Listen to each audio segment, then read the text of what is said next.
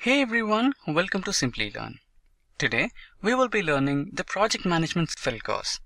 We will begin this video by talking about what project management is, project planning, how can it be done using Excel, cost, quality, communication and other forms of management, the best project managing tools, how you can prepare for the PMP exam, the role of a project manager, interview questions and much more. By the time we are done, you'll be well versed with some of the most important concepts in project management. For this training with me, we have our specialists Chandra MR and Ishan. Together, they will take you through these different topics. So, let's start by answering our first question. What is project management? So before we begin, make sure to subscribe to our YouTube channel and don't forget to hit that bell icon so that you can never miss an update from Simplilearn.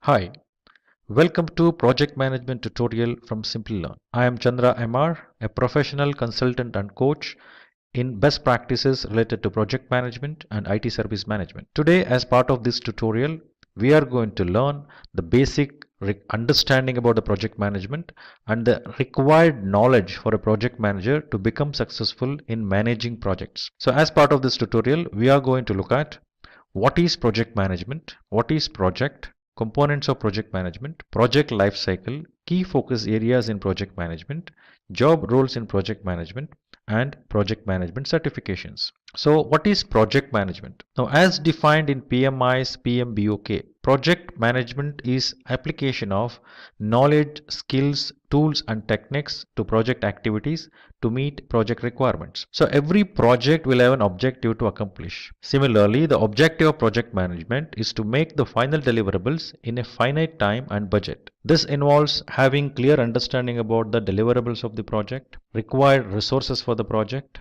resource in terms of human resources, technical resources, financial resources, etc. Project manager should have a full picture of those aspects. We can call it as constraints or aspects and manage those throughout the project life cycle, for which a project manager should have a full view about a project and what is that this project has to accomplish. That objective should be clear. So as part of project management, the 6 constraints which project managers should look at are scope, time, quality, cost, risk and resources. So each of these areas has very important role to play in project management.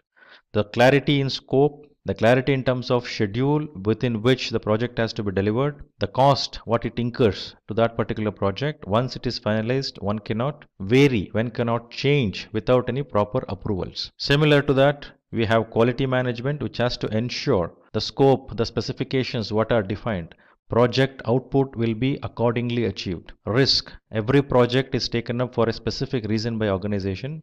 So organization should assess the risk associated with the project, and similarly as project progresses, various different risks has to be identified, like risk related to project management, risk related to technology area, risk related to resources, risk related to financial things. So broadly, risk management plays a very important role. So there will be something called contingency reserve kept for a identified risk above the cost what is estimated for various deliverables from the project. So every project require resources. Resources may be in terms of human resources, financial resources, technology resources, environmental resources. So all these resources are used to produce the output of the project. So these resources has to be managed with the sufficient optimization and standardizations required. Now let us understand the definition of a project. So what is a project? PMI defines a project as a temporary endeavor undertaken to create a unique product, service or result. The temporary nature of a project indicates that a project has a definite beginning and end. So when I say product, unique product, it means every output, it may be similar products you are producing with the same features and functionality, but the output of every project is unique because it is unique in terms of all the 6 constraints what we just discussed now. Now when I say product, it is very easy for us to visualize. It may be a desktop, it may be a laptop, It may be a car, it may be a machine, etc. But how do I visualize a service? Now, project's output is a service. Now, it's about building a capability. A project by through a project, a capability can be built to ensure services can be provided. That's what the output of project is, service. For example, if I think about a taxi services, for providing a taxi services, I need a mobile app, I need taxi, I need a server, I need a data center. So all these are various different products and services. Here service example can be internet service. So combination of all these services and products builds the capability for an organizations who can provide the taxi services. So building that capability, we say it is an output of a particular project which is called service. Similarly, results can be improvement of something, improvement in customer satisfaction, increase in some specific objectives or specific results needs to be achieved in performance perspective. So output of every project will be unique product or a service or a result. This we need to clearly understand. So when we say there is a definite beginning and end, every project starts at a certain point in time and ends at certain point in time. So it has a definite beginning and end. That is the reason it is temporary in nature. It is not an ongoing business activity, right? So every project will have a life cycle, a beginning and end. So when it starts till end, until the result or a service or a product which comes as an output of a project life cycle is not ended. So interestingly, in a product life cycle or in a service life cycle, you come across many project life cycles. So one project life cycle means one project is initiated to introduce a product or services. Next project or initiated would be to enhance the capability of a service or a product. Next project initiated after some time is to optimize something. Similarly, at the end of the product life cycle, project is initiated to retire that product or services. So in a given product life cycle, there may be multiple project life cycle. So what is involved in the project life cycle? It involves 5 areas, 5 groups we can call it as. So initiation, planning, execution, monitoring and closure. So when I say initiation, it's all about understanding what is project, giving the basic understanding of the project, collating the details and having key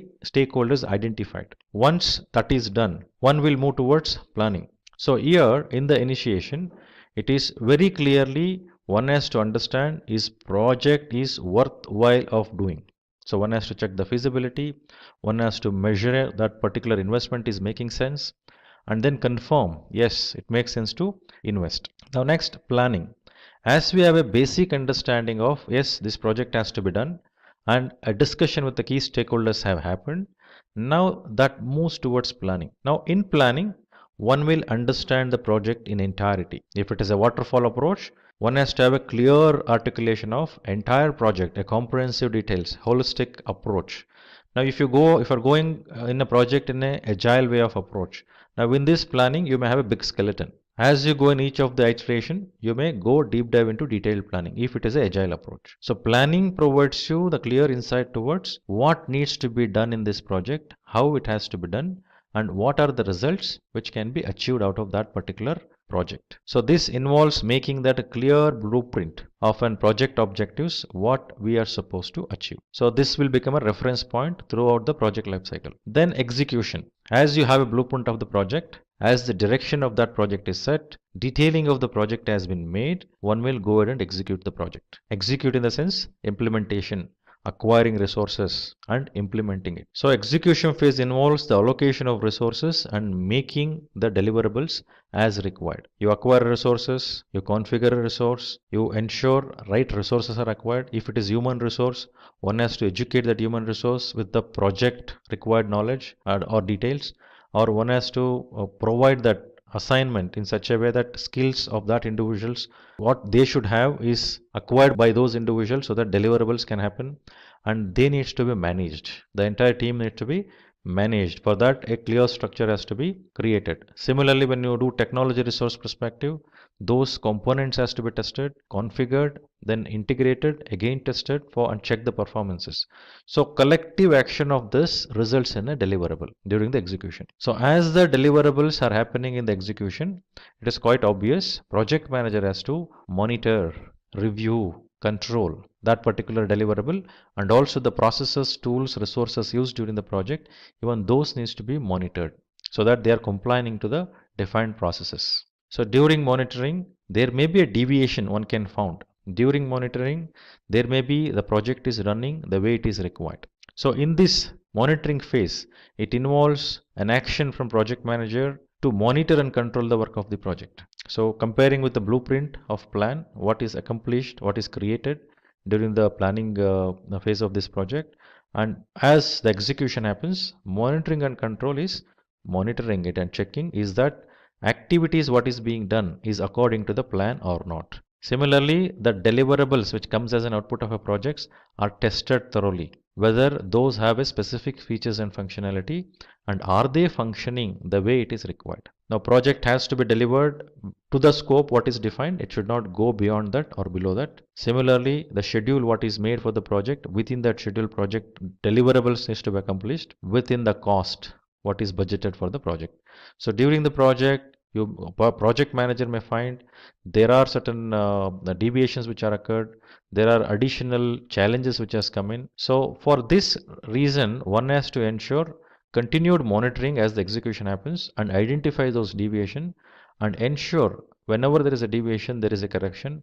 Whenever there is an additional things coming in, that needs to be considered carefully whether that need to be involved as part of this deliverable or should be taken it separately. So this requires a lot of conversation with all the stakeholders of the project during the entire project life cycle, especially during planning, execution, monitoring and control, since they are not the one which is happening in sequence. So planning can also come back again where there is something which you may require to modify. So you may require to have a change in the blueprint itself by adding that new change which is coming in. So you go back to planning. So planning, execution, monitoring and control are going hand in hand so that project deliverables are happening as needed. Similarly, all the process, work instructions, all those templates what is given are used. One is complying to those requirement. It is very important. And project is done within the scope, schedule and time and the quality metrics defined. Then as the completion of the project happens, as the monitoring and control says, yes, deliverable has happened according to the requirement, then the project moves to the closure. The closure may be closure of a specific project phase, a milestone deliverable or a phasal deliverable, or it can be a deliverable at the end of the project, which is the ultimate deliverable.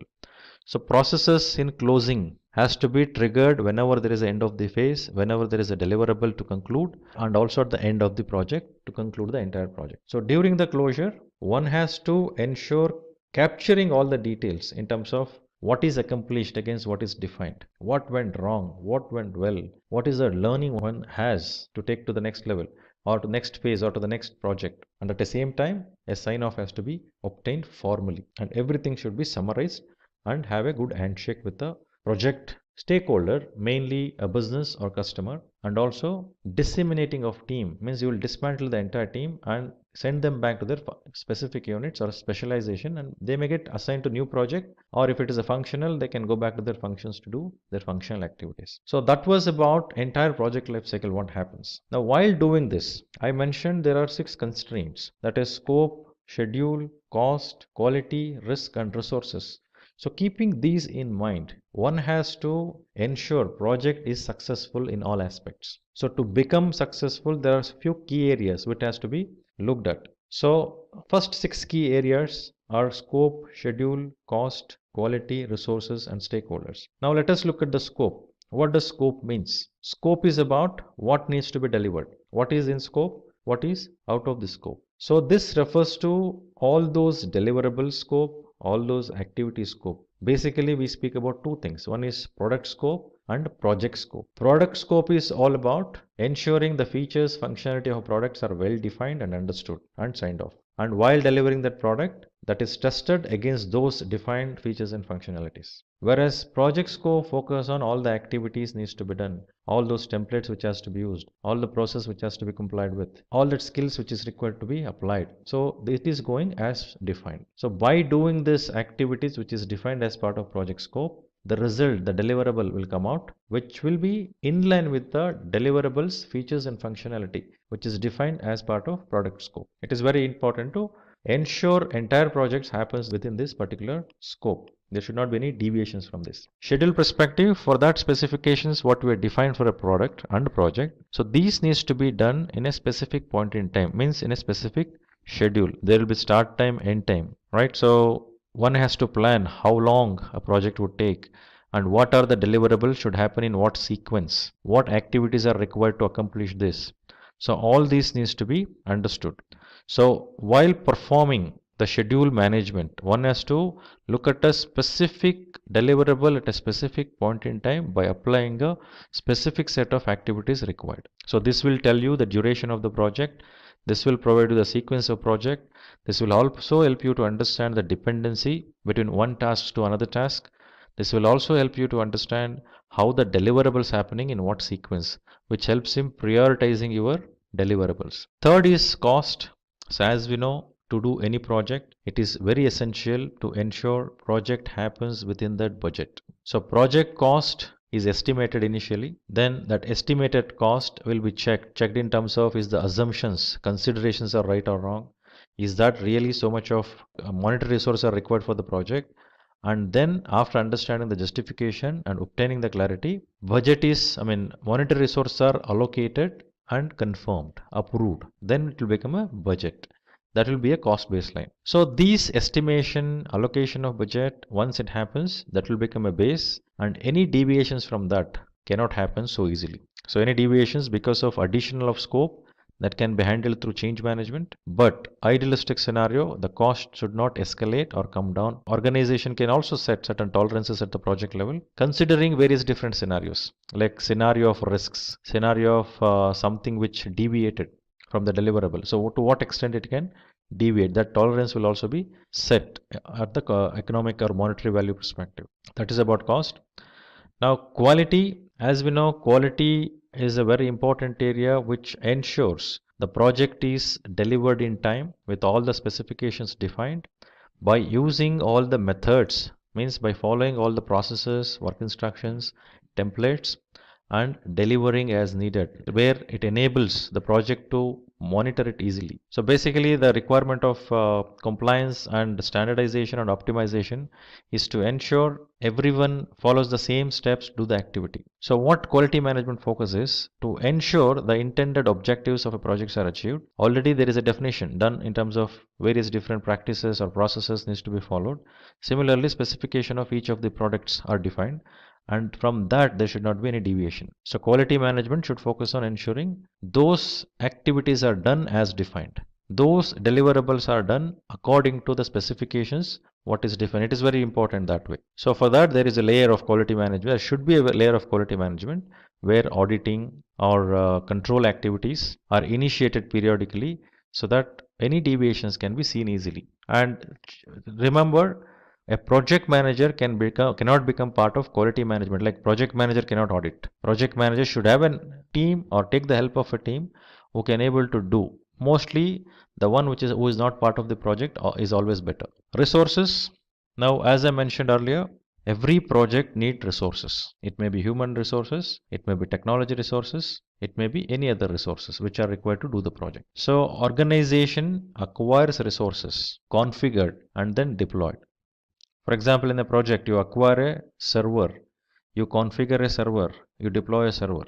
Technology resource. Human resource is onboarded, recruited, project induction is given. Then at the same time, the skills and capabilities of individuals are according to the requirement of project. That needs to be ensured. And what needs to be delivered and how it has to be delivered should be clear to the particular human resource. So looking at all the aspects of resources to acquire, to build and manage, it is very important to look at the resource management. So this will help in carrying out a specific task in the project in a best possible manner. So interestingly, when I say human resource, always there is a possibility that a conflict can occur. So when I say conflict of interest maybe in terms of what that individuals has to do, conflict in terms of the preferences, in terms of solutions, what they're looking at, conflict in terms of using resources, different opinions, different preferences, various reasons conflict can come across. So it is very important to project manager to understand this dynamics of human resources and manage those conflicts.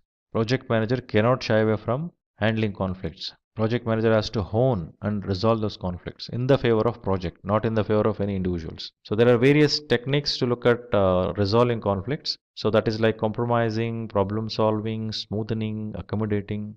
So whichever helps for that project scenario, for the project objectives. That needs to be applied. That technique has to be taken up. So here the resolution is not at the specific individual's preference. It is with the objective of whether projects has any impact. What kind of impact? Positive or negative? If it is negative, no, that's not the direction. The direction should be ensuring project gets that value through this conflict resolution. So project manager should own it. It's an accountability of a project manager. Then as the human resources are acquired, there are 5 stages. Team dynamics are involved. So one has to bring them, then educate them about a project. As the education on the project happens, one has to go and do the job on floor. That needs to be observed. Means one has to manage by looking at it, and any corrections needs to be done. That needs to be guided. So it is very dynamic thing when it comes to human resources. Similarly, in technology resources, standardization. There is no ambiguity as such, but right resources with the right configurations should be acquired. That is very important. The next, stakeholders. So who can be stakeholders? Every project will have a stakeholder who are internal and external to the project. So the internal stakeholders are those who are part of the project, who are part of the organization, who are part of the customer organization, or part of supplier organization, a computation to my business means my organization's business. All this we can call it as a stakeholders. Now every stakeholders will have a specific interest, a power, an ability to influence. Now through their position, through their distance from the project, they will get impacted. At the same time, they will also impact the project. Similarly, they influence and they get influenced because of the project. So a project manager should identify all the stakeholders and understand this. What is the kind of stakeholder is this in terms of power, in terms of legitimacy, in terms of influence, in terms of impact? After understanding that, there should be a strategy for handling the stakeholders. How am I going to engage with these stakeholders? It is very important. And accordingly, the engagement should happen, and then stakeholder engagement should resolve in the favor of projects again. So if it is a customer should get the inputs required through review or periodic updates and the engagement required with the customer, so that customer is having up-to-date information about the project. If it is a team, continued monitoring and control and ensuring team delivers the results what is required. So focus of a stakeholder should be in such a way that your strategy should enable project to become successful and get a proper response from the stakeholder, means a supporting engagement. So next few key focus areas to mention is communication, risk, procurement, critical success factors, deliverables, and work breakdown. So this list is not exhaustive. As we deep dive into project, I think you can just keep listing the key focus areas more than this, but whatever we have indicated are the minimum which needs to be looked at. So when I say communication, communication is basically a conversation, exchange of message which happens between two entities. Now whenever we communicate, it is necessary to understand that it has to happen with two individuals or two entities. There should be sender, there should be receiver. In the absence of receiver, if sending is happening, that communication doesn't make any sense. There should be a receiver and there should be an acknowledgement from the receiver. Now this is one of the most ignored area in many of the projects, even though communication happens more often, more frequently. But what people face difficulty in realizing that as they communicate generally, informally, formally, they just take those for granted. Now when you identify the stakeholder, one has to understand what is the communication requirement for those stakeholders. What is that communication? Why is that communication? What is the content of that communication? How frequently we should do that interactions or communications? Intent of that particular communication. What is the expected action or response from that communication? All this needs to be very, very clear, and this can be articulated. It has to be articulated. So when it is articulated, once there is a picture in terms of what kind of communication has to happen, it is quite obvious there should not be any deviation from the agreed communications requirements. And whenever there is a need of change to the communication requirements from the stakeholders, that needs to be updated. For this, one has to have a stakeholders identified. So stakeholder management and communication are very closely linked and associated. Engagement with the stakeholder will become successful with an effective communication approaches. Next is risk. So every project which is undertaken by organization, that will have certain amount of risk which organization will evaluate. Similarly, within the project life cycle, lot of risk comes up which would have certain impact to the project. Now risk refers to, by definition, an uncertain event. It has an uncertainty. An event which is uncertain, and when it occurs, it will have an impact on the project positively or negatively. Now, current scenario in everywhere the projects, what you observe closely, people tend to look at the risk which are threats, that is negative only, but they fail to recognize the risks which are opportunities, the positive risks. So another gap which we see when do the risk management is that is done in the initial phase of the project. As the project is kicked off, someone will do the risk assessment, have a list of risk identified, but unfortunately there is no categorizations for that risk, and how is that going to impact the project, that is not clear.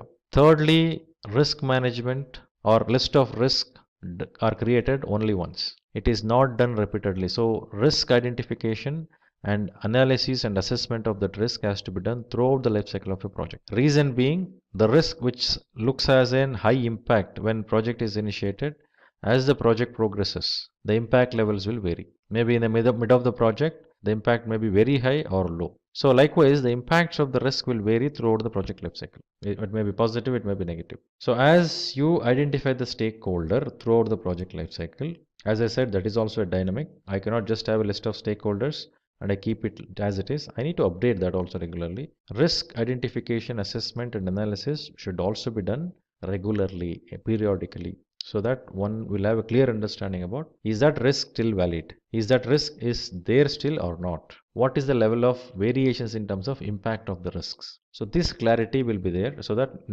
organization or project manager can get ready to face those risks. If it is a negative risk, definitely you should have a mitigation or avoidance or acceptance, whatever the mitigation plan you have, to eliminate the negative impact of the risk when it occurs. If it is a positive risk, it's quite obvious one has to take the advantage of that. One has to enhance, exploit, share a positive risk so that organization is benefited. Further, procurement. So whenever a project is initiated, whenever a project is taken up, the organization who is doing the project cannot create everything, cannot develop everything in that project life cycle. So organization would take a decision, make a decision stating that some of the deliverables we make ourselves, some of the products we make ourselves, some of the products we purchase, some of the services we purchase. So to purchase, that has to happen from a specific supplier. You cannot go with every supplier. You should evaluate those suppliers, qualify the suppliers, and then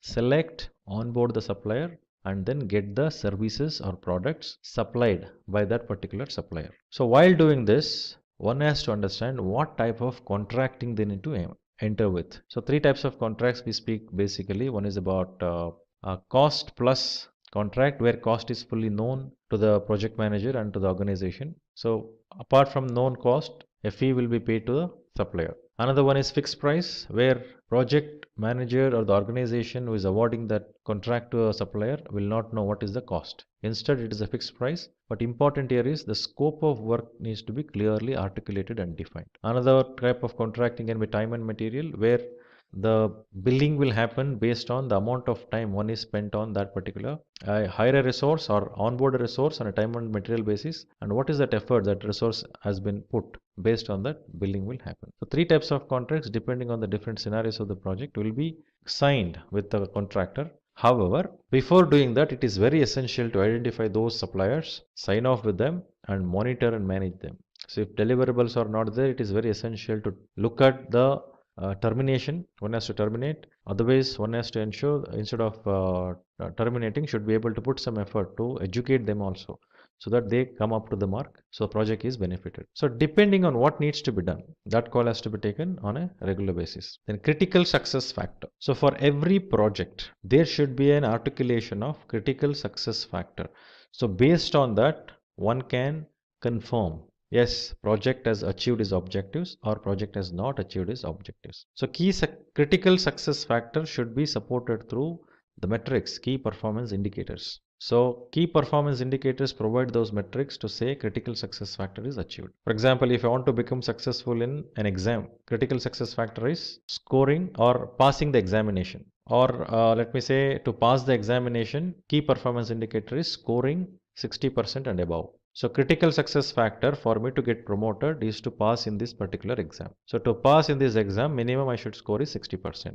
that is KPI, passing in the exam, that is critical success factor. So how will I measure that success factor is KPI. So every project which it produces a specific product or services by using a specific resources, and each of these, the resources, the processes, the templates, the deliverables, all these needs to be measured on a continual basis. So there are critical success factors defined, and those are measured by defining KPIs to that critical success factors. So basically, critical success factor provides the insight towards what needs to be measured, and when you measure, what should be the focus. And to achieve those critical success factors, the indicator is key performance indicators. When you measure, yes, the moment you achieve that, your CSF is achieved. Next, deliverables. So deliverables are those which comes as an output of the project, right? It may be a product, it may be a service, it may be a result. So this refers to the output within the scope of a project. So there can be one or more deliverables within a single project. So these deliverables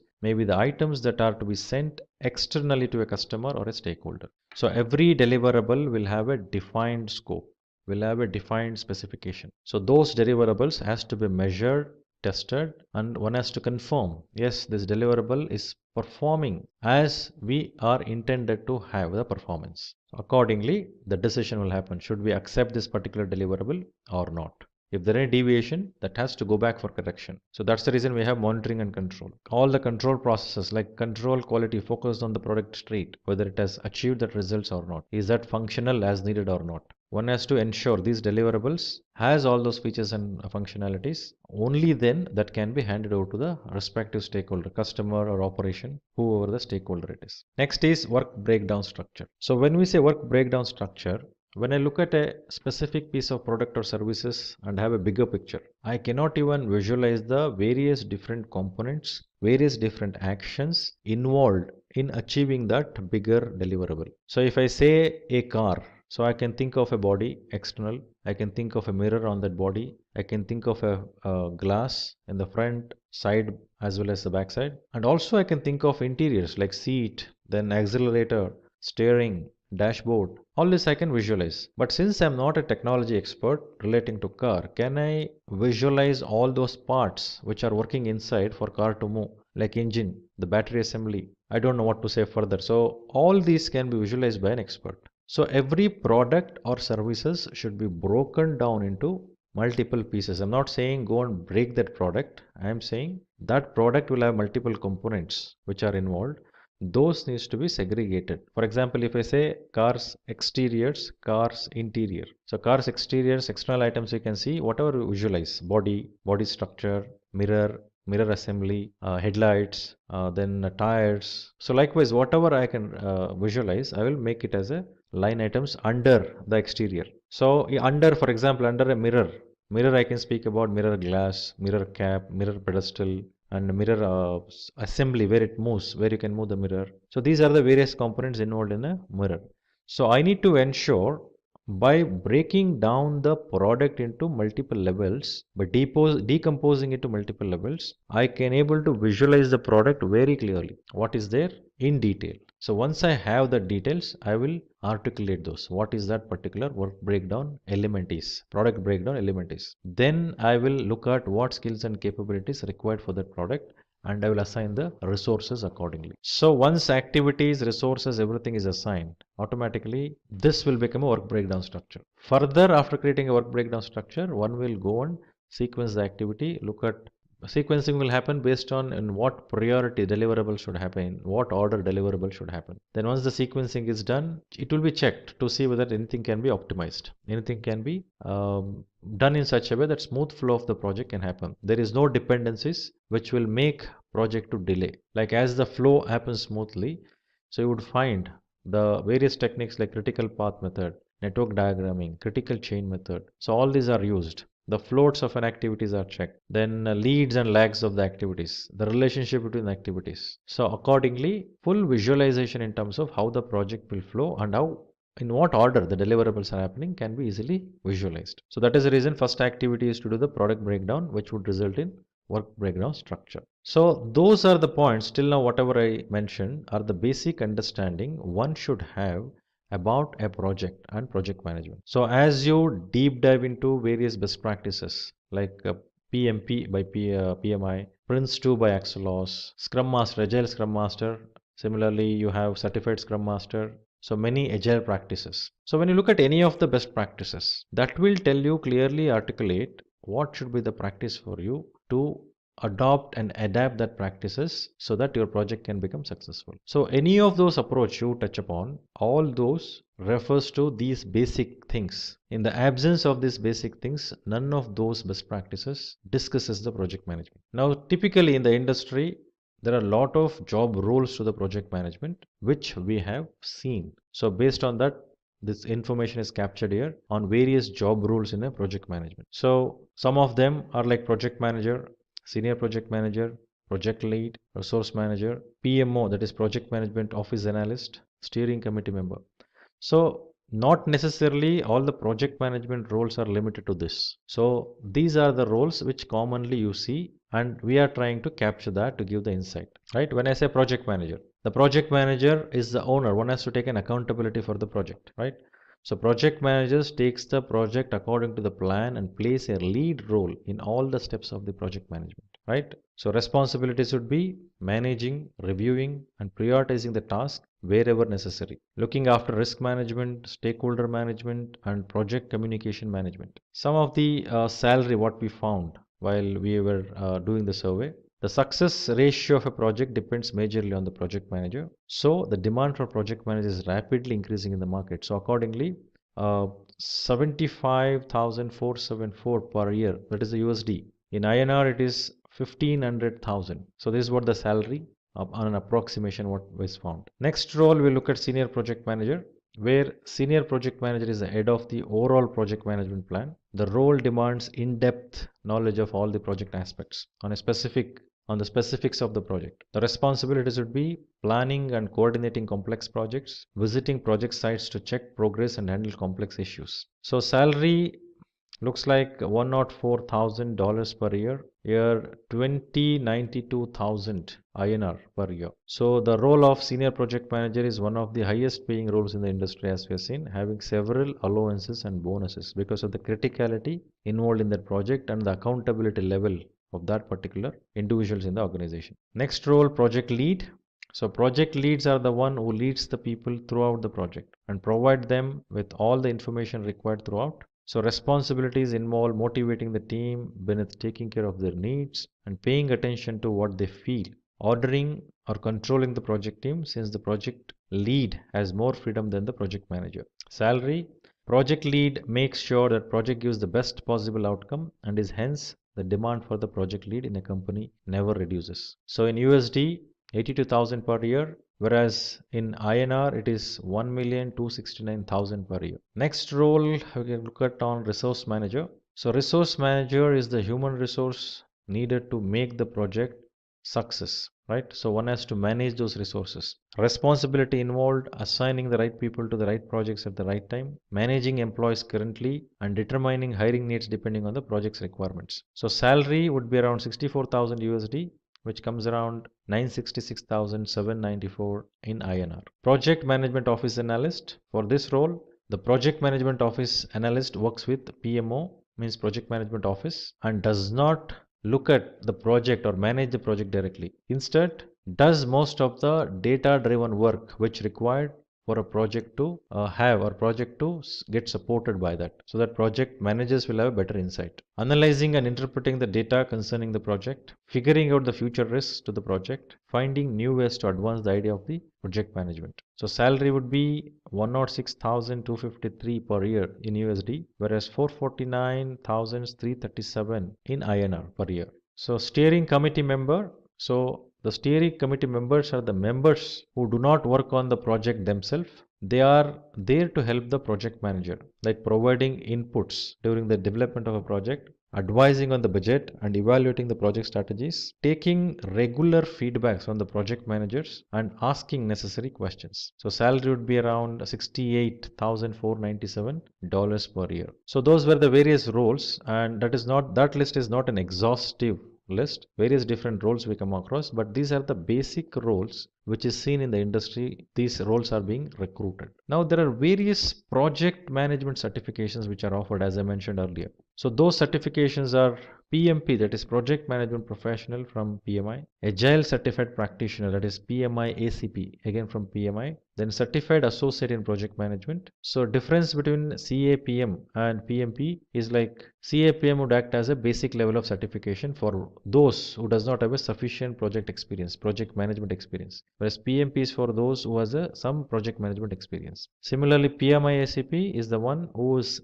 aspiring to look at agility in project management, and they can go for it. Certified Scrum Master, yes, it is a Scrum Master certificate which will explain the role of a Scrum Master in detail. Similarly, Prince 2, a certification from Axelos, which also speak about all the aspects of the project what we discussed and provides the framework for project management. Axelos also provides Prince 2 certification in Agile also, Agile Prince 2 certification. So we will look at each one of this, certain details which are required for us to know. So project management professional, as I mentioned, is most acknowledged and value the certificate value what it carries, which has resulted to the certified professionals in landing up in highest paid jobs in the world. So certified managers gets 20% more salary than the average salary. So to take up an examination, one has to go through the formal training of 35 hours. That is one of the prerequisites, and there should be some experience of 4500 hours of project managing project by leading various activities of a project. And once the person becomes eligible with that prerequisites, person will become register in the PMI's website, becomes member, and then go for examination. So examination fee for PMP would be $405 for the members who are registered with PMI, and for those who are not registered as a member with PMI, it is $555. The duration of the examination is 4 hours, and the number of questions will be 200, which are multiple choice questions. So each question carries 1 marks. There is no negative scoring. Now prerequisites, one has to have 4,500 hours directing and leading the projects. That experience has to be filled in while filling the application. If a person is a bachelor degree holder, and along with that 35 contact hours of PM education. Now prerequisites for the one who is not a graduate, who may be high school or diploma, is 7,500 hours of directing and leading projects, 35 hours of PM education. So those are the prerequisites before one will go and appear for examination. So once an individual passes PMP examination, that certificate is valid for 3 years. So now after 3 years, if the person aspires to keep the certificate continued, they need to produce 60 PDUs, professional development units, which has to be acquired during those 3 years. How to acquire? One has to go through additional learning, one has to contribute towards project management knowledge base. So those needs to be evidenced, and then renewal fee has to be paid and certificate has to be renewed. Then Agile Certified Practitioner, as we saw for PMP, here Agile Certified Practitioner demonstrates that one has relevant experience and education to handle and lead Agile projects. The organization has started shifting towards Agile, as we know in today's industry, which makes this certification fast growing in the world. So examination fee would be $435 for PMI members, $495 for non-PMI members. Duration is 3 hours and multiple choice questions, 120 questions. Prerequisites is 2,000 hours project management experience with 1,500 hours agile experience and 21 contact hours of agile practices. So maintenance 30 PDOs are required for every 3 years, and after paying the renewal fee, that can be renewed. Now certified associate in project management.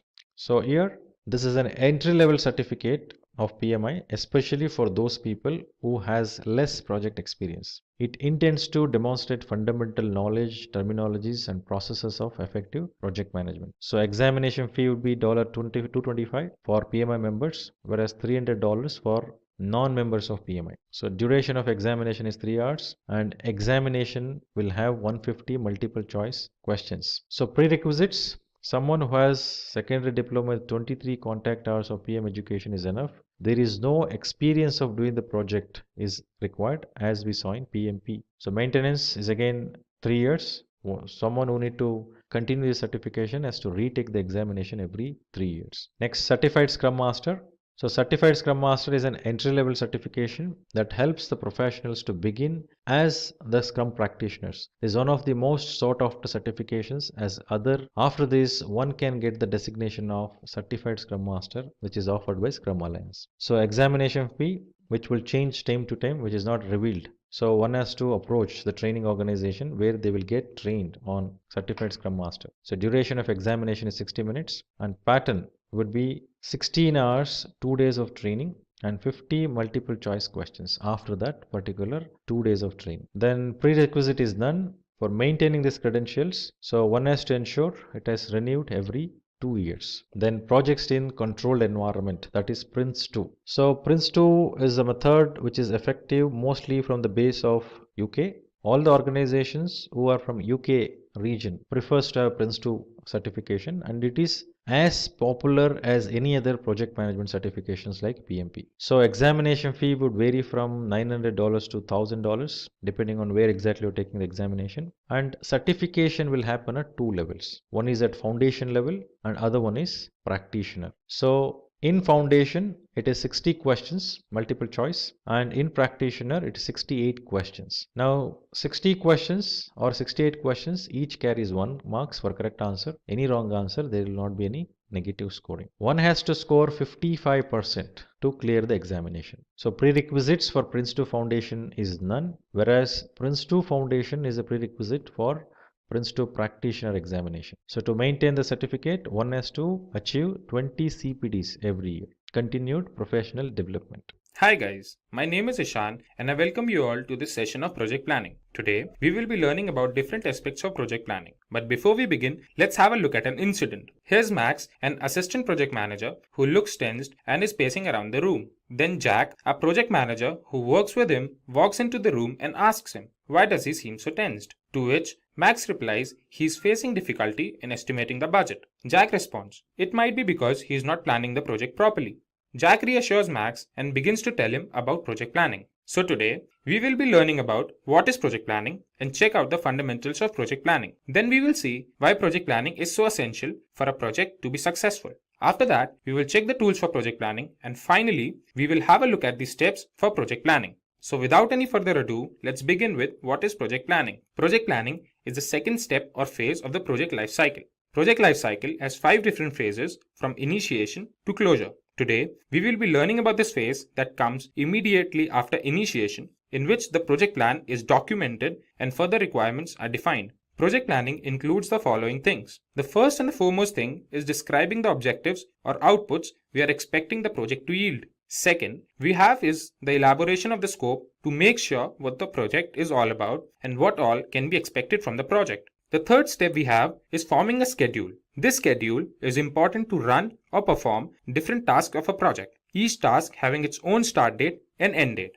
This helps the project to finish in the scheduled time and limit. Lastly, we have making and generating progress reports, in which all that went during the tenure of the project is documented. This helps in evaluating the project and helps in the forthcoming projects. Now, let's have a look at the project planning fundamentals. The first fundamental that we have is the determination of scope, cost, and resources. The determination helps us in having a rough estimate about the time that is required to finish the project. It helps us in determining the number of people required and what should be their skill set. We can divide the project into smaller manageable sections, and this is made possible with the help of work breakdown structure. The second fundamental refers to identifying the problem. There are several techniques by which we can collect information and discover issues. There may be several problems in a project, and in that case, several risks or issues are prioritized, and the risk that requires immediate attention is dealt with first. Then comes identification of stakeholders. When we can identify the stakeholders, we can know who all will be affected and in what way,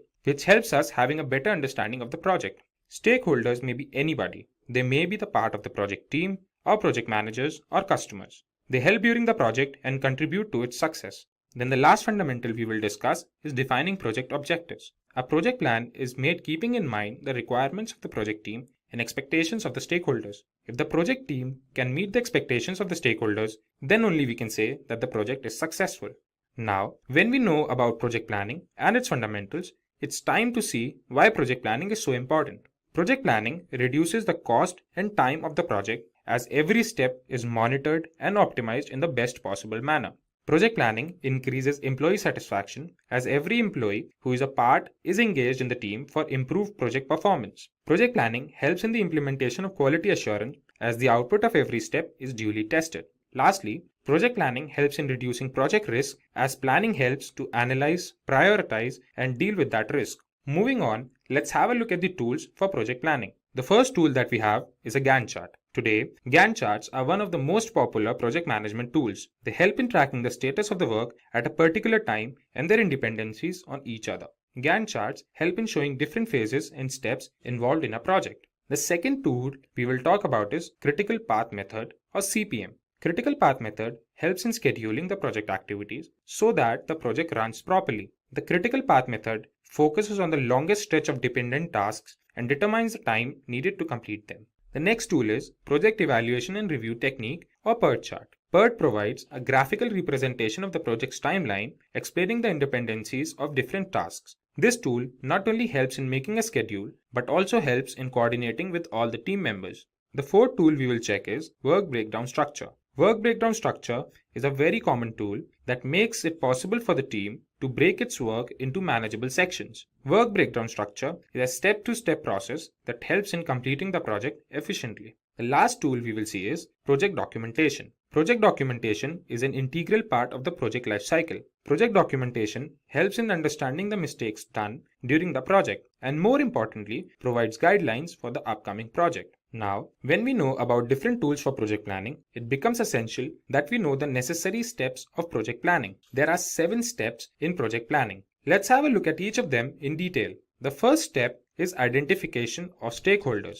As we have discussed, stakeholders could be anybody. They could be a part of the team or a project manager or a customer. When we identify stakeholders, we can find out the expectations and requirements that are to be looked upon in this project. This gives us a clearer picture of the project and helps in establishing the project scope. So the next step we have is defining the project scope. This helps in determining a list of specific project goals and deliverables that are to be achieved during the course of the project. After we have defined the project scope, it is time to set project objectives and prioritize them. The initial ideas that were there before are now elaborated, and final steps to complete the project are defined. In the next step, the deliverables are determined. After all, project deliverables are the only reason why the project is being created. This step involves finding out what these deliverables will be and the deadlines of their delivery. Then the step that comes into picture is creating a project schedule. The project schedule refers to the guidelines when a particular task is to be started and when it is supposed to end. This helps in monitoring the growth of the project and later helps in generating progress reports. The next step is the step of risk analysis. This step plays an extremely important role in the success of the overall project. It helps in identifying the risk, prioritizing them, and taking steps to limit them. The last step in project planning is to generate progress reports. In this step, we update the stakeholders about the project growth, and it is done so that all the concerned team members can have a look at the progress of the project.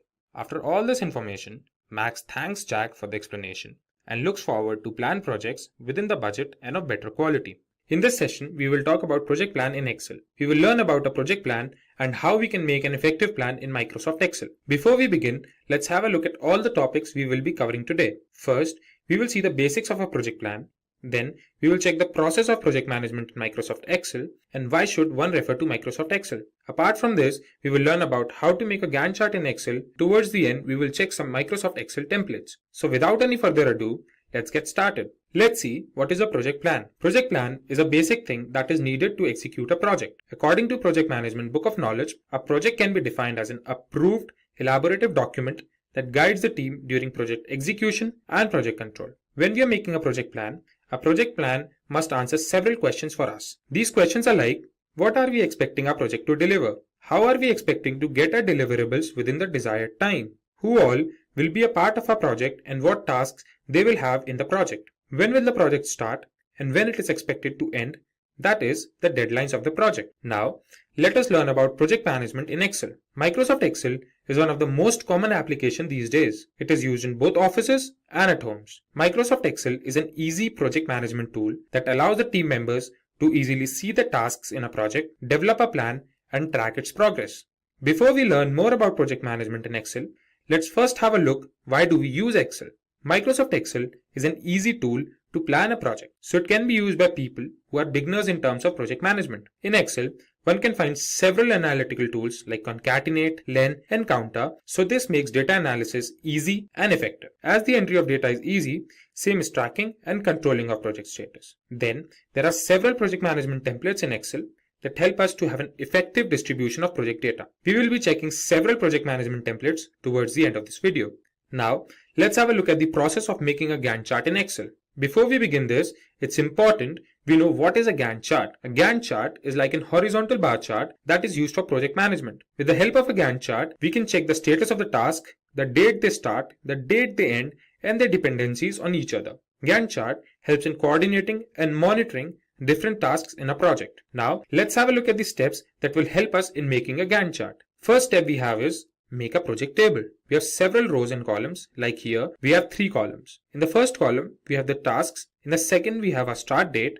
And in the third column, we have the duration or tenure of the task. The second step is to make a bar chart in Excel. For this, we will select the entire second column. Then we will go on the Insert tab and click on the bar graph chart. There, we can select stacked bar graph in 2D bar charts. As a result, we will have the entitled bar graph on the screen. In the third step, we will add the duration to the bar graph. We will right click on the chart, and in the menu that appears, we will select Select Data option. A window that appears on the screen. In that window, we will select Add option as shown. We can also see the start date is already in the entry section. Then in the dialog box that appears, type tenure in the series name and click on the range selection icon that's shown in the figure. Now select the relevant data from the tenure column and click on OK. Now we can see a bar graph that has 2 colors on the screen. This bar graph now has the duration of the tasks. The fourth step we have is adding description to the Gantt chart. Now we will open the box again, and in that box we will select the edit option as shown in the figure. Then we will select the tasks as we had selected the duration of the tasks before and click on OK.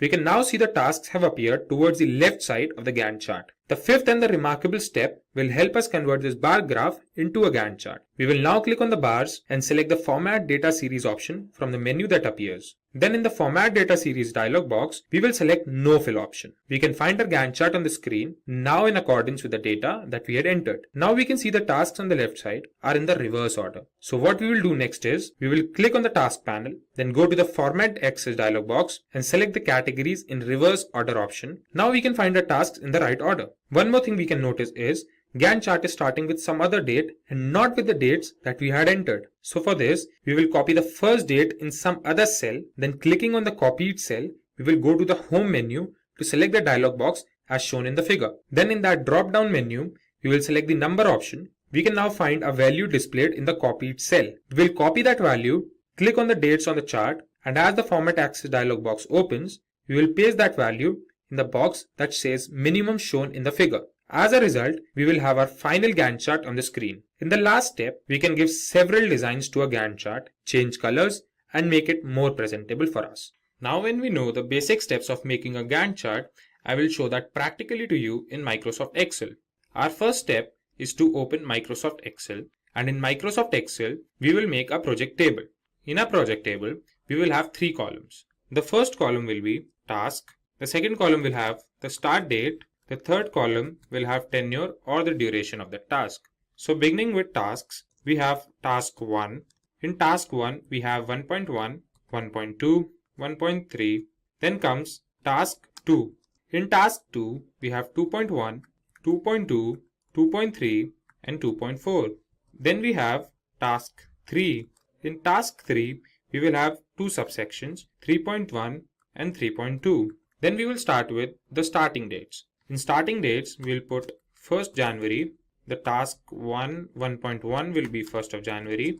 Then this will be 4th January. Let's say this is 5th January. Then we will put this as 11th of January. And this will be again 11th January only. This will be 15th January. Let's put this as 17th January. Let this be 19th January. Task 3 begins on 23rd January. And the 3.2 section begins at 26th of January. Now let's put the tenure or the duration of the task. We will begin with task 1. It takes 12 days. Then 1.1 takes 7 days. We say this takes 4 days and this takes 8 days. Then for task 2, it again takes 12 days. It takes 5 days, 5 days, and let's say this takes 6 days and this takes 4 days. Then we come to task 3. This takes 8 days and let's say this takes 6 days and the 3.2 section takes 5 days. So this is how our project table is ready. In the second step, we will select the entire second column. After we have selected this column, we will go to the Insert tab. In the Insert tab, we'll go to the bar columns, and in this, we will select 2D stacked bar charts. Now we have the entitled bar chart in accordance to our data on the screen. Then comes the third step. We will add the duration of the tasks to the bar graph. We will click on the chart, and after we click on the chart, we will select Select Data option. In the Select Data Source dialog box, we find the start date is already there. Now we will click on Add, and after we click on Add, in the series name section, we will put tenure. Then in the series value, we will click on this icon and select the entire tenure series and click on OK. So this is the bar graph that we have now. This is now in two colors, the orange color and the blue color. This bar graph now has the duration of all the tasks in our project table. Now in the fourth step, now it's time for us to add description to our Gantt chart. Instead of this 1, 2, 3, 4, 5, we will put task 1, task 2 and the subtasks. So what we will do is, we will again go to that box, we will left click on the Gantt chart, select the Select Data option, and then we'll go to the start date. Here, we'll select the Edit option. In the Edit option, we will select all the tasks and click on OK. Now we can see all the tasks are aligned towards the left of the bar chart. As we can see, this is a bar chart or a bar graph and not a Gantt chart. The next step we have is converting this bar graph into a Gantt chart. So we will click on the bars and select the Format Data Series option from the menu that appears. Here we have this Format Data Series option. Now we can see the dialog box on the screen. Here we'll go into the color section, fill section, and then we will select no fill. Now we can see the blue lines have disappeared. So this looks like a Gantt chart. So now when we have a Gantt chart on the screen, we can notice that the tasks here are in the reverse order. So what we will do is, we will click on these tasks and select the Format Axis option. Here, we will select Categories in reverse order. We can see our Gantt chart is now in order, like we have our task 1 on the top and task 3 at the bottom. The dates are starting from 11th of December, but the dates we have provided are from 1st of January. Now we will copy this cell, then go on the dates box. Here, we'll go to Format Axis. In the Format Axis, we can see minimum. In this minimum, we will paste this value and press enter. As we press enter, we can see our Gantt chart starting from the date that we wanted to start, and that too in the correct order, starting from task 1 to task 3. Now as a result, we have our final Gantt chart on the screen. In the last step, what we can do is make our Gantt chart more representable. We can change the color of these bars, we can give them shapes, and we can do many other things to make it more presentable. We will first select the bars. Like what we will do is, we will select task 1 and let's say we give it the color blue. Then task 2, we will give it color green, and in task 3, we'll give it the color black. So here the subsections will give different colors to the subsections as well. Then we come to task 2.1. This is how we can change the color of these cells, or apart from changing colors, we can select a bar graph and do the gradient fill. So this is how we can make a Gantt chart more presentable.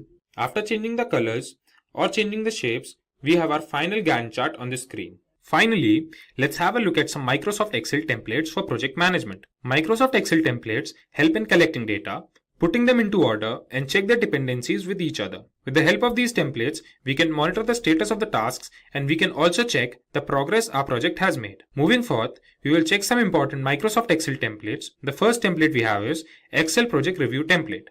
This template helps us have an overview of the project. We can have a clear understanding of all the tasks that are planned and that are completed. This helps project managers to measure the progress of the project and take further steps accordingly. Second template we will check is Excel Budget template. In this template, we can monitor all the expenditures of our project. It helps us in managing the budget of a project and also helps in comparing the budget of a project at different phases. Let's have a look at the budget template in Excel once. We can download this template from officetimeline.com. The Gantt chart towards the right is in accordance with the dates towards the left. If we fluctuate the date, we can see the template working. The start date for task 1 could be changed to 10th June. If we change this date to 10 June, we can see the fluctuation in the Gantt chart. So this is how we can use this template directly. Let's have a look at the third template now. Third template we will see is Excel Sprint Project Tracker template.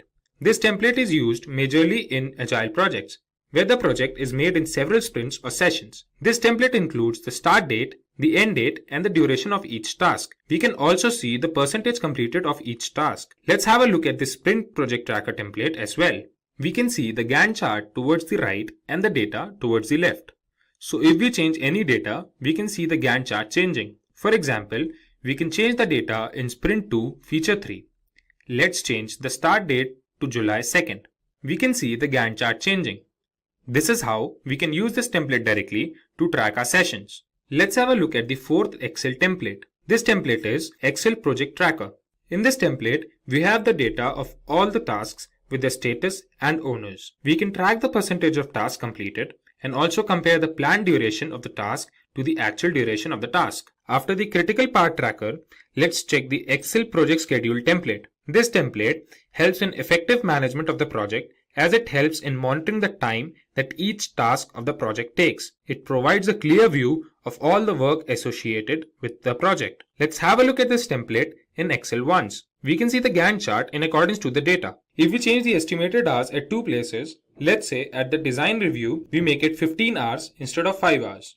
And at the create staffing plan, we make it 2 hours instead of 20 hours. We can see the Gantt chart fluctuating. This is how we can use this template to manage the schedule in a project. Moving forward, the next template we will see is Excel Project Status Report template. This template helps us having a list of project deliverables and the risks associated with that project. This template helps the project managers about different crucial activities involved in a project. After this, we have Excel Milestone Tracker. The milestone tracker helps us in tracking or monitoring different tasks in a project. Project managers use this template to monitor the project performance with respect to the timelines. The last template we will see is Excel Project Planner. Excel Project Planner includes a list of tasks with the respected owners along with the start date and the end date of that task. This helps in monitoring each task and comparing the estimated task date with the actual ones. Let's have a look at this template in Excel. We can see the Gantt chart with respect to the data entered. Let's make changes at several places in the data. We can make this 22 to 24. We will make this 23 go to 2. And we can make this 5th September go to 15th September. And when we make the changes, we can realize the Gantt chart is fluctuating. So this is how we can use this template to plan a project effectively and efficiently. In this lesson, we will focus on project time management. Let us begin with the objectives of this lesson. After completing this lesson, you will be able to define project time management, explain project schedule, Gantt charts and network diagrams, identify the key terms used in project time management, describe the project time management processes, explain various schedule network analysis techniques. In the next screen, let us take a quick look at the project management process map. There are 47 processes in project management grouped into 10 knowledge areas and mapped to 5 process groups. In this lesson, we will look at the third knowledge area, that is, project time management and its processes. Let us begin with the first topic of this lesson, project time management. The purpose of project time management is to ensure that the projects get completed on time. This knowledge area is primarily concerned with developing a project schedule and ensuring that project goes as per the agreed schedule. If there is a need to change the project schedule, the change should happen by following a proper change control procedure. Another term used in the PMP examination is Schedule Management Plan. Schedule Management Plan is part of the Project Management Plan and has information on the planned project schedule and its management and control. Let us discuss the key activities of project time management in the next screen. The key activities that are part of the project time management include identifying activities, estimating time and resources, and sequencing activities. It is important to identify a list of activities that would be a part of the project. Next, An estimation of time and resources required for completing the identified activities are done. Finally, these activities need to be sequenced as per the dependencies. In the next screen, let us discuss project schedule. Project schedule represents the time dimension of the project plan and has information like when the project would start, when each of the project activities would happen, in what order the project activities would happen, when project would be completed, etc. Usually, software system is used to develop the project schedule. The project team can enter the list of activities in the software, as well as their dependencies, and the software can produce the project schedule as the output. Microsoft Project is the most popular tool used for project schedule development. Generally, project schedule is considered similar to project management plan. Project management plan is different from project schedule. Project management plan not only has information about the project schedule, but also other important project-related plans, like risk management plan, cost management plan, etc. Let us focus on Gantt chart in the next screen. Gantt chart is a type of bar chart that illustrates a project schedule. It shows the dependencies between the project activities as well as their percent completion. A sample Gantt chart is shown on the screen. Two summary elements of the work breakdown structure are depicted. To complete those elements, there are a number of activities under them. Some of these activities have dependencies. For example, activity B and C have a dependency. Activity C can start only when activity B is completed. The chart gives you an idea about when specific activities are planned to finish and when the overall WBS element will get delivered. Create tasks and work with the Gantt chart. This will make answering Gantt chart-based questions easy and fun. In the next screen, let us understand the relationships that exist among project activities. Network diagram is extensively used in the project time management knowledge area to plot the activity dependencies. This is a graphical representation of the project activities in the form of a network. There are two ways to draw a network diagram. In Precedence Diagramming Model, PDM, or Activity on Node, AON, boxes represent activities and the arrows indicate the dependency. This type of network can have all four types of relationships between the activities. In Arrow Diagramming Model, ADM, or Activity on Arrow, AOA, the arrows represent activities. The relationships and sequences can be inferred from the direction of the arrows and linkages between the activities. In such types of network, only finish-to-start relationships can be shown. Such diagrams may need to make use of dummy activities to indicate some dependency between the activities. There may be questions in the PMP exam based on the network diagram, so create and work with the diagram. This will make answering network diagram-based questions easy and fun. In the next screen, let us look at a network diagram. A sample network diagram is shown on the screen. Activities A and C can happen in parallel. B and D require both A and C to complete, whereas E requires both B and D to complete. Activity on Arrow network diagram makes use of hammock activities. They are used to show a comprehensive summary activity combining several other activities underneath for control and reporting purposes. In the next screen, let us look at a few important terms in time management. When a successor activity can start before the predecessor activity can complete, it is considered lead. For example, you can start preparing the test environment 2 weeks before the development activity finishes. When the successor activity has to wait for a few days after the predecessor activity has been completed, it is considered lag. For example, one needs to wait for 2 days for the foundation to settle before work on the pillars for the next floor starts. Rolling wave planning is an iterative planning technique in which the work to be accomplished in the near term is planned in detail, while the work in the future is planned at a higher level. It is a form of progressive elaboration. In the context of estimating techniques, analogous estimating is based on the previous project data. Therefore, if the last 5 similar projects took 6 months to complete, the next one will also take 6 months. This technique employs expert judgment. Another estimating technique is parametric estimating. This technique uses a mathematical model to calculate projected time for an activity based on the historical records from previous projects and other information. A few common parameters are identified based on the previous project data, and that parameter is used to predict the time required to complete the next activity or project. For example, you can normally complete 10 kilometers of highway construction lanes a week. Effort is the total amount of work required to complete the activity.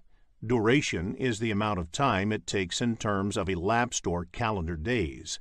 If you have an activity that requires 10 people to work for 5 days, the total effort is 50 person days, but the duration is only 5 days.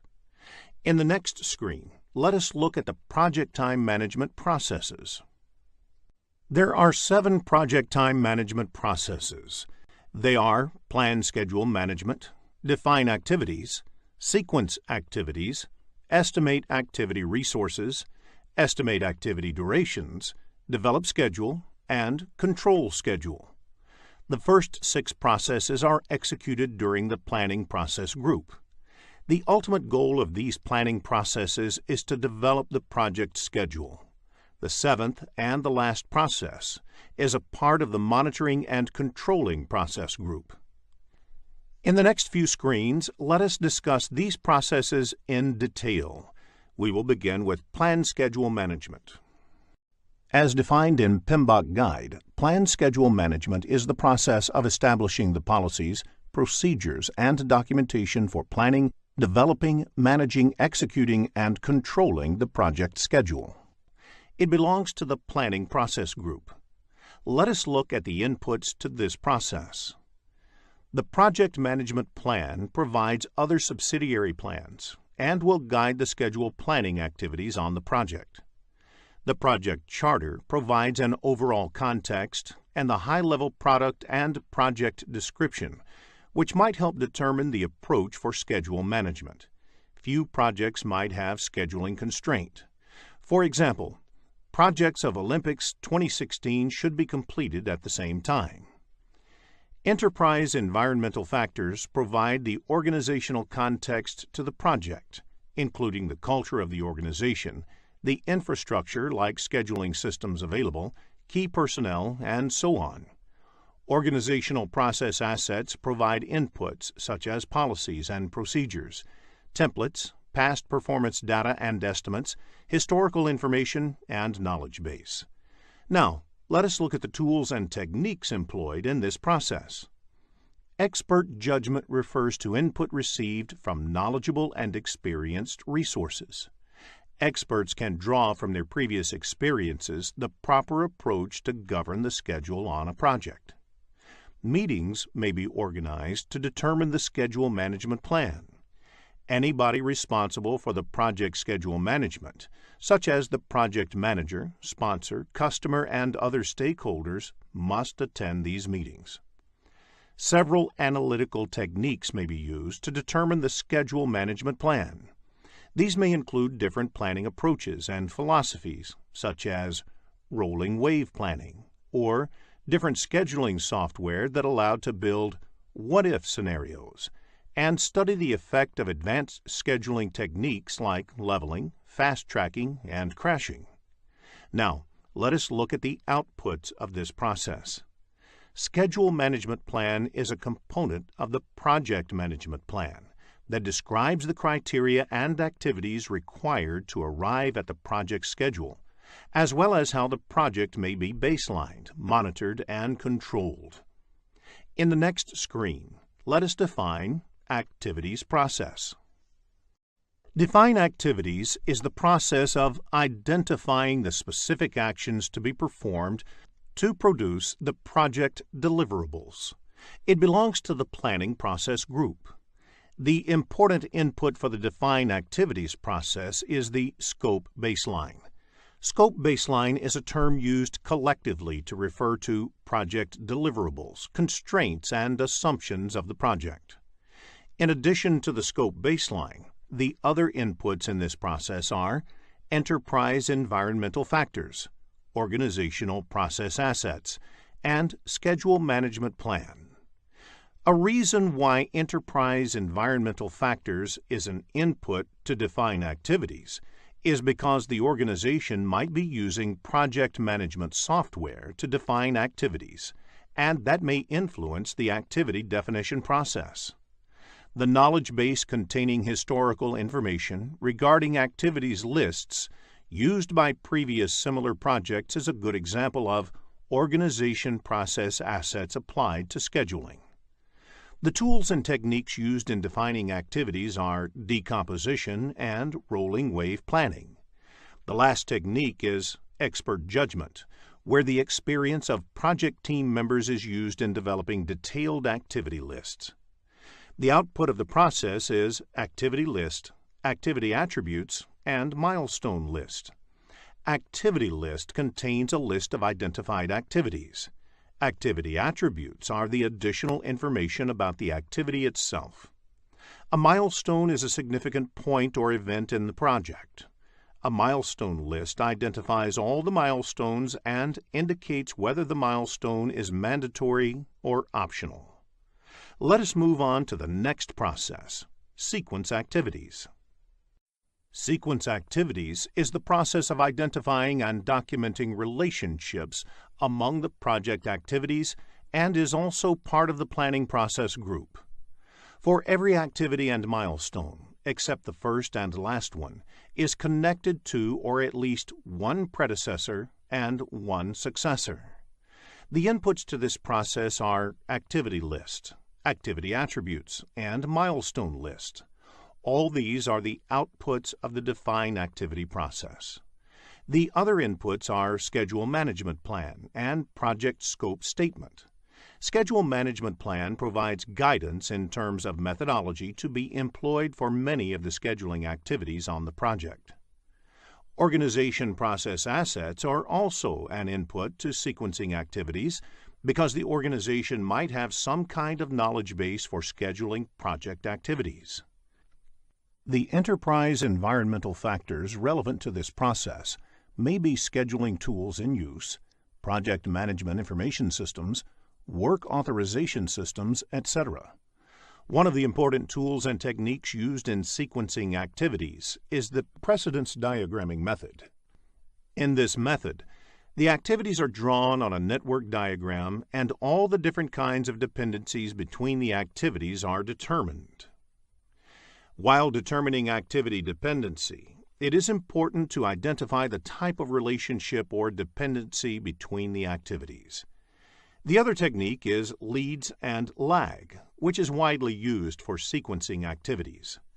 The output of the process is the project schedule network diagram, which is a graphical representation of the project activities in a form of network, which also shows the activity dependencies. While designing the network diagram, new activities might be identified, and that would result in some of the project document updates, especially the ones that list all the project activities. In the next screen, let us look at the estimate activity resources process. After sequencing the activities, the next step in project time management is estimating the resources required to accomplish each of the identified activities. Estimate activity resources process also belongs to the planning process group. Here, resources do not mean only the human resources, but includes all other resources like equipment, raw materials, machinery, etc. Schedule management plan is the first input.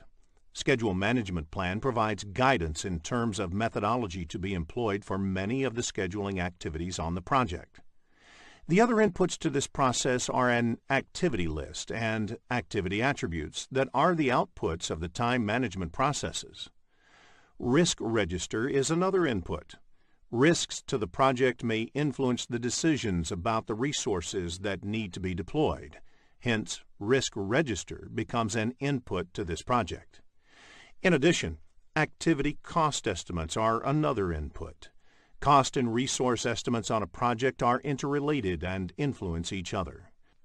For example, the cost might dictate the number and type of resources that can be employed, or the time might dictate the cost that may need to be incurred.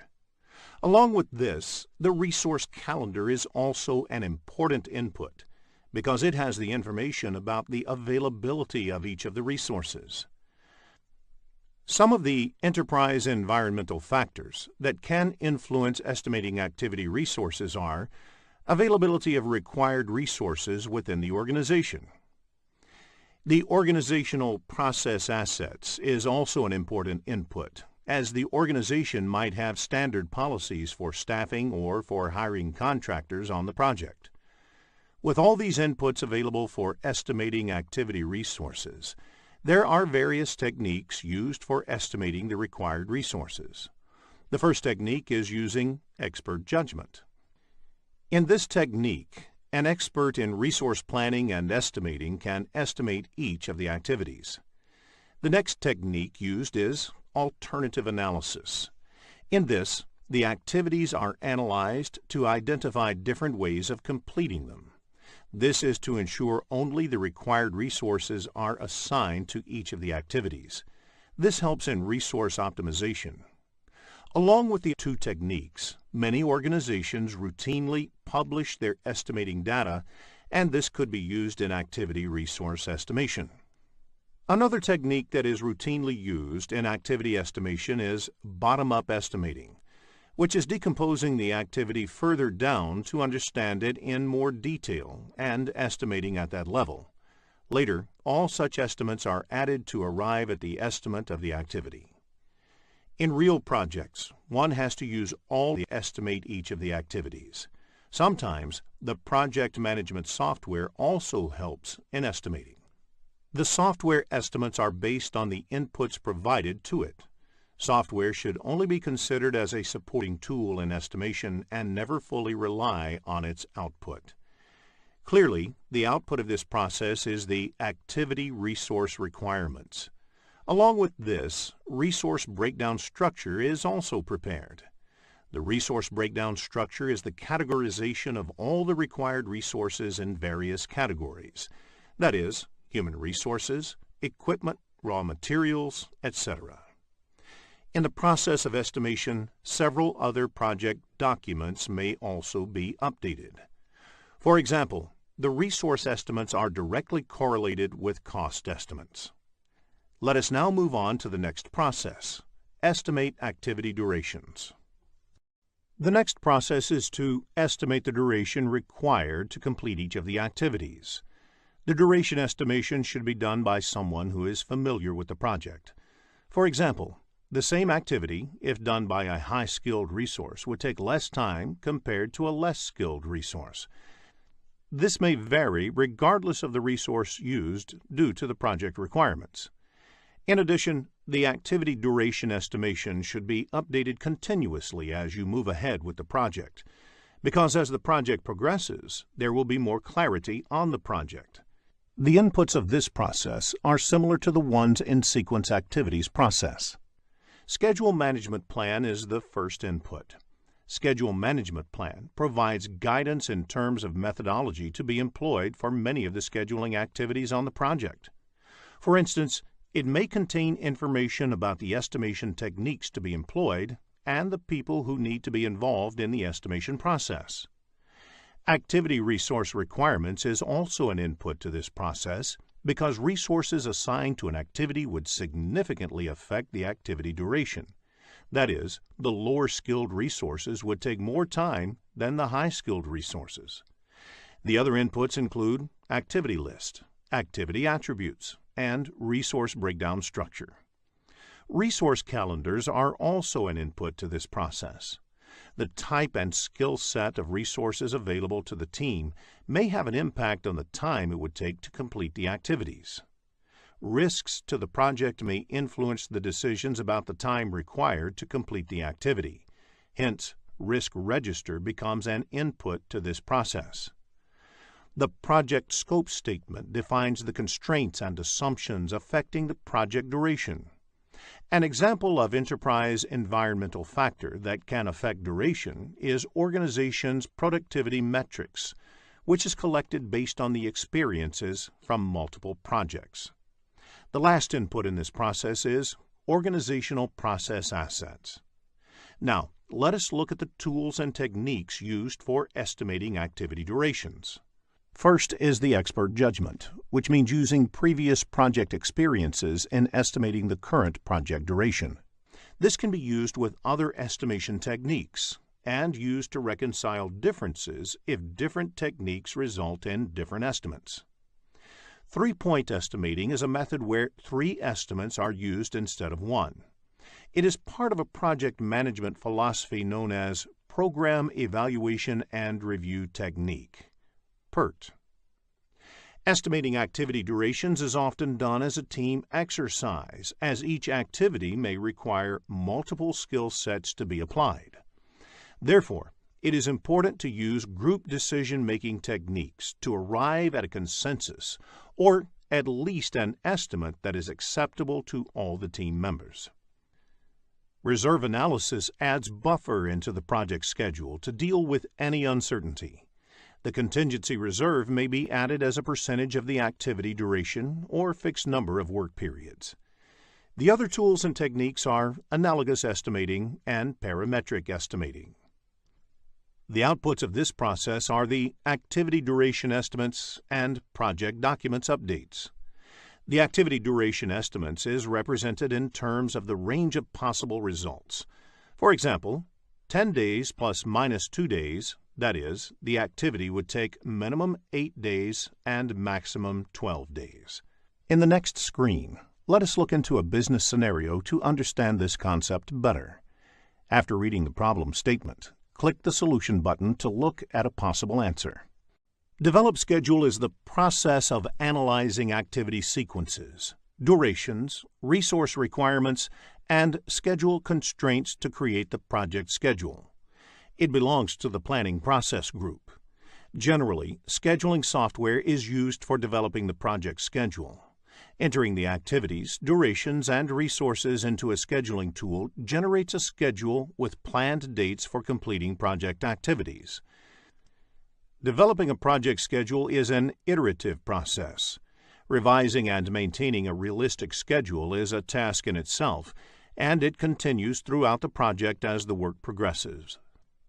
The most of the inputs of this process are the outputs of estimate activity durations process. They are risk register, project scope statement, project staff assignments, resources calendars, organizational process assets, enterprise environmental factors, schedule management plan, activity list, activity attributes, project schedule network diagrams, activity resource requirements, resource breakdown structure, and activity duration estimates. Various tools and techniques are used to develop schedule process. Schedule network analysis is a technique that generates project schedule. It employs various analytical techniques such as critical path method, critical chain method, modeling techniques, and resource optimization techniques to create the project schedule.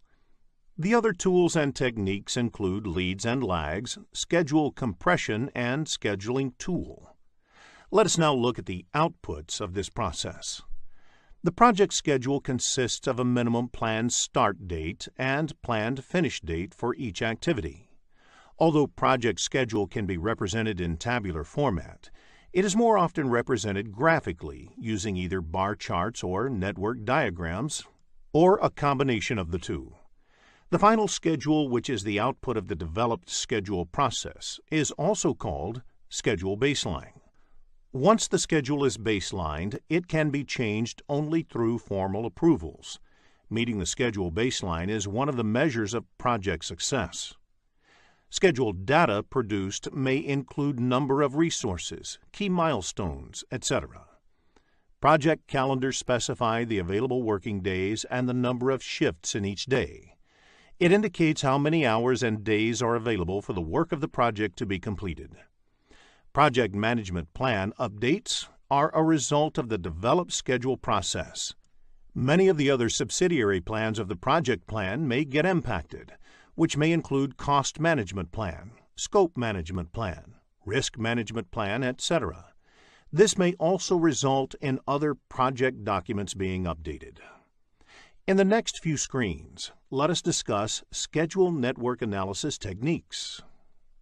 It is essential to know if the required resources are available at that time, along with the time estimate of each of the activities. Since schedule is calendar-based, it helps in estimating the same. Schedule network analysis technique generates project schedule.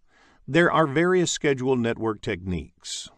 Critical path method relies on determining the critical path on a project schedule. Critical chain method is a variant of the critical path method, wherein the critical chain is determined based on the logical, resource, and other kinds of dependencies between the activities. What-if scenario analysis is about trying to vary a certain parameter to observe the impact on the schedule. For instance, you may want to check result if you put in more resources on a particular activity to reduce its duration. Resource optimization techniques try to arrive at the optimal utilization of the resources used on a project. Ideally, you would want the resources to be fully utilized, but you would also want to build in sufficient buffers in case a certain resource is not available due to various reasons. In the next screen, let us look at the program evaluation and review technique. Program evaluation and review technique is based on 3-point estimates for an activity.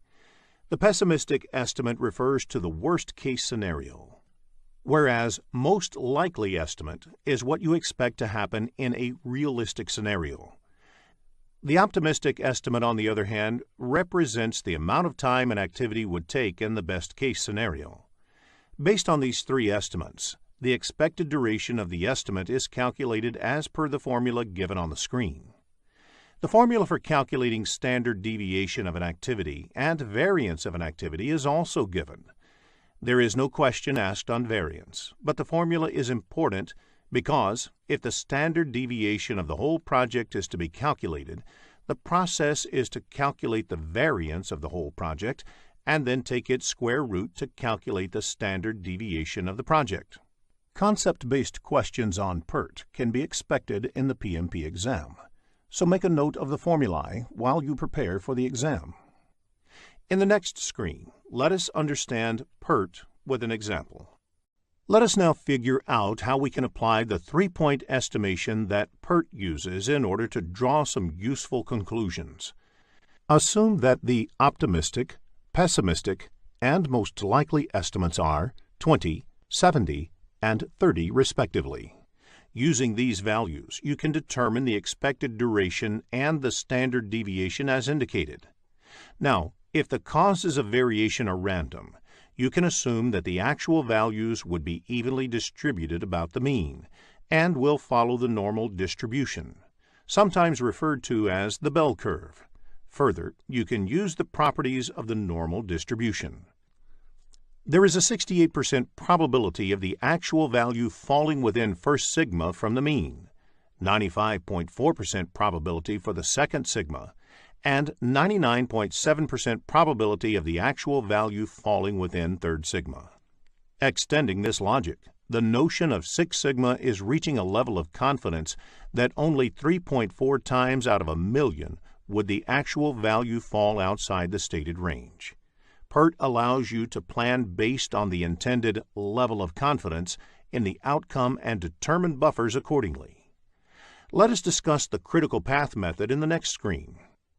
Critical path is defined as the longest duration path through a network diagram, which determines the shortest time to complete the project. Float can be considered as a buffer time available to complete an activity. Float is calculated once the network diagram is ready. It is also called as slack. There are 3 kinds of float. The first being the total float, which is the amount of time an activity can be delayed without delaying the project end date or an intermediary milestone.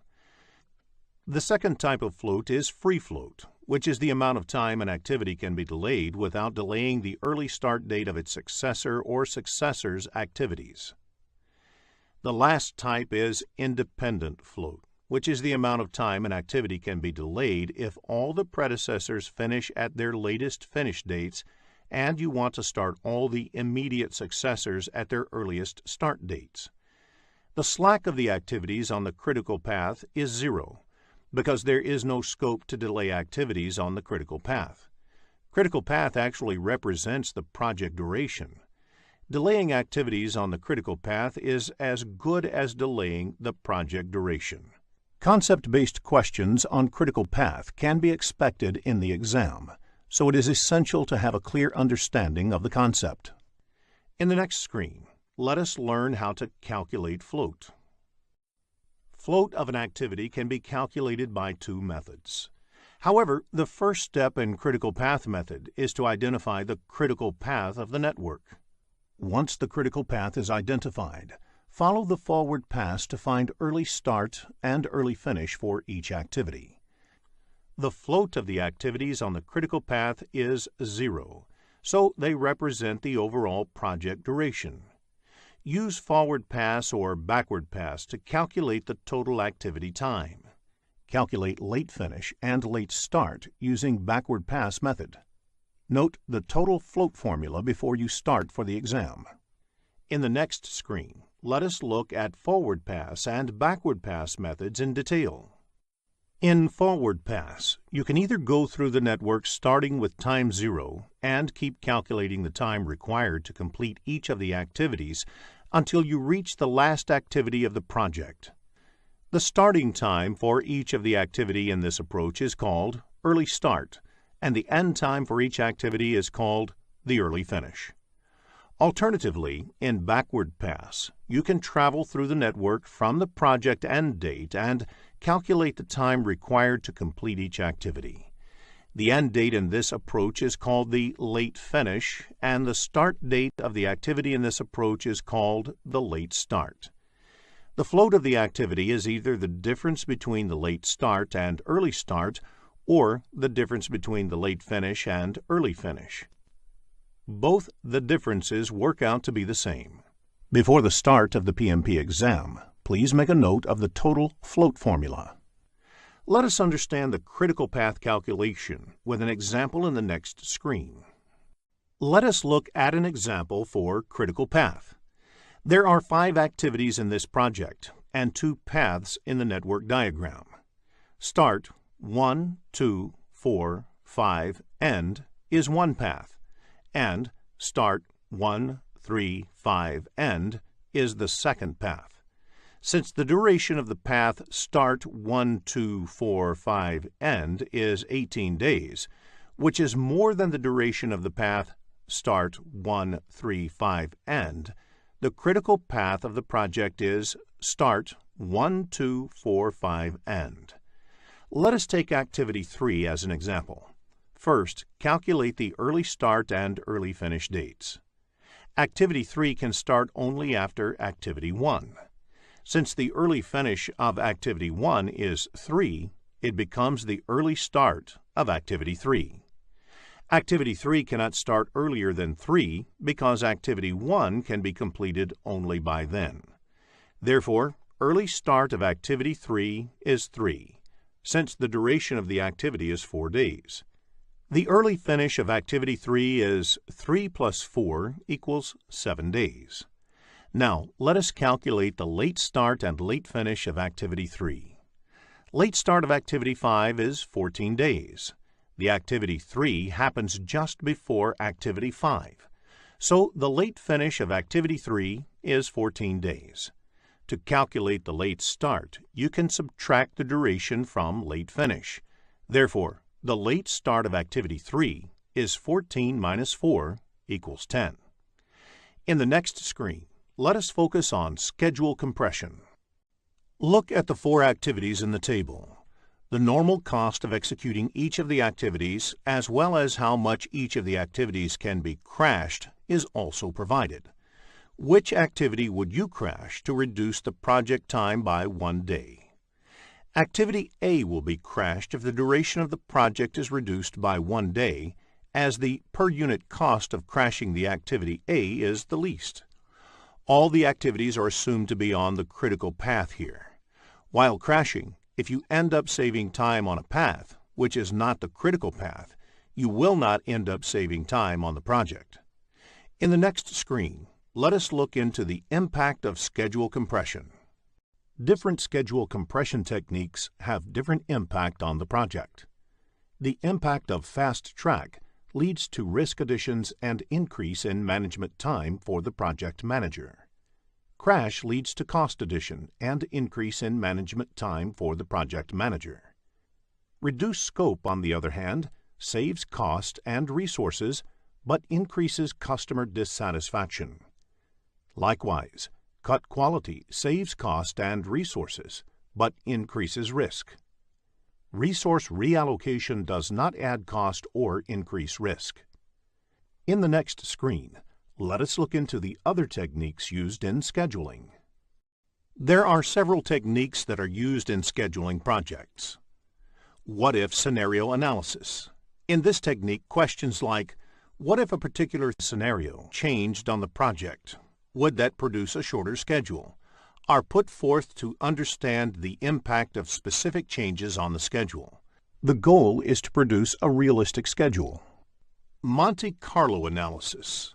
In this method, a computer simulates the outcomes of a project, making use of randomly generated values that map the probability distribution of the input variables.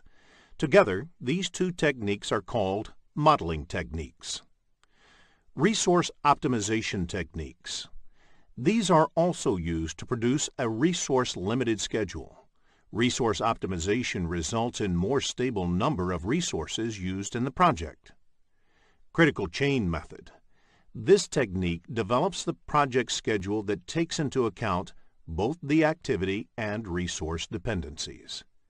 In the next screen, let us look at the last process in project time management, control schedule. Control schedule is concerned with determining the status of the project schedule, determining that the project schedule has changed, and managing the actual changes as they occur. The project schedule is an important input to this process. It is the actual schedule that needs to be controlled. Schedule data contains information related to the schedule that may need to be monitored in order to take actions to bring the project back on schedule. Project calendar describes the working hours and days for the project. Work performance data has information like which activities have started, their progress, and which activities have finished. The other inputs of this process are project management plan and organizational process assets. The key tools and techniques of this process are the performance reviews. Performance review is measuring, comparing, and analyzing schedule performance such as actual start and finish dates, percent complete, and remaining duration for work in progress. The other tools and techniques include resource optimization techniques, modeling techniques, schedule compression, leads and lags, scheduling tool, and project management software. In development schedule process, these techniques are used for the first time to develop the project schedule, whereas in control schedule process, these techniques are used to update the project schedule. The key output of the control schedule process is the work performance information. This is represented in the form of schedule variance, SV, and schedule performance index, SPI. As a part of the control schedule process, the project team will generate forecasts, likely schedule for forthcoming activities, and project as a whole. The other outputs include organizational process assets updates, change requests, project management plan updates, and project document updates. In the next screen, let us look into a business scenario to understand this concept better. After reading the problem statement, click the Solution button to look at a possible answer. Here is a quick recap of what was covered in this lesson. Project time management includes the processes required to manage the timely completion of the project. A project schedule defines the start and end dates of the project and the project activities. These activities are assigned a duration and sequenced in a logical order. Gantt charts and network diagrams are used to identify project activities and determine the relationships and dependencies between them. Gantt chart displays the start and end dates of project activities, the overall project schedule, and the logical task relationships, while network diagram is used to plot the activity dependencies. Plan schedule management define activities, sequence activities, estimate activity resources, estimate activity durations, develop schedule and control schedule are the 7 processes under project time management. Schedule network analysis technique generates project schedule based on the estimates of time and resource requirements. In this lesson, we will focus on project cost management. Let us begin with the objectives of this lesson.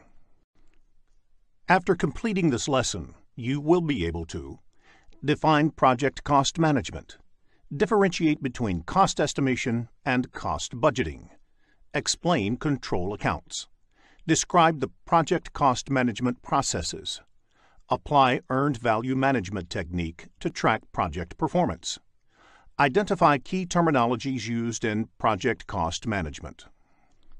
In the next screen, let us take a quick look at the project management process map. There are 47 processes in project management grouped into 10 knowledge areas and mapped to 5 process groups.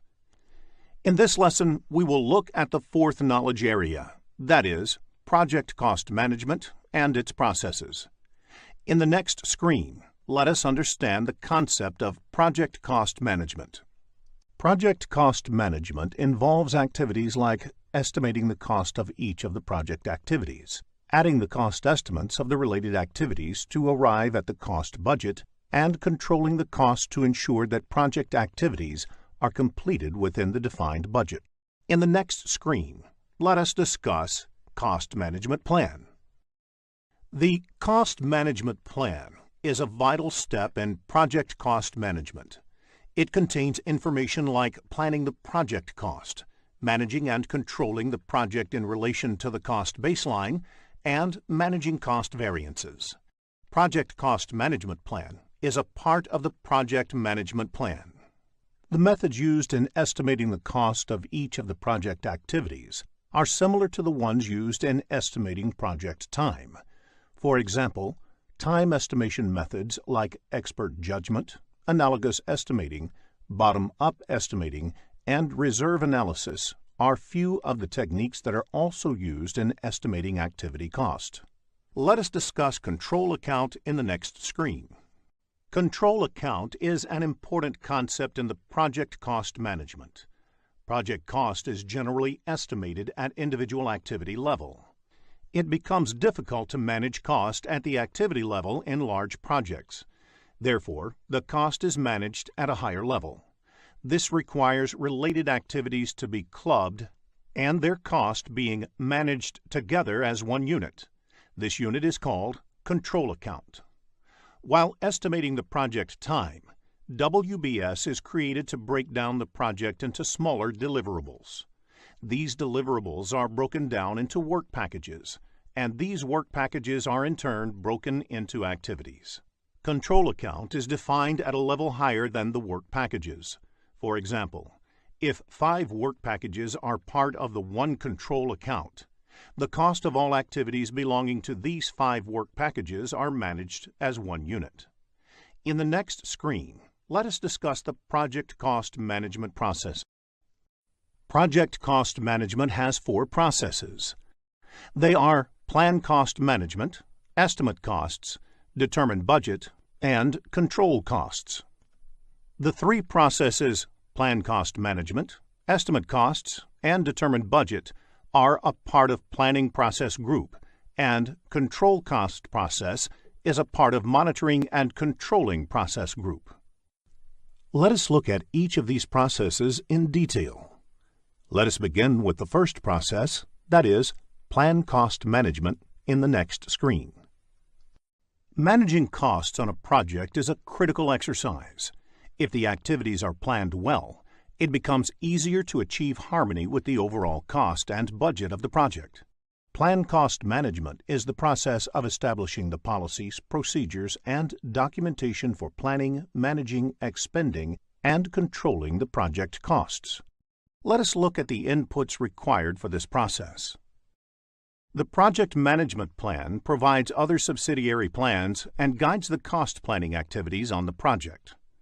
The Project Charter provides an overall context and high-level product and project description, which help determine the approach for cost management. For example, for some projects, budget could be a constraint, whereas for others, budget would not be a constraint, but subject to the other objectives. Enterprise environmental factors provide the organizational context to the project, including the culture of the organization and the infrastructure, for instance, the scheduling systems available, the key personnel, and so on. Organizational process assets provide inputs such as policies and procedures, templates, past performance, data and estimates, historical information, and knowledge base. Now, let us look at the tools and techniques employed in this process. Expert judgment refers to input received from knowledgeable and experienced resources. Experts can devise an approach to govern the costs on a project by using their previous experiences. Meetings may be organized to determine the cost management plan. Everyone responsible for the project schedule management, such as the project manager, representatives from the appropriate accounting or financial organization, sponsor, customer, and other stakeholders must attend these meetings. Several analytical techniques may be used to determine the cost management plan.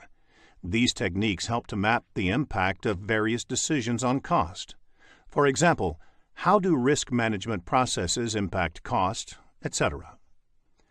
Cost management plan is the primary output of this process. It establishes the units of measure, levels of precision, organizational process links, control accounts to be used, rules for performance measurement and reporting, frequency and methodology of monitoring the costs, and various other details that lay the overall framework for cost management on a project. In the next screen, let us discuss the second process under project cost management. Estimate cost. Estimate cost is the approximation of the monetary resources required to complete a project activity. Cost of a specific activity is estimated based on the information available at that point of time. As the project team gets more information about the project, the activity cost estimation may change. Let us look at the inputs of this process. Scope baseline is the most important input as it details out the project scope of work. Along with that, project schedule is also important. This contains information like when and which resource is required for the project. It is good to remember that the same kind of resources may have different costs at different points of time. Human Resource Management Plan is another important input. Various elements like personnel rates, rewards or recognition programs, etc., are covered in the Human Resource Management Plan, which is important in approximating the cost estimate. Human Resource Management Plan will be discussed in detail in the Human Resource Management Knowledge area. Risk Register is also an input because risk mitigation costs should be considered in cost planning. More information on risk and its effect in the project will be looked at in detail in Risk Management Knowledge area. Another input, Enterprise Environmental Factors, provides organizational context to the project. Organization Process Asset is listed as an input as organizations might have standards set of cost estimation policies or templates. Cost Management Plan is another important input. The Cost Management Plan lays the framework for the cost management processes in the project. It provides guidelines such as the units of measure, accuracy desired, methodologies, and tools to be used, etc. Let us now look at the tools and techniques used in this process. Expert judgment, reserve analysis, analogous estimating, cost of quality, parametric estimating, project management software, bottom-up estimating, three-point estimating, vendor bid analysis, and group decision-making are the various tools and techniques used in this process. Most of the tools and techniques used here are similar to the ones used in the time management knowledge area. Vendor bid analysis is a technique used to estimate project cost. For example, a project requires material procured externally through suppliers. In order to get that, you invite bids from 3 or 4 suppliers and assess their quotations. Based on their quotations, you can get an idea of the costs that will be involved in getting the material for the project. Group decision-making technique is another important technique for project cost estimation. Cost estimation is an exercise which may be carried out by a group or committee in order to gather well-rounded input. Therefore, group decision-making techniques may be used to arrive at a decision that team can work with. The outputs of this process are quite straightforward. Estimates of each of the activities are arrived at. Basis of the estimate includes things like how the estimate was developed, what were the assumptions made in estimating, etc. Project document updates is also one of the outputs because the cost estimates may result in updates to other aspects of the project. For example, quality, risk, time, etc. In the next screen, let us discuss the third process under project cost management: determine budget. Once the estimate of each of the activities is arrived at, the next project cost management process is to determine budget. It is the process of aggregating the estimated costs of individual activities or work packages to establish an authorized cost baseline. This is where the control account concept comes into picture. The estimated costs of the activities are aggregated to arrive at the cost budget at the control account level. Once approved, this cost budget becomes the cost baseline of the project. Project cost performance is measured against the cost baseline, that is, how much more would the project cost be compared to the original cost baseline. The cost baseline includes all authorized budgets, but excludes management reserves. The inputs used in determining the project budget are the activity cost estimates and the basis of estimates, which are the output of the previous cost management process. The cost management plan lays the framework for the cost management processes in the project. It provides guidelines such as the budgeting cycle, tools and techniques used to prepare and approve the budget, etc. In addition to these two important inputs, scope baseline is also looked at. Project schedule provides aggregate cost in a particular calendar period to ensure how much money can be made available during that time. Similarly, resource calendar provides information on the resource, which is assigned to the project at a particular point of time. This information is then used to indicate resource costs over the duration of the project. Risk register gives an understanding of the overall level of risk on the project and, therefore, the level of contingency reserves that need to be built into the budget. Agreements entered into with the suppliers are also required to finalize the budget. Again, organizational process asset is an input because organization may have few policies for reporting the cost budget, or there might be some cost budgeting tools being used. There are various tools and techniques used in determining budgets. Cost aggregation technique involves adding up the cost and aggregating them at the control account level, so that the cost can be managed in a better way. In reserve analysis, once the costs are estimated, some extra amount is added to the estimate as a management reserve to take care of any unplanned activities. Expert judgment is a technique in which an expert's help is sought to estimate the activity cost. Expert is someone who might have worked on a similar project in the past and has a good idea to estimate the activity cost involved. Historical relationships are used to predict the total project cost using mathematical model. This is similar to analogous estimate or parametric estimate method.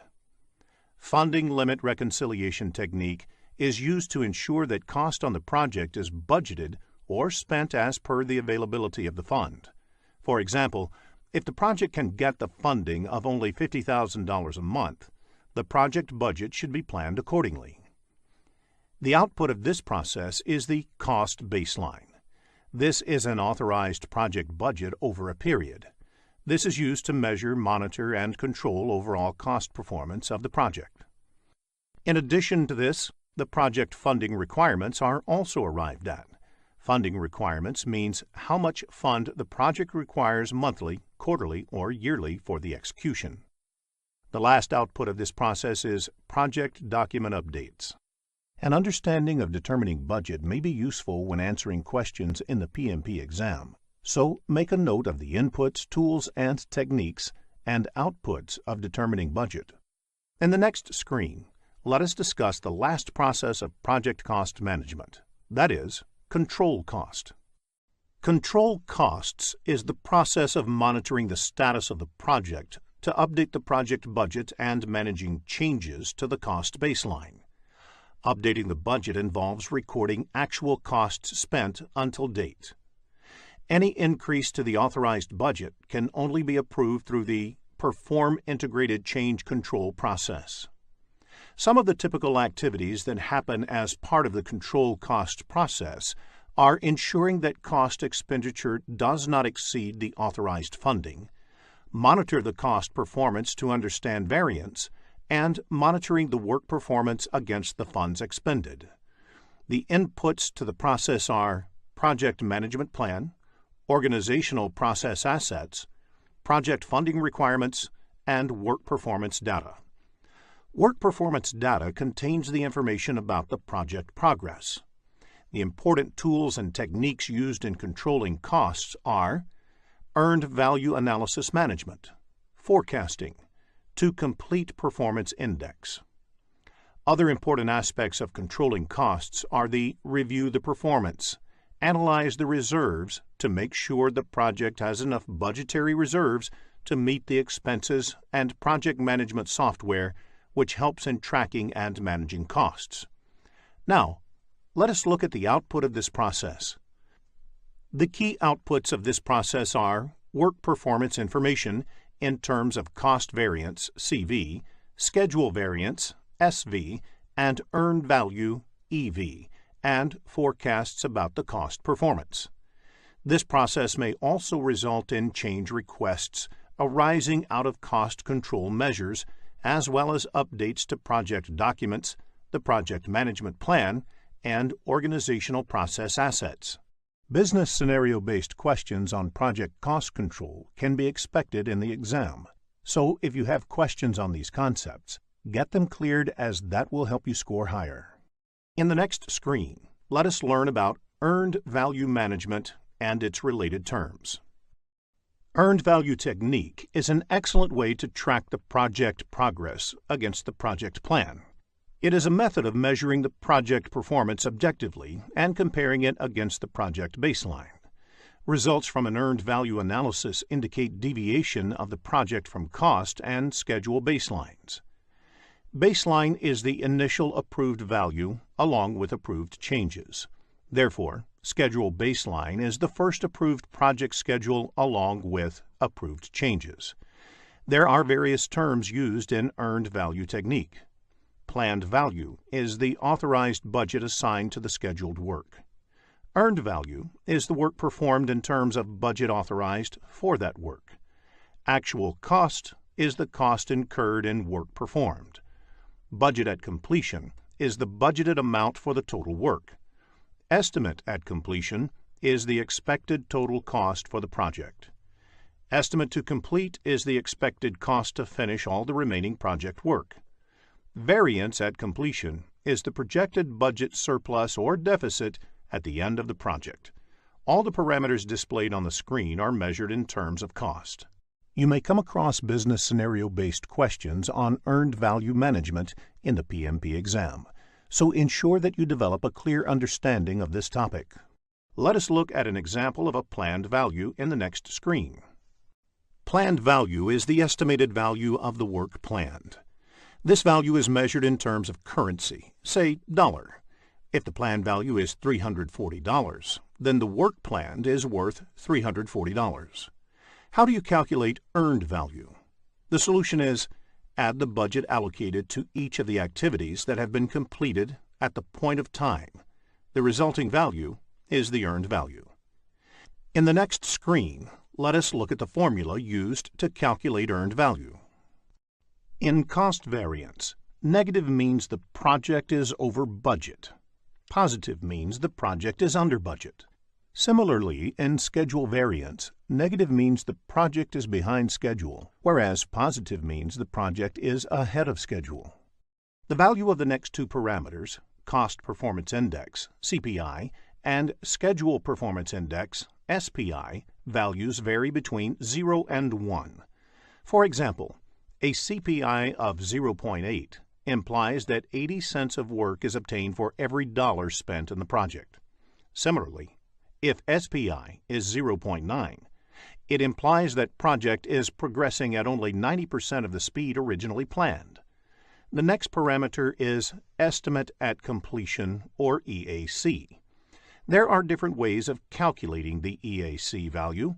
The method used depends on how the cost and schedule variances are expected to play for the rest of the project.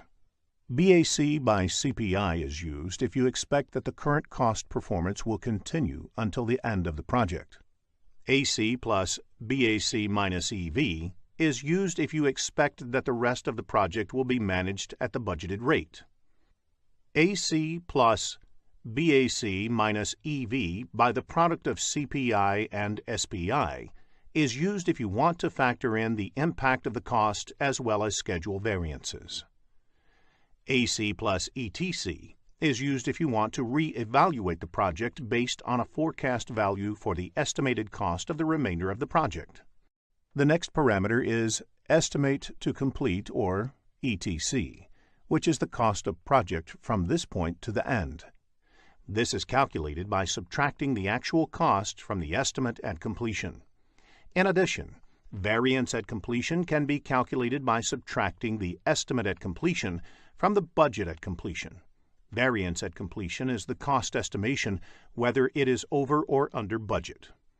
Another parameter is the To Complete Performance Index, or TCPI. This is the cost performance needed to achieve a desired outcome. For example, if the project needs to be managed to the original budget, BAC, then TCPI, that is, the CPI that must be maintained for the rest of the project, is calculated as BAC minus EV by BAC minus AC. Similarly, if it has to be managed within a revised target, say EAC, then TCPI is calculated as BAC minus EV by EAC minus AC. Before the start of the PMP exam, please make a note of the formulas of earned value technique.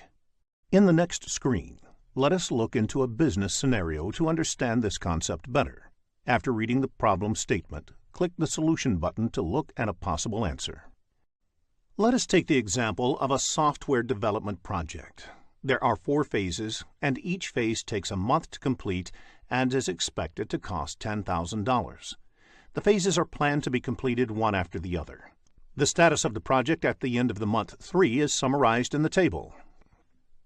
Requirements definition is completed and actual spending on this is $10,000. Architecture and design is done and actual spending on this is $12,000.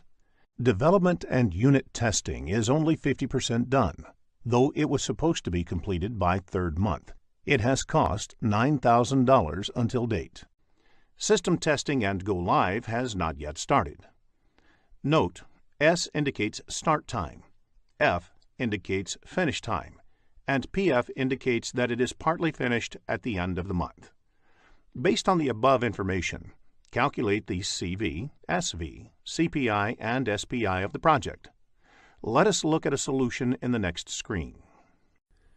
Before we end this lesson, let us also look at a few definitions that might be useful for your PMP examination. Law of diminishing return. This means the more you put into something, the less you get out of it. For example, doubling the number of resources working on a project will not necessarily have the time. Working capital, the amount of money the company has to invest on the project and the day-to-day company operations. Funding limit reconciliation, the process of comparing the planned expenditure in a given period with the available funding for that period. Large assets purchased by the company lose value over time. This is called depreciation. There are two forms of depreciation: straight line and accelerated.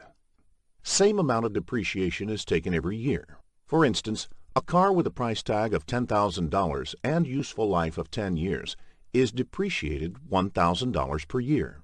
At the end of the 10th year, the value of the car is considered zero for all accounting purposes. Accelerated depreciation depreciates faster than the straight line depreciation.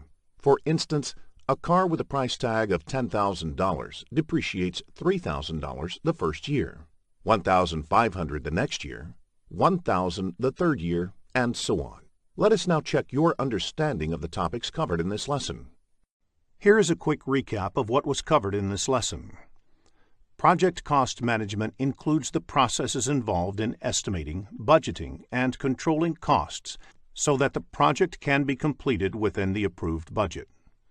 Cost management plan contains details on how to plan, manage, and control the project cost in relation to the cost baseline and manage the cost variances. Cost estimate is an educated guess of how much an activity or project will cost. Budget considers the cost estimate and accordingly sets aside funds for the completion of the project. Under control account technique, related activities are clubbed and their costs are managed as one unit.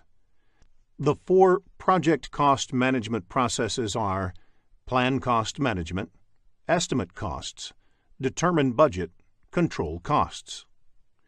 Earned value management technique indicates potential deviation of the project from the cost and/or schedule baselines.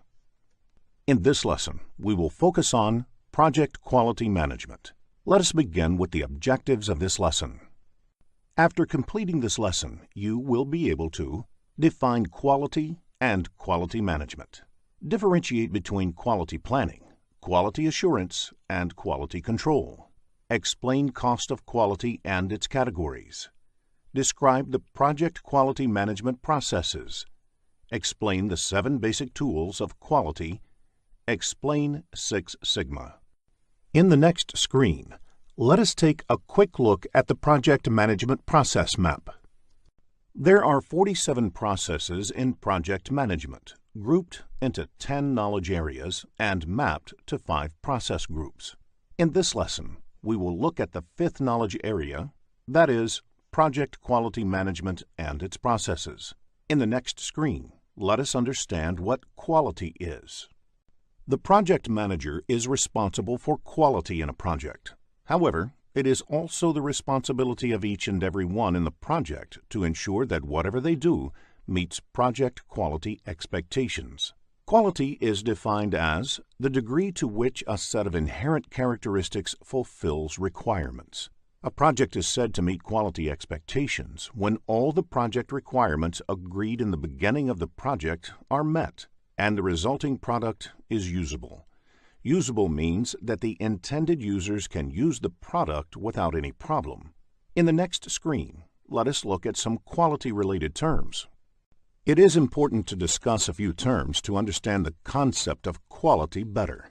Customer satisfaction is defined as conformance to requirements and fitness for use. It is important to understand the subtle distinction between quality and grade. Grade is a classification based on technical characteristics. Low quality is always a problem, but low grade may not be a problem. Rather, it would be a matter of choice. Similarly, it is important to understand the distinction between precision and accuracy. Precision is the granularity of measurement. That is, how fine-grained can you measure the outcome. Accuracy is how correct you are. That is, how close you are to the desired value. In the next screen, let us understand the concept of optimal level of quality. Quality comes at a cost. More effort put in quality will give better results. However, you cannot keep on investing on increasing the quality, as there is no limit to how much a product can be improved. Investment in quality is determined by knowing the optimal level of quality. Optimal level of quality, as shown in the diagram, is said to be achieved at the point where the incremental revenue from improvement equals the incremental cost to secure it. Suppose you are the manufacturer of toys, but the toys are below quality and the sales are low. To improve the quality, you invest in identifying the demands of children, sharing few samples, and recording their feedbacks. Once all these are captured and implemented in the products, you lure the parents to buy them. As the investment is increased to manufacture good quality toys, the cost will therefore increase, and it might become prohibitive for parents to buy. Optimal level of quality is reached at a point where you get maximum number of buyers for the toys manufactured. Now that we are clear on the concept of quality, in the next screen, let us discuss quality management. Quality management involves performing activities like creating standard policies and procedures, and ensuring that those standard procedures are being followed properly in the project. It aims to ensure that project meets all the initial agreed requirements without any deviation, and that the specified approach to quality is implemented on the project. 3 broad activities are done as part of quality management. They are quality planning, quality assurance, and quality control. Quality planning is the first step when quality-related activities of the project are planned. Quality assurance is the next stage of implementing those quality plans, and quality control is the last stage when periodic checks are done to see if project quality is improving. In the next screen, let us look into the differences between the 3 aspects of quality management. It is important to understand the different kinds of activities that come under quality planning, quality assurance, and quality control. Once the quality planning is done, the quality management plan is ready. This quality management plan has standards, templates, policies, and procedures to be followed in the project. It contains information on the level of quality being aimed and the plan to achieve that level. It is the aim of quality assurance activities to ensure that the activities planned under quality planning phase gets executed for the project. It is the task of quality assurance to determine if the project is complying with the organizational as well as project policies and procedures. This is ensured by conducting regular process audits to identify deviation from what is planned in the quality management plan. These audits are generally done by quality department of the organizations. Quality assurance focuses on the process, not on specific products. The role of quality control is to measure specific project data or results against standards to inspect and verify the project's product, defect repair, and measure whether quality indicators are improving. Quality control is about the product and data. For example, it was planned as part of quality management that project would get completed plus or minus 10% within the cost budget. 3 months back, when the measurement was done, project was over budget by 20%. When the measurement was done a day before, it was only 15% over budget. Therefore, the project has showed an improvement of 5% in the last 3 months, and it is quite likely that over the next 3 months, project may get within the planned limit of 10%. Instead of showing improvement, if the data shows cost increase, then corrective and preventative actions are required to get the project within the 10% limit. This is quality control. In the next screen, let us discuss a few quality management concepts. Let us look at some terms that are commonly used in quality management parlance. Total Quality Management, or TQM, is a quality management philosophy that involves holistic thinking about meeting the objectives of an organization. It places the responsibility of quality squarely on the management. Kaizen is a Japanese term that stands for change for better. Kaizen philosophy is one that should always be looking for small and continuous improvements in the process. Deeming cycle, or PDCA cycle, that is, plan, do, check, act, is a process control and improvement approach propagated by the famous quality guru Edward Deming. It means you plan for something, execute it, check the output, and based on the lessons you act to bring the deviations under control. Kanban is a pull-based management system that originated in Japan, based on just-in-time (JIT) inventory management. The idea behind Kanban is to minimize the work in progress and achieve a smooth flow in the process from start to finish. Because building up inventory only to paper over the imperfections in the system tends to hide the problems. In the next screen, let us focus on cost of quality. Cost of quality is the cost that needs to be incurred to make a quality product. The sum of all the costs incurred is ensuring that project conforms to requirement is cost of quality. Cost of quality can be broken down into two major categories. First is the cost of conformance, or the money spent during the project to avoid failures. This can further be subdivided into prevention costs, which is the cost to prevent errors, like training the team, creating documents, on equipment, and in time to do it right. The other subdivision is appraisal costs, or the cost for assessing quality, like testing, destructive testing loss, and inspections. The second category is the cost of nonconformance. It is the money spent during and after the project because of failures. This is subdivided into internal failure costs.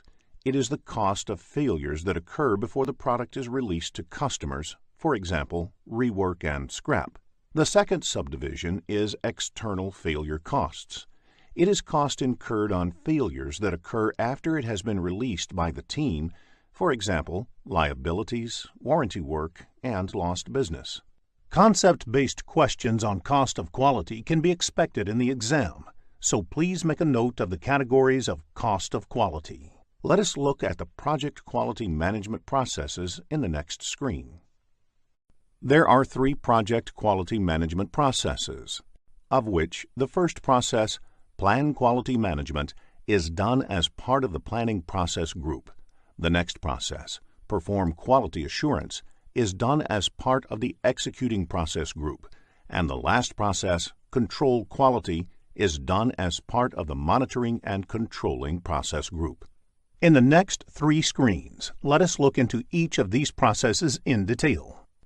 The aim of the Plan Quality Management process is to identify the relevant requirements or standards to execute the project effectively to achieve the desired quality level. Quality planning results in the creation of the Quality Management Plan. Aim of the Plan Quality process is to identify the standards. A standard is an agreed-upon process to work or achieve a result. A standard can be set from within the organization or government. Once all the standards for the project are identified, the aim of the quality planning activities involves determining what work needs to be done to meet those standards. Before adhering to the standards, you should question their relevance with the project. Implementing all possible standards applicable to the project in random will have cost and time implications. Let us look at the inputs to this process. The project management plan provides the scope, schedule, and cost baseline, all of which have an implication on the quality management plan. Quality plan has a direct correlation with these. It might also have an impact on and be impacted by other subsidiary management plans, such as risk management. The stakeholders of the project may have specific requirements and views about the quality parameters of the project, and these have to be considered. The risk register gives an indication about the kind of risks that are inherent in the project, and also those which must be considered while planning the activities to ensure quality. The requirements for the project need to be considered for planning quality-related activities, because quality is all about meeting the requirements. In addition to these, enterprise environmental factors and organization process assets are also listed as inputs, because the standards can be either from within the organization or from government or other external bodies. Standards from within the organizations are usually the best practices learned over a period while executing numerous projects. An example of government standards can be standards to control air pollution by the motor vehicles, which vehicle manufacturers must adhere to. To accomplish quality planning, first, analyze the benefits versus the costs of meeting quality requirements. Next, identify the cost of quality and confirm if that kind of investment in quality is justified. In addition to these two, benchmarking helps in analyzing the quality of activities of similar projects executed in the past. This helps in identifying the particular quality of output of the previous project, which in turn acts as a basis for the current project's quality planning. Design of experiments can also be used for quality planning. This is a statistical way to determine what variables will improve quality the most. For example, in case of manufacturing doors, it can be determined that increasing the quality of the wood can have maximum impact on improving the quality of the door. In addition, the 7 basic quality tools, also known as the 7QC tools, are used to determine the plan to achieve the desired level of quality. Statistical sampling as a tool becomes relevant whenever the quality plan cannot be applied to all the artifacts produced. For example, if destructive testing is a requirement, then it can be carried out only on a sample, not on the entire population. Statistical sampling helps in arriving at a representative sample that can give useful information. Other additional tools, such as brainstorming, force field analysis, etc., may be used to determine the quality management plan for the project. Conducting regular meetings is another important tool. The quality management plan has to be determined in a collaborative manner by consulting the team members and other stakeholders. Quality management plan is a key output of this process. Checklist is a list of items to inspect. For example, many of the office buildings have housekeeping checklists to ensure that all floors, cabins, etc. are cleaned. Checklists are created during quality planning and used in quality control. Metrics are project-specific data that need to be measured to check the status of the project. The simplest project metrics can be cost and schedule. Metrics are also decided during quality planning and used in quality control. One of the roles of the project manager is to not only manage the project, but also improve processes in the project to decrease the instances of defects, which in turn saves time and money. Such activities are listed in the Process Improvement Plan, which eventually becomes part of Project Management Plan. As a result of the planning activities, other project documents may also get updated. For example, the Quality Management Plan may result in updates to the cost or resource requirements. There may be questions in the PMP exam based on the Plan Quality Management process, so please ensure you have a fair understanding of the concept before you take the exam.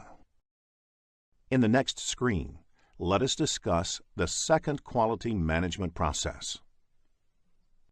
Once the quality planning is over, the next process in project quality management is quality assurance, which involves determining whether the standards are being met and the processes are being followed. Therefore, the input for this process is the work that has been completed during the quality planning stage.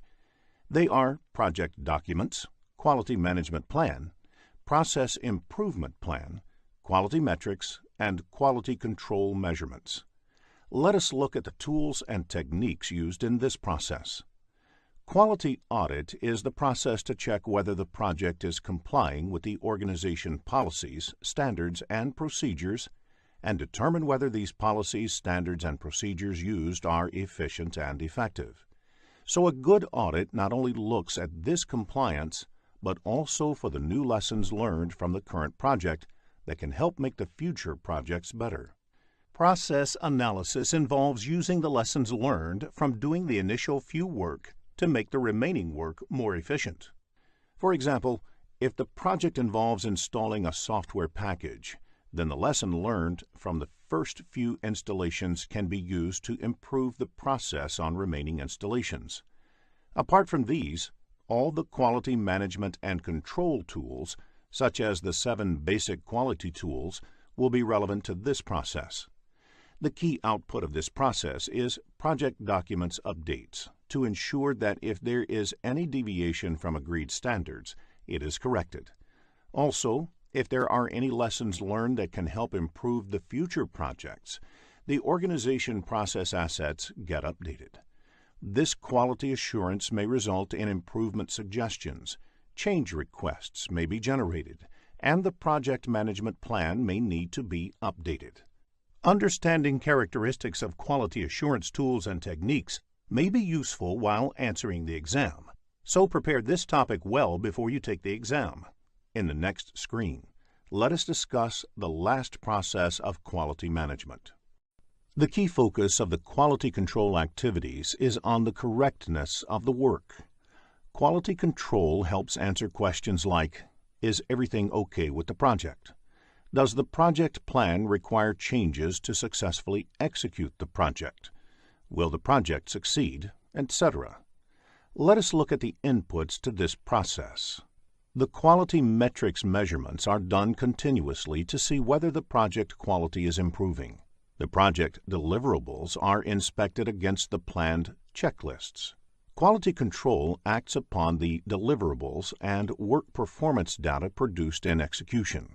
It also refers to the project management plan for understanding deviations from the plan.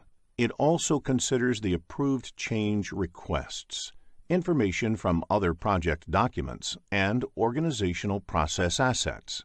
There are 7 popular tools and techniques used in doing the quality control activities. They are collectively known as 7 basic tools of quality. Other relevant tools are statistical sampling, inspection or testing, and review of the approved changes.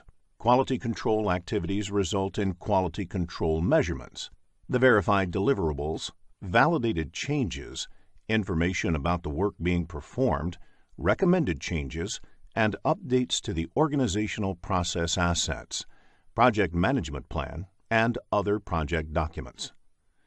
In the next screen, let us look into a business scenario to understand this concept better.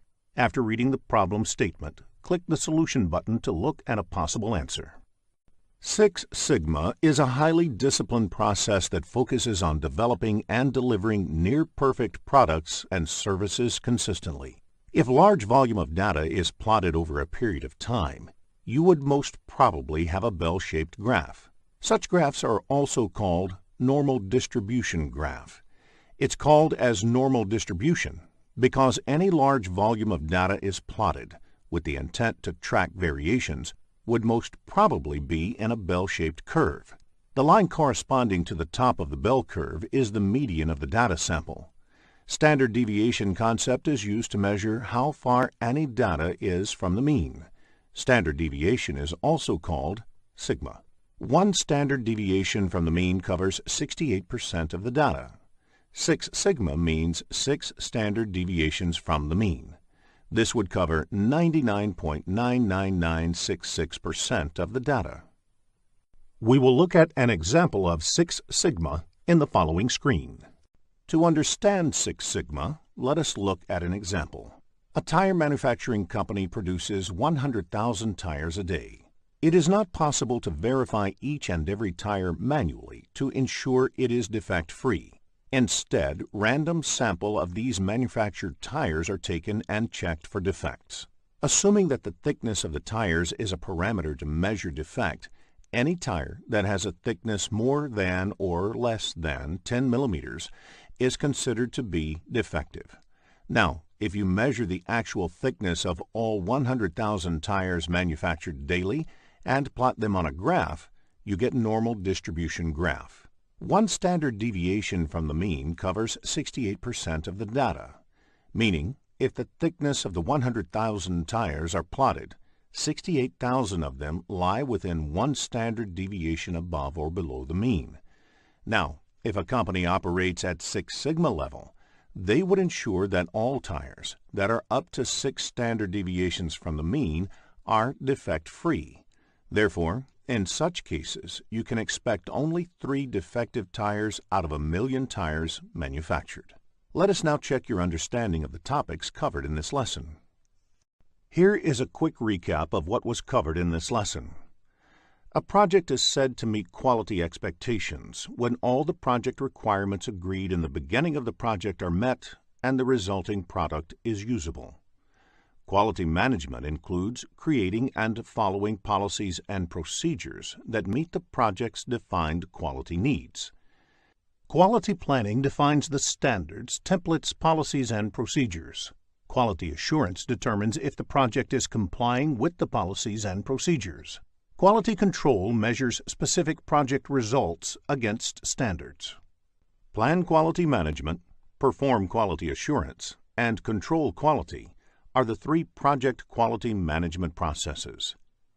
7 basic quality tools are used to plan and achieve the desired levels of quality.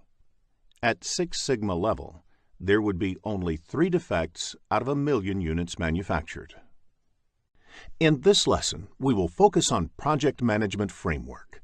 Let us begin with the objectives of this lesson. After completing this lesson, you will be able to define project, project management, program management, and portfolio management, recognize the roles of project management office, identify the project constraints and their impact on the project, explain the role of a project manager in stakeholder management, describe different organization structure, differentiate between a project life cycle and a product life cycle. Let us begin this lesson with understanding what a project is in the next screen. A project is a temporary endeavor undertaken to create a unique product, service, or result.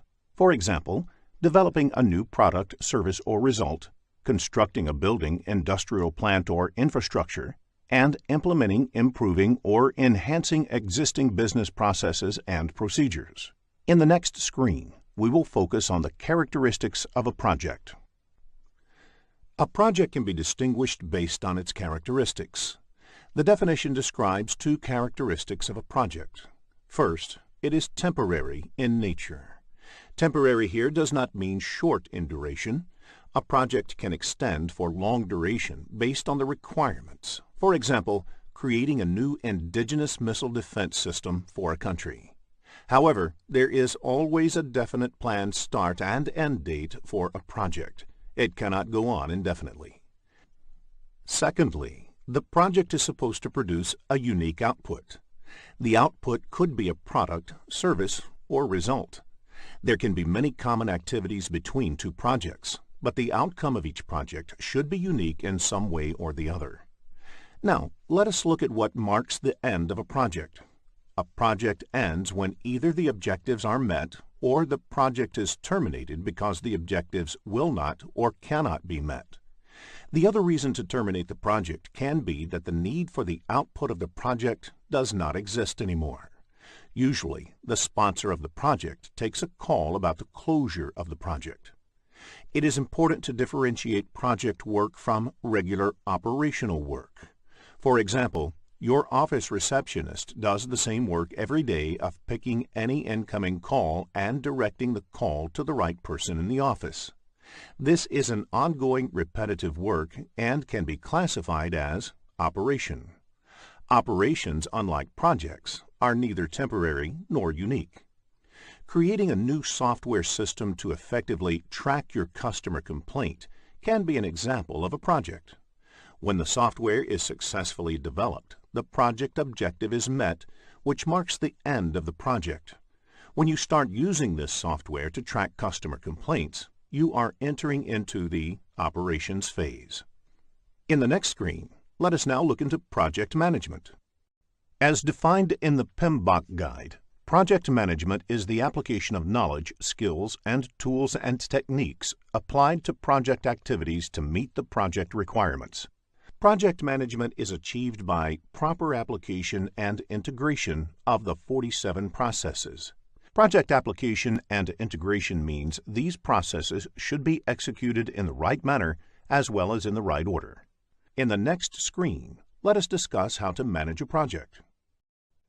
Program management is defined as the application of knowledge, skills, tools, and techniques to a program to meet the program requirements and to obtain benefits and control not available by managing projects individually. As defined in PMBOK Guide, a program is a group of related projects, which when managed as a group in a coordinated fashion, provides benefits and control that are not available while managing them individually. These benefits could be from decreased risk, economies of scale, improved management of dependencies, delivery of additional capabilities, optimal utilization of shared resources, and so on. Let us now learn the various features of program management. Random projects cannot be grouped together as a program. The projects in a program should be related in some way or the other, and there should be some value added in managing them together. A project may not be a part of any program, but a program will always have projects. A project can also be executed as a standalone project. A program is designed to deliver some strategic benefits value to the organization. These benefits can be tangible or intangible. Examples of tangible benefit could be increased profit margins or operational cost savings. Examples of intangible benefits could be improved team morale or building up certain competencies. While a project manager focuses relentlessly on the fulfillment of the project's requirements, that is, scope, cost, time, quality, a program manager needs to focus on ensuring that the organizational benefits are realized. In the next screen, let us understand what a portfolio is. Portfolio is yet another term used along with project and program. A portfolio may have multiple projects and programs that are managed as a group to achieve strategic objectives. Note that all projects and programs in a portfolio may not be necessarily interdependent or directly related. A portfolio can be created based on the business objectives. For example, an IT service company can have a portfolio named Japanese Projects, which is formed with an aim to take over the Japanese market by giving more attention to these projects. Within this portfolio, similar projects can be managed as a program, and all banking projects from Japan can be managed as a banking program. In the next screen, let us discuss portfolio management. Portfolio management is the centralized management of one or more portfolios. This includes identifying, prioritizing, authorizing, managing, and controlling projects, programs, and other related work to achieve strategic business objectives. Therefore, whether the company should have Japanese projects as portfolio or not is decided by portfolio management. In the next screen, let us understand the relationship between portfolios, programs, and projects. The image on the screen will help you to understand the terms portfolios, programs, and projects. A portfolio is part of an organization's overall strategy. It represents a conscious decision by an organization to invest in the portfolio. The overall objectives of a portfolio are then cascaded down to the lower-level components. The components could be sub-portfolios, programs, or projects. These components can further be broken down into smaller components for ease of management. Although a project may not contain operations, a program, or a portfolio, it can include other work. This other work may comprise training and development, customer support and services, etc. If the other work has synergy with the overall objectives and adds to the capability to deliver the higher level benefits, then it can be included in the program or portfolio as well. In the next screen, we will discuss Project Management Office. Project Management Office, or PMO, is a specific type of body or department within an organization. PMO performs several roles in the organization, and these can broadly be classified as primary roles and other roles. Typically, the PMO may take up any one or a combination of the three primary roles. It provides the policies, methodologies, and tools and templates for managing projects within the organization. It provides support and training in organization on how to manage projects. And finally, it provides project managers for different ongoing projects in the organization. PMO may also help in managing interdependencies between the projects, selecting, managing, and deploying shared or dedicated project resources, if need be, terminating a project, and organizing lessons learnt sessions and maintaining the project management knowledge base for an organization. In the next screen, we will discuss how to manage the triple constraints. Any project can be done successfully if there is no constraint on time or there is unlimited budget available. Unfortunately, that is not true in real life. A project is performed within some constraint, and these constraints are usually competing. Therefore, if you change one, it would affect the other. For example, if the project duration increases, it would lead to increase in the project cost as well. Triple constraint is a term that originally referred to the three competing project constraints within which the projects are performed. These constraints are cost, time, and scope. Quality is a primary concern for a project manager. Therefore, the project manager has to make trade-offs to keep the scope, cost, time, quality plane in balance. To achieve the balance, the project manager also needs to manage other aspects of the project. For instance, the people, stakeholders, risks, communication, and procurements. The project manager plays the essential role of integrating all these different aspects of project management. In the PMP examination, you can expect business scenario-based questions focusing on the triple constraints. In the next screen, let us understand who a stakeholder is. A stakeholder can be defined as the one whose interests may positively or negatively be affected or perceived to be affected by the decision, activity, or outcome of the project.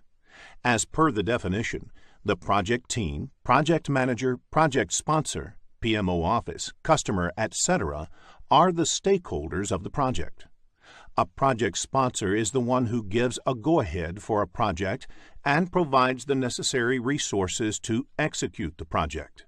Therefore, the head of projects in the organization who provides a green signal to start a project and allocates required resources to the project is the project sponsor. A project sponsor is usually somebody placed high up in the organizational hierarchy of the performing organization. That is, the organization in which the work of the project is being carried out. In the next screen, let us look at stakeholder management. One of the key responsibilities of a project manager is to manage stakeholders.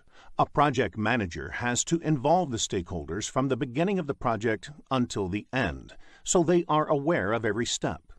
A project manager has to take up specific activities for stakeholder management, identifying both internal and external stakeholders. Missing out any stakeholder can be disastrous for a project. A stakeholder who is identified towards the end of the project may come up with his own requirement at that stage, and incorporating them can be risky. Determining stakeholder requirements. After identifying all the stakeholders, the project manager also needs to ensure that their requirements are clearly identified. Sometimes, stakeholders might themselves not know of their requirement, and it is the job of the project manager to get them right by doing a proper stakeholder requirement analysis. Determining stakeholder expectations. Stakeholders might also have some unstated expectations, which need to be clarified to see if it can become a project requirement. It is again the role of the project manager to determine the stakeholder's expectation. Communicating with stakeholders. Once all the stated and unstated stakeholder requirements are known, the project manager, as part of stakeholder analysis, should focus on communicating them regularly to keep stakeholders involved in the project. Once you understand the practices of stakeholder management, it will be easier for you to answer scenario-based questions in the examination. In the next screen, let us look at the various organization structure. Projects are performed in an organization, and the functioning of the organization might affect the project. The different organization structure types explained here are based on the level of authority that a project manager gets into in those organizations. In a functional type of organization, the organization is grouped by the area of specialization within different functional areas. For instance, marketing, accounting, engineering, etc. are departments within the organization. Each employee typically reports to a functional manager. In such types of organization, normally projects are undertaken within the department itself. If a project requires any assistance from another department, the request moves from the head of the requesting department to the head of the concerned department. The team members do their normal departmental work in addition to the project work. The next type of organization is projectized organization. In such organizations, there are no departments. The organization's resources mostly work on projects. Team members report to a project manager. The project manager has complete control over the resources. When the project is completed, either they move on to another project or they look for some job outside the company. They do not have a department for themselves. The third type of organization is a matrix organization, which is a blend of functional and projectized organizational structure. A team member belongs to a department as well as they are part of a project team. In such organization, team members have two bosses. One, their department head, and the second, their project manager. Since there are two bosses here, this type of organization is further classified into three different types. They are weak, strong, and balanced matrix organization. So out of the two bosses that team members have in matrix organization, if the project manager has more authority over the team member, such organizations are called strong matrix. Where the functional manager has more authority, it's a weak matrix organization. If they both share equal authority, then it is a balanced organization. There is another term that you might find in the exam called tight matrix. This generally refers to a co-located team, that is, a team that has been placed in the same location to enhance their performance. In the PMP exam, if there is no mention of the organization type, you can assume it to be a matrix organization. Let us look at each of these organization structures in detail. In the next screen, let us look at functional organization. In a functional organization, the resources of the organization are grouped by functions, sometimes called departments. Examples of functions could be sales, finance, administration, manufacturing, etc. Each function plays a definite role in the organization and is headed by a functional head or supervisor. All the resources in such an organization report directly into their functions. Therefore, a salesperson would report into the sales organizational hierarchy, a purchase executive would report into procurement, and so on. You would notice that in a functional organization, the project manager's role is not explicitly called out. When a functional organization embarks on a project, each of the functions that are involved may volunteer some resources to work on the project. One of these resources may end up playing the project manager's role. The resource assignments may not even be full-time, and sometimes even the project manager is part-time. Since the project manager has no authority over any of the resources, they are dependent on the functional heads. This makes it more challenging for the project manager to coordinate in the team. However, functional organizations provide an opportunity for specialization. For example, if a purchase executive was reporting into the purchase department, that executive would have exposure to all the purchasing that happens within the organization and has a well-defined career path. In functional organizations, project management happens at the functional head level. Next, let us look at the projectized organization in the next screen. The projectized organization has all the resources aligned around projects. The project managers have complete control over the resources working on their projects. The biggest advantage of the projectized organization is that the resources have loyalty to their projects and project execution becomes easier. This kind of structure is suitable for organizations whose work is in the nature of projects. There are few disadvantages in this structure as well. Firstly, the role of the resource is over once the project is completed. Secondly, highly specialized roles within a project may not be fully occupied all the time. For example, a purchase executive may have work for selected periods on a project while purchase activities are going on. However, for the rest of the period, their capability may not be optimally utilized. There is less scope for functional specialization as the project boundaries limit the kind of work for the resources. Each project manager is in charge of a project and its resources. Next, let us look at the matrix organization.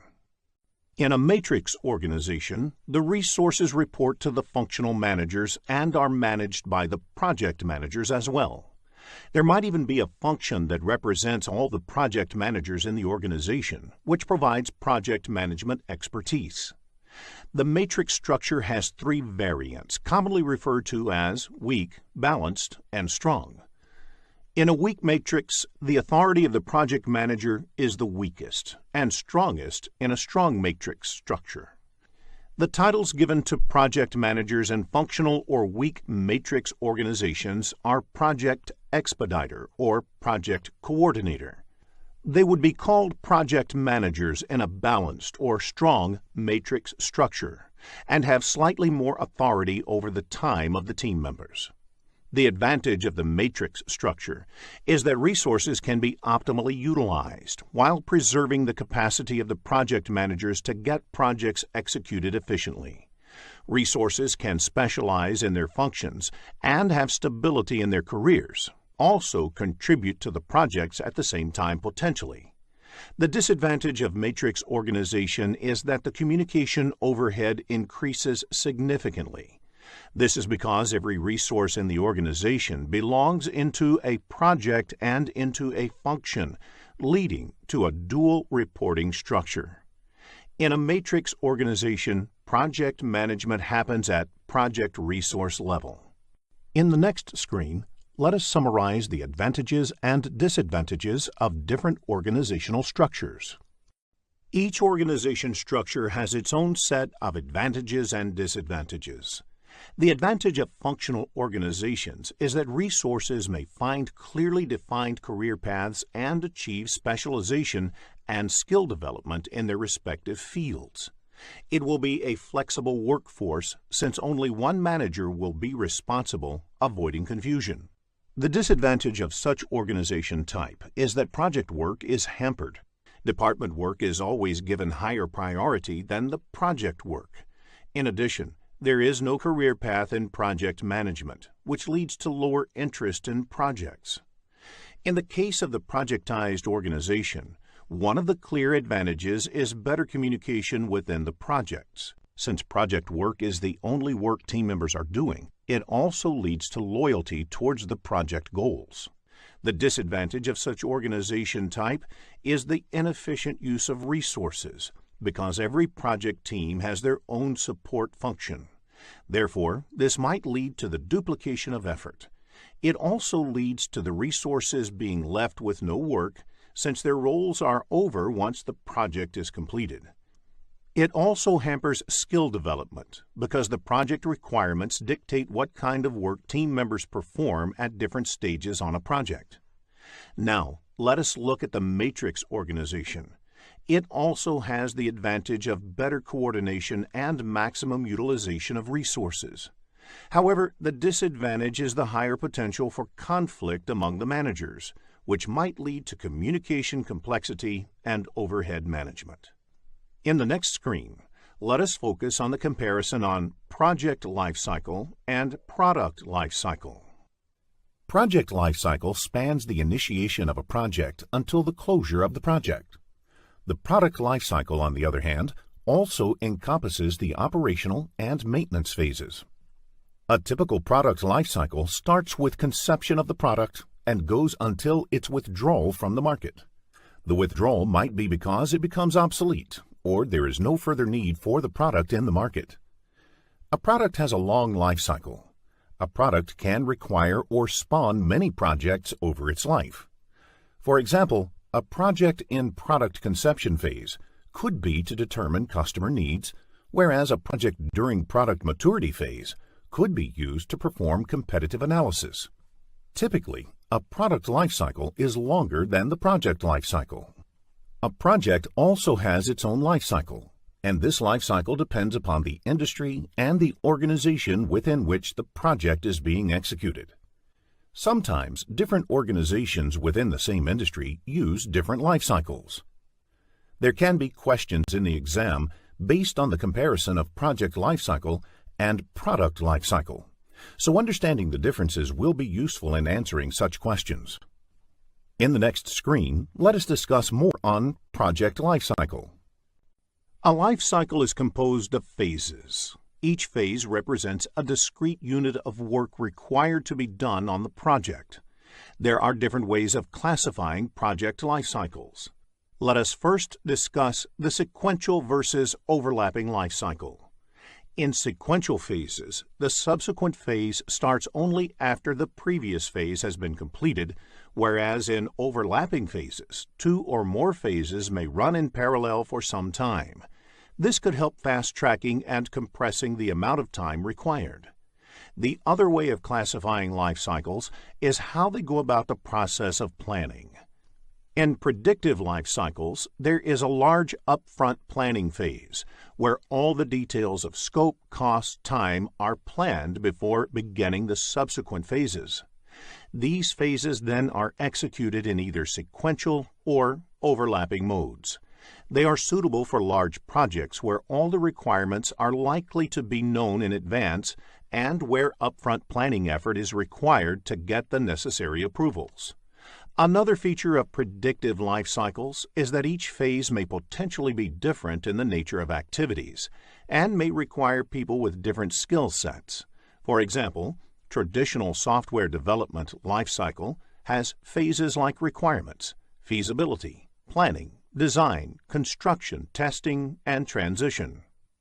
We will continue project life cycles in the next screen. Incremental and iterative life cycles have a short upfront high-level definition and planning phase. The product is then developed through a series of iterations, where iteration increments or adds to the functionality by a little. All the activities are intentionally repeated in iterations. Adaptive or agile life cycles are variants of incremental and iterative life cycles where iteration is very short, typically 2 to 4 weeks. Agile methodologies are becoming very popular in the software development industry and in other industries where the requirements are highly changeable and frequent feedback is beneficial. Let us now check your understanding of the topics covered in this lesson. Here is a quick recap of what was covered in this lesson. Project management is the application of knowledge, skills, and tools and techniques applied to project activities to meet the project requirements. PMO provides the policies, methodologies, and tools and templates for managing projects within the organization. Project manager has to integrate various project aspects, like the people, stakeholders, risks, communication, and procurements with the project constraints, time, scope, cost, and quality. Identifying internal and external stakeholders, determining their requirements, and communicating with them regularly is an important role of a project manager. Functional, projectized, and matrix are the 3 types of organization structures based on the level of authority given to the project manager. Project lifecycle spans the initiation of a project until the closure, while product lifecycle also encompasses the operational and maintenance phases. If getting your learning started is half the battle, what if you could do that for free? Visit SkillUp by Simplilearn. Click on the link in the description to know more. In this lesson, we will focus on project communications management. Let us begin with the objectives of this lesson. After completing this lesson, you will be able to define communication and project communications management, Identify the different communication methods, technology, and channels. Explain the elements of a basic communication model. Describe the project communications management processes. In the next screen, let us take a quick look at the project management process map.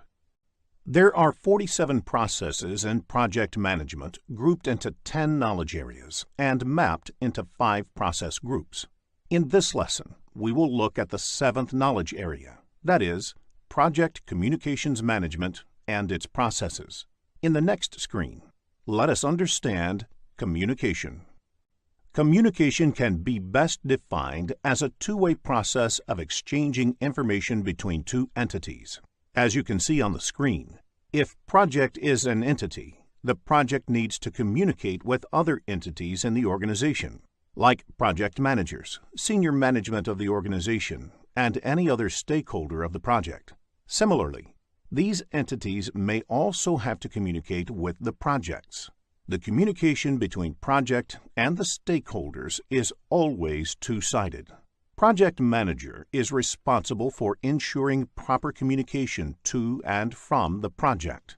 In fact, a project manager spends almost 90% of his or her time on communication.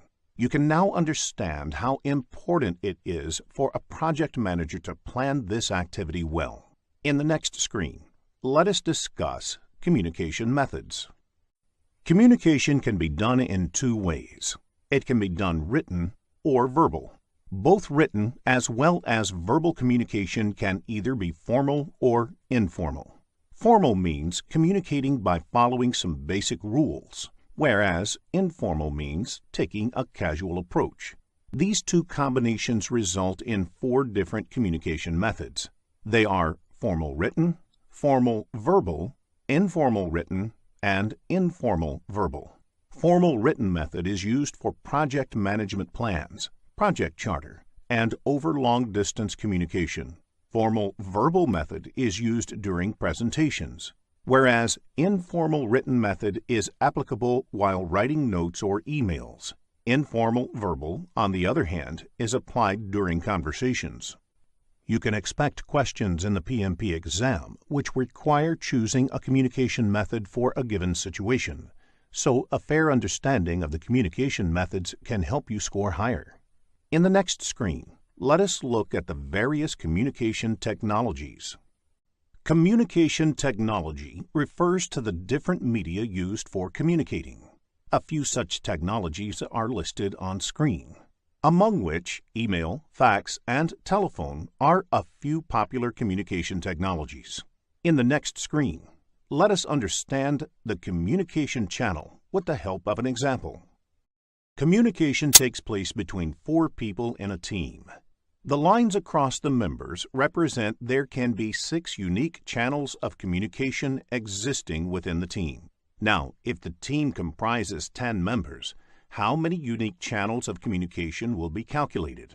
You can use the formula n multiplied with n minus 1 and the resulting sum divided by 2. N is the total number of people involved in communication. In this case, n equals to 10.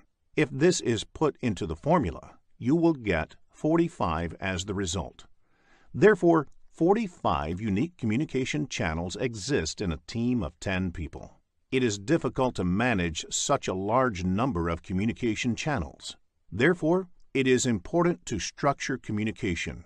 Otherwise, everyone starts communicating everything to everyone, and it can become a real chaos in the project. In the PMP exam, you may be asked to calculate the number of communication channels in a scenario-based question, so please make a note of the formula to answer the question correctly. In the next screen, let us discuss the basic communication model. Project communications management includes the processes required to ensure that information about timely and appropriate generation, collection, distribution, storage, and ultimate disposition of project is prepared and circulated to all project stakeholders. It is the responsibility of a project manager to ensure that the information requested by the stakeholder is communicated to them. The frequency at which the information needs to be shared may also vary from stakeholder to stakeholder. For example, think about a simple process of sharing a project status report with the customer and senior management. This knowledge area explains how it should be done as per PMI. In the next screen, let us discuss the project communications management processes. There are 3 project communications management processes. Process is carried during different process groups. Plan communication management is done during planning process group. Manage communications is done during executing process group. And control communications is done during monitoring and controlling process group. In the next few screens, we will cover each of these processes in detail. Plan communications management is the process of developing an appropriate approach and plan for project communications based on stakeholders' information needs and requirements and available organizational assets. This belongs to the planning process group. Stakeholder register is an important input to this process. It is a list of all the stakeholders. The project management plan has information about a large number of the project's requirements and the stakeholders who need to receive communication of various kinds are therefore a critical input to this process.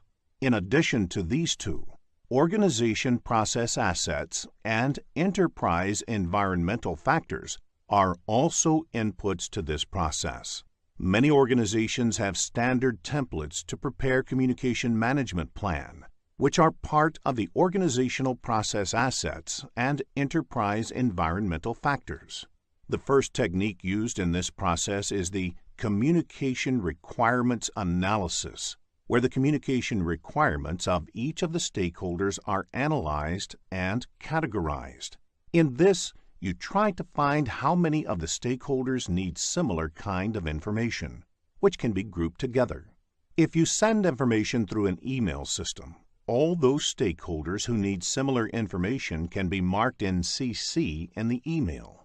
Next, you can decide on the communication technology. These days, email is the most widely used technology, but in few cases, you might have to send information using some other technology, like fax or registered post. For example, all government communications are done using registered post to keep a written record. Finally, you need to understand how communication really happens. That is, the communication models and the various communication methods used. You may need to conduct meetings before agreeing on and finalizing the communications management plan. The communications management plan is the primary output of this process, which lays down the procedures around communications in the organization. Communication management plan has information like which stakeholder needs what kind of information, at what frequency, and how. As a result of this process, some other project documents may also get updated. There may be questions in the PMP exam based on the Plan Communications Management process, so a fair understanding of the process will help you answer such questions correctly. In the next screen, let us look into a business scenario to understand this concept better. After reading the problem statement, click the Solution button to look at a possible answer. Manage communications is the process of creating, collecting, distributing, storing, retrieving, and the ultimate disposition of project information in accordance to the Communications Management Plan. It belongs to the Executing Process Group. Managed communications is done throughout the project lifecycle. Everything cannot be planned during communication planning, so managed communications takes care of responding to unexpected requests for information as well. Communications Management Plan is an important input. Work performance reports have information regarding project performance and status information. Organizational process assets are the standard templates created for the status report by organizations. In some organizations, there are guidelines for communication distribution. Enterprise environmental factors are the other inputs to this process. Various tools and techniques are used in this process. Communications technology represents the means of technology, that is, email, instant messaging, telephone conferencing, etc., that are used to exchange information. The use of communication models helps you determine the technique that is best suited for a particular situation. Communication methods are the various methods used to communicate. For example, whether it is interactive or offline, whether information is being pushed by the provider or pulled by the recipient, etc. Information management systems help design a framework for managing the information within a project. That is, how it is acquired, where it is stored, and how it is distributed and destroyed. In performance reporting, all the information is synthesized in the form of performance reports that are later distributed to the appropriate stakeholders and forms an important part of the communications strategy on a project. The first and primary output of this process is the communications messages that are generated during the project. The other outputs include project management plan updates, project document updates, and organizational process assets updates. In the next screen, let us discuss control communications process. Control communications is the process of monitoring and controlling communications throughout the entire project lifecycle to ensure the information needs of the project stakeholders are met. It is part of the monitoring and controlling process group. The inputs to this process are the project communications, project management plan, and issue log, which has a list of issues that are raised by different project stakeholders, data related to the work being performed on the project, and various other project documents which may have to be communicated. Other inputs include work performance data and organizational process assets.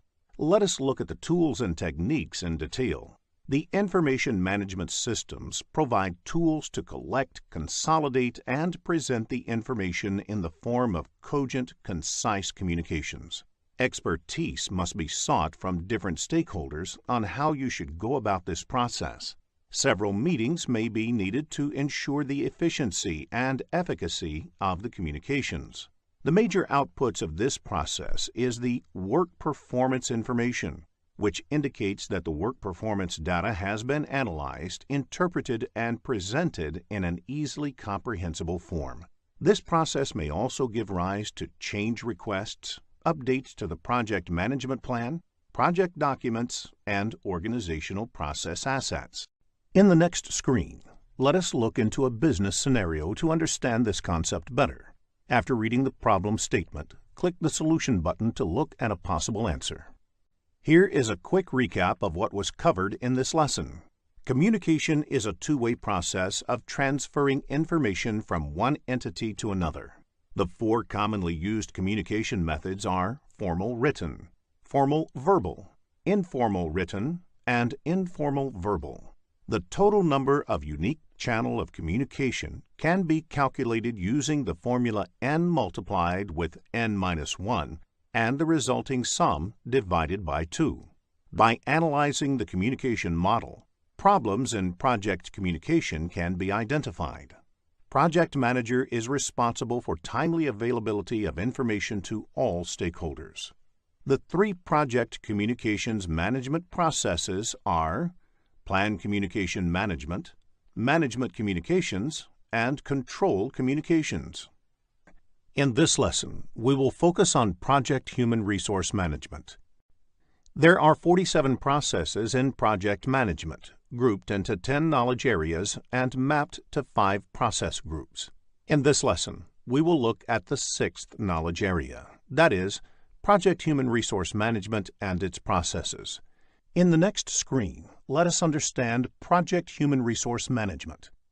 Project Human Resource Management includes the processes that organize, manage, and lead the project team. One of the key elements of human resource management is that each of the project team members should have clear assignment of their roles and responsibilities. In addition, even the team working on project management tasks should be a part of the project team, and they are responsible for project management functions like initiating, planning, executing, monitoring and controlling, and closing, along with other leadership activities. In the next screen, let us understand the difference between functional and project manager. An organization may have both functional managers and project managers. The difference: functional manager is the one who handles a business function or department. For instance, the HR manager is responsible for the HR department in an organization. Therefore, an HR manager will be a functional manager. Generally, a functional manager is also a subject matter expert. The roles and responsibilities of the functional manager depend upon the core business of the organization and overall organization structure. Functional managers normally own the resources and provide the projects with necessary resources. They also negotiate with the project manager regarding resources. The project manager, on the other hand, is responsible and accountable for the success or failure of a project and the quality of the project. They are not technical experts. The project manager may not have authority over the resources, depending upon the organizational structure. They often have to negotiate with the functional manager for the resources and are responsible for the product quality. A project manager will credit the team with the success of the project and accept the blame for the failure. Now let us look at an example to understand the roles played by functional and project managers. The CEO of an organization initiates a new project to secure an ISO 9001-2008 certification for the company. Now, this project would require team members from each of the company departments, and whoever is the project manager of this project will have to request the functional manager to assign one of their team members to the project. Resources assigned to the project go back to their respective departments once the project is completed. Let us now discuss the project human resource management processes in the next screen. There are 4 project human resource management processes. The first process, Plan Human Resource Management, is done as part of the planning process group. The next 3 processes are part of the executing process group. These processes are Acquire Project Team, Develop Project Team, and Manage Project Team. Let us now look into each of these processes in detail. In the next screen, let us begin with Plan Human Resource Management. Plan Human Resource Management is the process of identifying and documenting project roles, responsibilities, required skills, reporting relationships, and creating a staffing management plan. This process is part of the planning process group. In addition to that, finalizing the project hierarchy of who reports to whom and designing the staffing management plan is also part of this process. The first input to this process is the project management plan. There could be a lot of information in the project management plan and subsidiary plans that may be relevant to the creation of the human resource management plan. For example, the project lifecycle processes, the timelines, how the work will be accomplished, etc. The other key input for this process is the activity resource requirement. Team members can be identified based on these requirements. In addition to this, enterprise environmental factors like current employment outlook, etc., are also important. For example, if the economy is booming and there are ample job opportunities for the team members, the reward and recognition system can keep the project team interested in the project. Organizational process asset is also an input to this process. An example of the organization process assets can be template or a form to request for a new resource. Let us now look at the tools and techniques used to develop human resource plan. The roles and responsibilities are captured in the form of organization charts and position descriptions. There are various ways to draw this chart. It can be either hierarchical chart, which shows the reporting function, or it can be text-based. The other technique used for developing the human resource plan is networking. This involves formal or informal interactions within the organization and outside by the project manager to identify the best team for the project depending upon various interpersonal factors. Organizational theory helps to understand how individuals come together and function as an organization. Expert judgment and meetings are required to put the human resource plan together. The output of this process is Human Resource Management Plan. This plan contains documents like Staffing Management Plan, Project Organization Chart, and Roles and Responsibilities Matrix. The Staffing Management Plan is a comprehensive document that describes when and how team members would be added to and released from the project. Another component of the Staffing Management Plan is the Recognition and Reward System. Recognition and Reward System helps project managers motivate their team. The Staffing Management Plan is relevant to the projects of a functional or matrix organization where project team members are always caught in a dilemma about prioritizing project work against regular departmental work. In the next screen, let us discuss organization charts and role descriptions. A project manager needs to make sure that there is an organization chart prepared specifically for the project. It should clearly identify the roles and the reporting relationships between them. A sample organization chart is shown on the slide. Another way of clearly delineating responsibilities among team members is by using a responsibility assignment matrix. One form of responsibility assignment matrix is the RACI chart. In the RACI chart, R stands for responsible, A for accountable, C for concerned or consulted, and I for informed. For each important activity or deliverable on the project, it needs to be clearly identified who is responsible or contributes to it, who is ultimately accountable, who is merely concerned about the success, and who needs to be informed or kept in the loop. An example of the RACI chart is shown on the screen. In this case, project manager John is accountable for the project plan, and the other team members, Chris, Sally, and Ting, are responsible for completing the plan. Similarly, you can note the roles of each resource in the other activities. In the next screen, let us understand resource histogram. Resource histogram is a method of depicting how many resources are required for the life of a project. If you observe the chart shown on the screen, it indicates that the number of staff hours required on the project increases to a peak in 2014 and then slowly tapers off. Especially for long-running projects, the level of staffing needed may vary considerably over a period. This has implications for other parts of the plan as well. For example, the cost will vary as the number of resources change. This piece of information helps a project manager to understand at what time they need to onboard and offboard resources on a project. In the next screen, let us look into the second human resource management process, that is, Acquire Project Team. Acquire Project Team is the process of confirming human resource availability and obtaining the team necessary to complete project activities. This process belongs to the Executing Process Group. Acquiring resources may not be required in the planning phase. Therefore, it is done in execution phase. Though you may plan to acquire few in the planning phase, major acquisition is done in execution phase.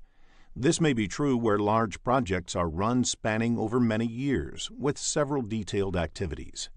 The key input is the Human Resource Management Plan. Enterprise environmental factors help understand which team members will be available to work on the project, how much they will cost, etc. Organizational process assets will help understand the hiring procedure of the company, the policies that govern the use of team members on the project, etc.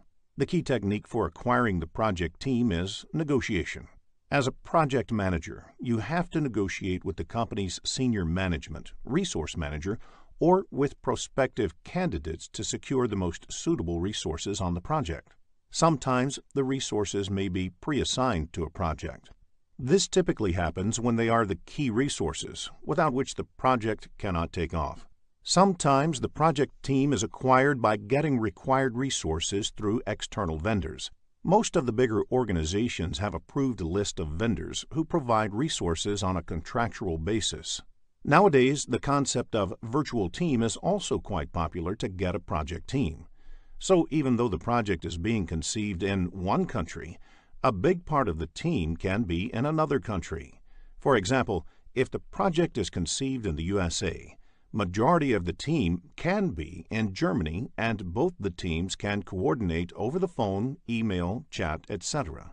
Multi-criteria decision analysis is also an important tool to achieve the objectives. While acquiring the human resources for the project, it is important to consider a number of factors, such as availability, cost, skill set, experience, attitude, relocation needs, etc.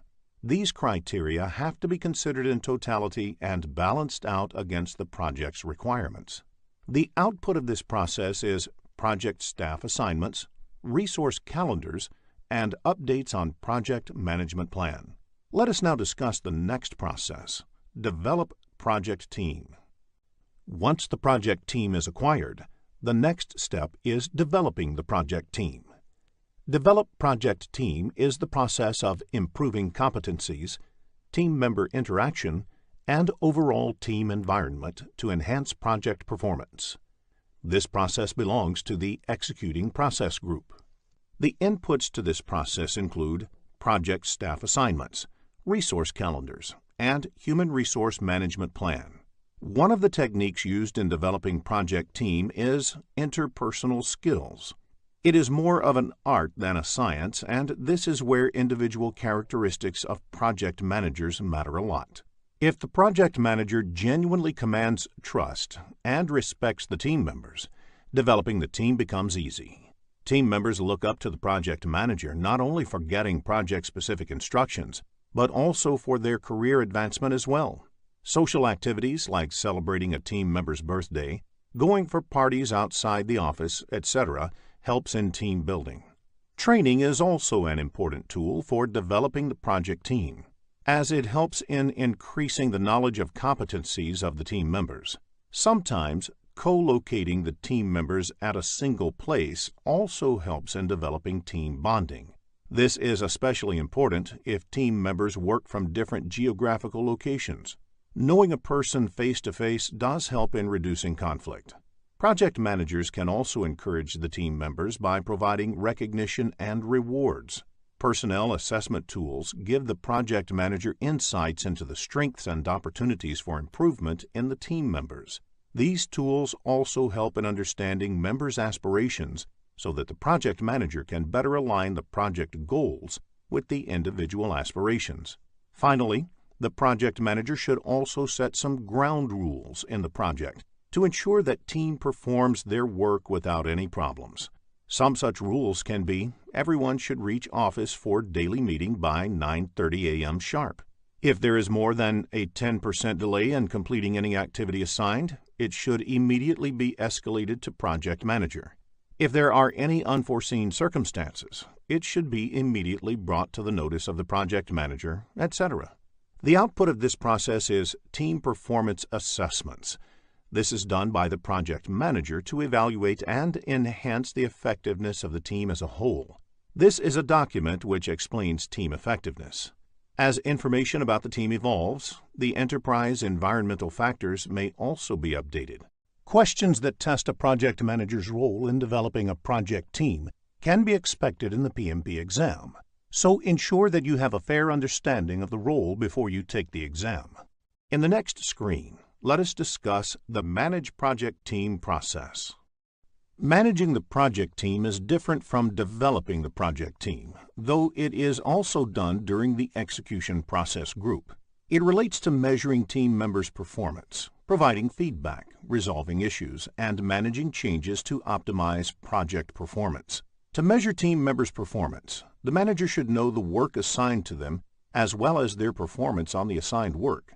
Hence, project staff assignments and team performance assessments are listed as input to this process. The Human Resource Management Plan serves as a guideline for managing project teams. Some organizations have template and procedures to do such assessment, and that being the reason why Organization Process Asset is also one of the inputs to this process. The work performance reports, as well as issue logs, will be inputs because the team management activities have to be performed in this context. Observation and conversation is a technique where the project manager monitors and discusses the tasks done by the team. This does not imply formal project status reports, but having an informal interaction with the team before documenting the project status report. Knowing about the issue early helps in resolving them early. Formal performance appraisals are helpful in evaluating the team members' performance on the project. The project manager creates these with the help of the team supervisors. It is an established practice in most organizations to evaluate team members for their work. This may have a bearing on their future assignments, salary, promotions, etc. Since the power of appraising lies within the project manager, the project manager can use this as an effective tool for managing the team. Since multiple resources work on a single project, it is quite natural to expect conflicts. It is the responsibility of project manager to resolve conflicts. Conflict management has been discussed in detail later in the lesson. You can expect questions on conflict management in the exam. The other tool is interpersonal skills. The output of managing a project team includes corrective action recommendations, like which team members to be changed, implementing some reward system to motivate the team, etc. Updating the project management plans, documents, organization, process asset, and enterprise environmental factors are the other outputs of this process. There can be questions in the PMP exam that test a project manager's skill in managing a project team. So ensure that you are aware of the inputs, tools and techniques, and outputs of managing a project team. Let us discuss team dynamics in the next screen. Any team naturally goes through several stages as it gets together. These stages are forming, storming, norming, performing, and adjourning. In forming stage, a team formally comes together for the first time. In storming stage, disagreements start to surface. This is followed by norming, when the teams start working together and trusting each other. In performing stage, they are able to deliver results as a team. Finally, the team is adjourned when the work of the project is completed or the project is terminated. In the next screen, let us discuss conflict management. Many organizations look for people with diverse background to get different perspectives about work. If people with diverse backgrounds and culture work on a project, it is quite natural to expect conflict. Conflict often results in opportunities for improvement. The root causes of conflict can be scarce resources, scheduling priorities, and personal work styles. While the popular belief is that personality or ego can be the key reason for conflict, it is the least possible reason for conflict. As a project manager, if you find yourself in between a conflict with a team member, sit across the table and resolve it. If not, they should get their immediate managers involved and try to resolve it. To avoid conflicts, a project manager should let everyone involved have complete clarity about the project. Assign the roles and responsibilities to each of the team members clearly. Ensure that there are no overlapping responsibilities, which could be a possible cause for conflict. Sometimes boredom at work can also lead to conflict.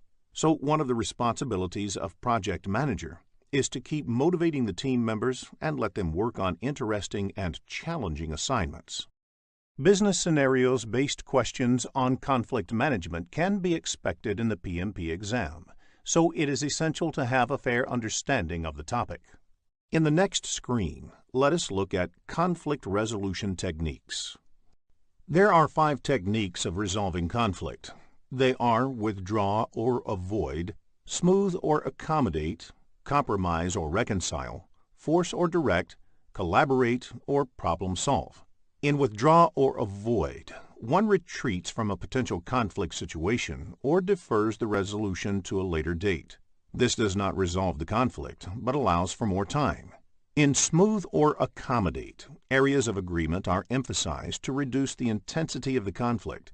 Again, this does not on its own result in a resolution, but it may succeed in changing the perceptions about the situation. In compromise or reconcile, there is some give and take in order to bring some satisfaction to all parties. Depending on how the process went, this may be perceived as a win-win or a lose-lose situation, because none of the parties really get what they want. Enforce or direct, a person in a position of authority directs how the matter should be resolved. It may be necessary to do this when the matter has to be resolved immediately. However, this may result in upsetting one or more of the conflicting parties. In collaborate or problem solving, the parties in the conflict are asked to come together to collaborate and look for a resolution to the problem. This offers the greatest likelihood of a satisfactory and permanent resolution, and should be resorted to whenever possible. Business scenario-based problems, where a resolution technique has to be selected, can be expected in the PMP exam. So understanding the conflict resolution techniques is essential. In the next screen, let us look into a business scenario to understand this concept better. After reading the problem statement, click the Solution button to look at a possible answer. One of the key responsibilities of a project manager is to get work done by the team. There are certain powers that a project manager can use to get the work done. A project manager has to use a combination of techniques to get this accomplished. Various powers of a project manager are legitimate or formal, reward, penalty, expert, and referent. In legitimate or formal, project manager can formally assign a work to a team member that he or she has to do. Project manager can reward and recognize the team members. The reward could be as simple as assigning challenging or sought-after work to a team member. This can motivate good performers on the project. Sometimes project manager can penalize the team members for poor performance. Some project managers are able to command authority because of their expertise in a certain field. Project manager can be considered as a reference of higher authority to get the work done.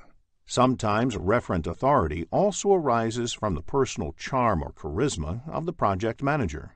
Legitimate, reward, and penalty are the powers derived from the project manager's position in the company. Expert power exists when the project manager is an expert on the subject matter. Reward and expert are usually the best forms of authority to use. Penalty is the worst way of influencing and managing the team. A project manager should resort to this only as a last option.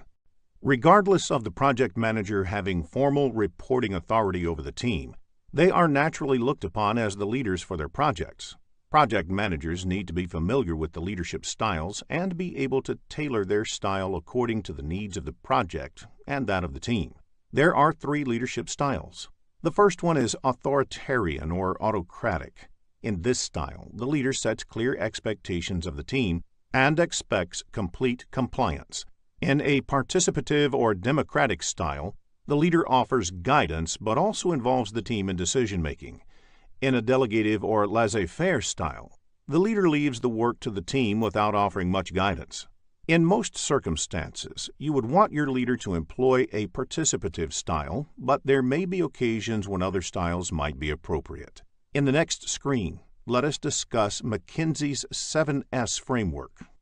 A popular framework in management science is the McKinsey's 7S framework.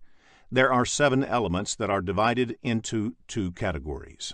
An organization working on a project will have these elements already in place, and hence these become the hard elements. The first 3 elements of the 7S framework are the strategy, structure, and systems. The leader or project manager is expected to step in and exhibit soft elements to earn the mantle of leadership. The next 4 elements are shared values, skills, style, and staff. There are 47 processes in project management, grouped into 10 knowledge areas and mapped to 5 process groups.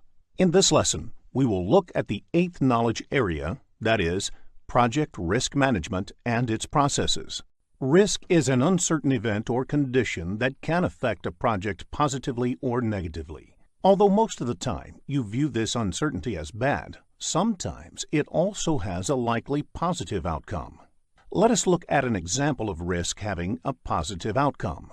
You are using a software for managing timesheet of your team members. Due to budget constraints, you are forced to use a new software. Though you were initially reluctant to use it, you found the new software to do better than the current one. It is more efficient and has better reporting facility. An example of bad uncertainty can be swine flu. Government declares a mandatory holiday to check flu spread, which may affect your project work. Risks can be managed only if they are measured quantitatively. Suppose there are many risks identified in a project and you have limited resources to manage them. You should know which risk is most important that has to be managed first. Therefore, measuring risk becomes very critical. Risk is measured by assigning a monetary value to it, and that value is arrived at by multiplying the probability and impact of the risk. Risk can be categorized in various ways. One such categorization is external, internal, technical, or project management-related risk. External risk arises out of external policies or regulations. For example, government policy that the river water can be used for drinking purposes may hinder your production, which is dependent on the river water. Internal risk arises from within the project. For example, the complexity of the work may result in time and cost escalation. Technical risks arise from the technology being used. Projects in space exploration have a lot of technical complexity. Risks could be related to project management. For example, if there are many interdependencies between the sub-projects, it is a risk from the project management standpoint. The categorization of risk can be based on the origin. Risks can be classified as scope risk, resource risk, schedule risk, cost risk, and quality risk. Scope risk can include redoing the same task if the scope is not well understood. When the only resource is assigned to some other project, it is called resource risk. A decision tree helps in analyzing risk and its impact on making decisions in a scenario where there is uncertainty on the outcome. Suppose you want to buy a car. You can buy either a new car or an old car. Which one should you buy? Which has more risk over a period of 5 years? Consider the concept of decision tree to solve this problem. The initial cost of buying a new car is $20,000, and the cost of buying an old car is $15,000. For a new car, the probability of it having any problem, fail scenario, is only 10%. That is, there is a 90% likelihood that it will just work without any problems, pass scenario, and if it does have any at all, the impact of the problem is $15,000. The reason is that it was bought at a higher cost. An old car has 70% probability of having a problem. The reason being the probability is high because the car was already used by someone else in the past. However, the impact here is low, say $10,000.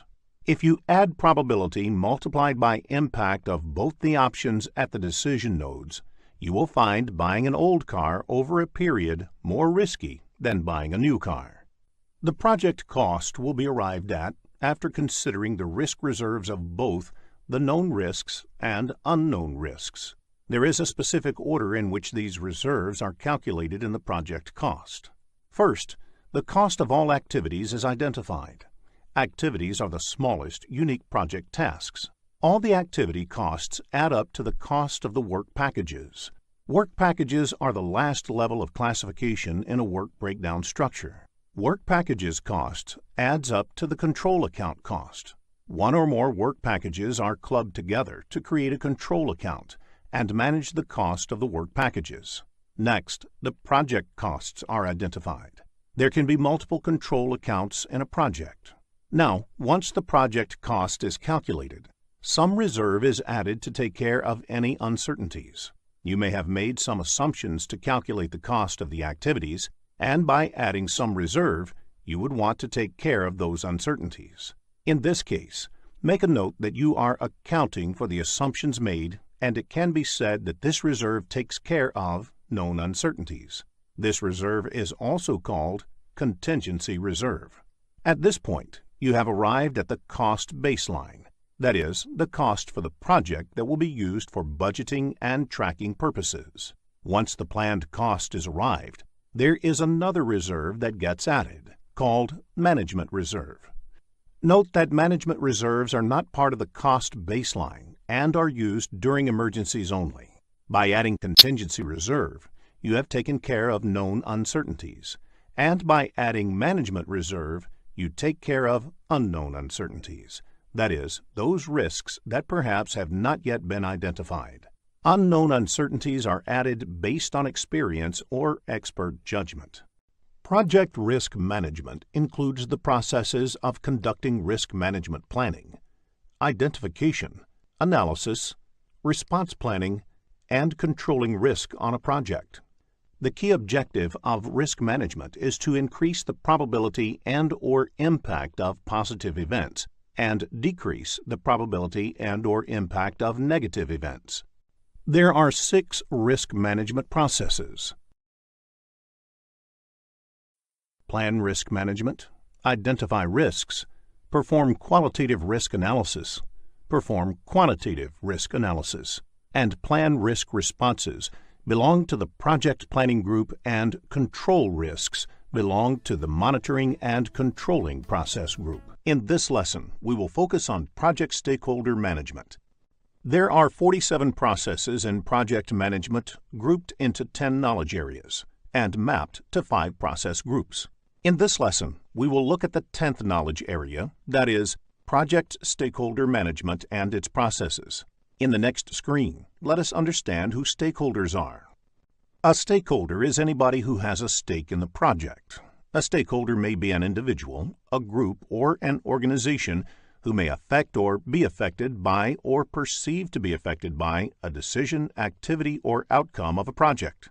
Further, the nature of the impact can be positive or negative, thus giving rise to the notion of positive or negative stakeholders. Irrespective of whether a stakeholder is positive or negative, it is important to engage with the stakeholders and get them involved in the project. This can make a critical difference to the success or failure of the project. A single disgruntled stakeholder can bring the entire project to its knees, whereas an actively engaged and influential stakeholder can have the opposite effect. Let us understand who the common stakeholders of a project are. There are several categorizations of stakeholders. The project managers themselves are important stakeholders. The project team members represent stakeholders in the project. The senior management of the organization, which is working on the project, has a stake in the project. The sponsor, that is, the person or entity that provides the money and resources for the project and essentially champions the project, is an important stakeholder. The customer, which may be different from the sponsor, is a stakeholder as well. For instance, in many of the projects in the social sector, the sponsor may be the government or a development agency, whereas the customers would be the people who actually benefit from it. The end users, which may be different from the customers or the sponsors, are stakeholders too. The vendors or suppliers who provide goods or services to the project are important stakeholders. People whose lives may be impacted by the output of the project are also stakeholders. For example, if a highway project requires possession of privately owned land, people whose land is being taken away are the stakeholders. If the construction of a dam or water reservoir benefits the downstream farming communities, they are the stakeholders here. Competitors who provide alternative goods or services are stakeholders too. Sometimes environmentalists or other social groups may become stakeholders. The government or political leadership may become stakeholders for projects in the public domain. It is sufficient to state that there could potentially be hundreds of stakeholders for a large project. It is in the interest of the project manager and the project team to clearly identify all such stakeholders up front and then actively manage them throughout the project. In the next screen, let us discuss the classification models for stakeholder analysis. Not all the stakeholders have the same amount of influence or power over the project.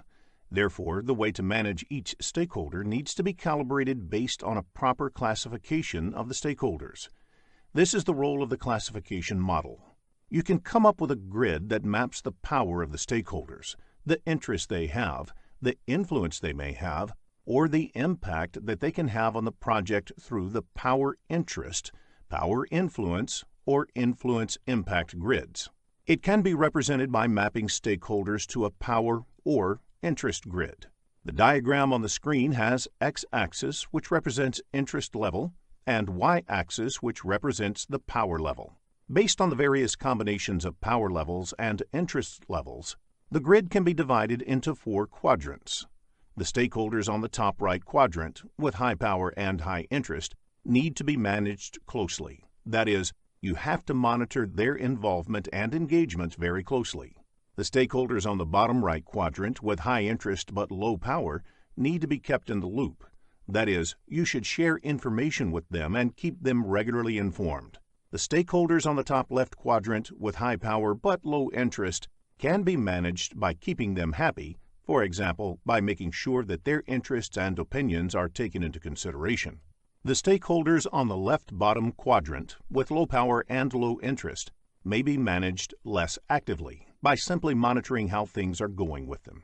The salience model describes classes of stakeholders based on their power, ability to impose their will, urgency, need for immediate attention, and legitimacy, appropriateness of their involvement level.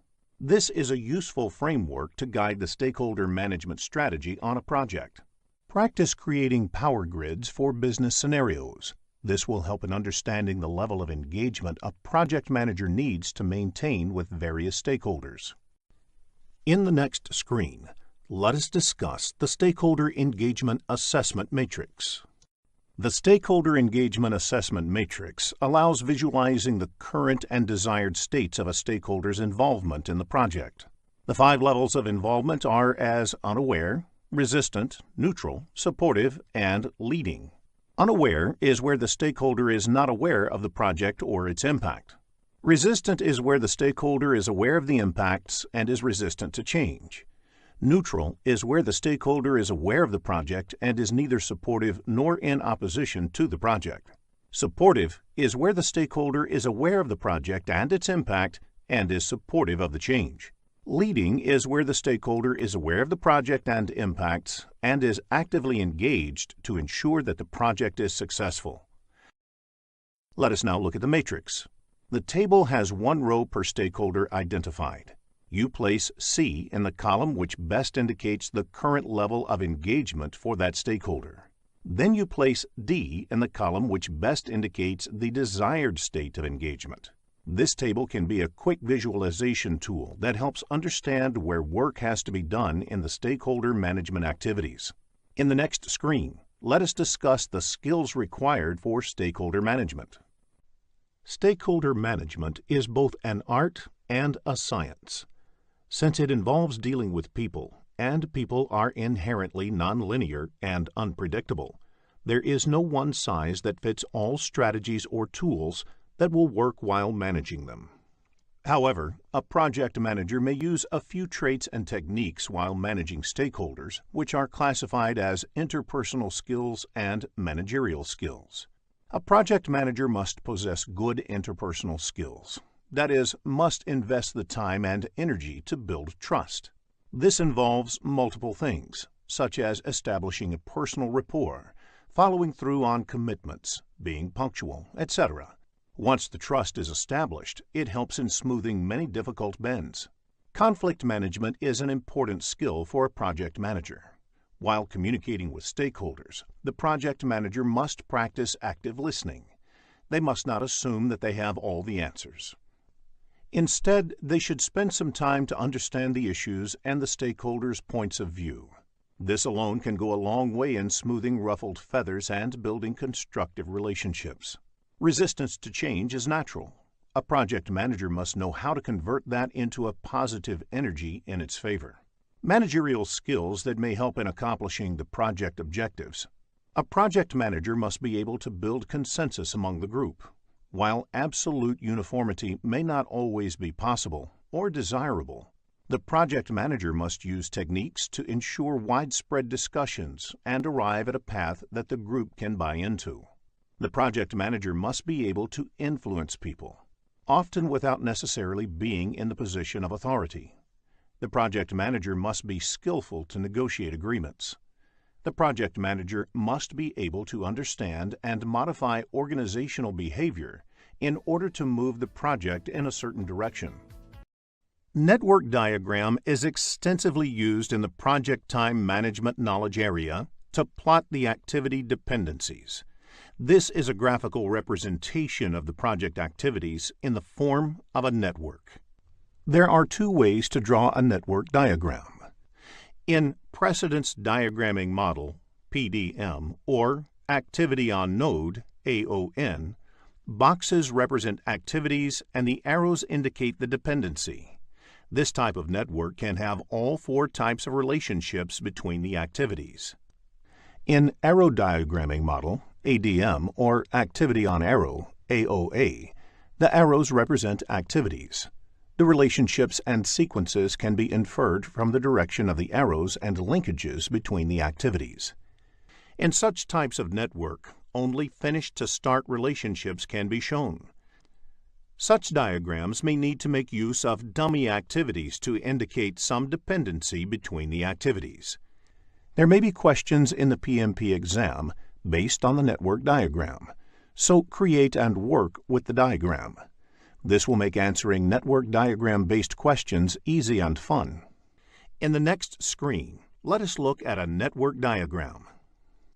A sample network diagram is shown on the screen. Activities A and C can happen in parallel. B and D require both A and C to complete, whereas E requires both B and D to complete. Activity on Arrow network diagram makes use of hammock activities. They are used to show a comprehensive summary activity combining several other activities underneath for control and reporting purposes. In this lesson, we will focus on project scope management. There are 47 processes in project management grouped into 10 knowledge areas and mapped to 5 process groups. In this lesson, we will look at the second knowledge area, that is, project scope management and its processes. Let us begin with the first topic of this lesson, that is, project scope management. Project scope management includes the processes required to ensure that a project comprises all and only the work required to complete the project successfully. The project scope management is concerned about the scope. What is not there in the scope is also clearly identified. In the next screen, let us look at the key activities performed under project scope management. Let us look at a few of the typical activities that happen as part of the project scope management. Constant monitoring is essential to make sure that all the project work is being completed. The gradual, uncontrolled increase in scope of the project is referred as scope creep. It is necessary to define the project scope boundaries and not let people randomly add to the project scope. Gold plating is doing more than what is required as part of the project scope. This has to be avoided in projects. As per the published statistics about projects done globally, less than 40% of projects can be considered successful. Therefore, the focus should be on what is required rather than squandering around with what is not required. 40% might be considered less, but a project is classified as successful only if it meets all its objectives and is done within time and cost budgets. In the next screen, let us understand the differences between product scope and project scope. Project scope management deals with managing both the product scope as well as the project scope. Product scope refers to the features and functions that characterize a product, service, or result. The word product may also include creation of a service. For example, in the banking industry, each of their services is called a product. Likewise, a savings account is one of their products. Mutual fund is another. On the other hand, project scope is the work that needs to be accomplished to deliver the output of the project, which could be a product, service, or result with the specific features and functions. For instance, to deliver a product, you may also need to produce a requirements document or a design document. These are not part of the product scope, but it may very well be part of the project scope. In the next screen, let us discuss a few key terms used in the project scope management. WBS stands for Work Breakdown Structure. It means breaking the project deliverables into smaller and more manageable components called work packages. The last level of work in such subdivision is called work packages, and the whole structure is called WBS. For example, a typical software development project would have various activities like finalizing requirements, designing the new system, coding, testing, and going live with the new system. Each of these translates into high-level deliverables, which can be further subdivided into smaller activities which are more predictable. WBS Dictionary, like any dictionary, contains the explanation of the terms used in WBS.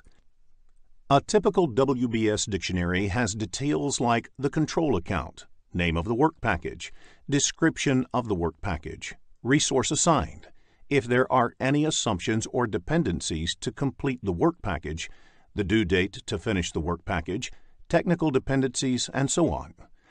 WBS Dictionary is useful for the person or group working on the work packages as it further elaborates the decomposed work package.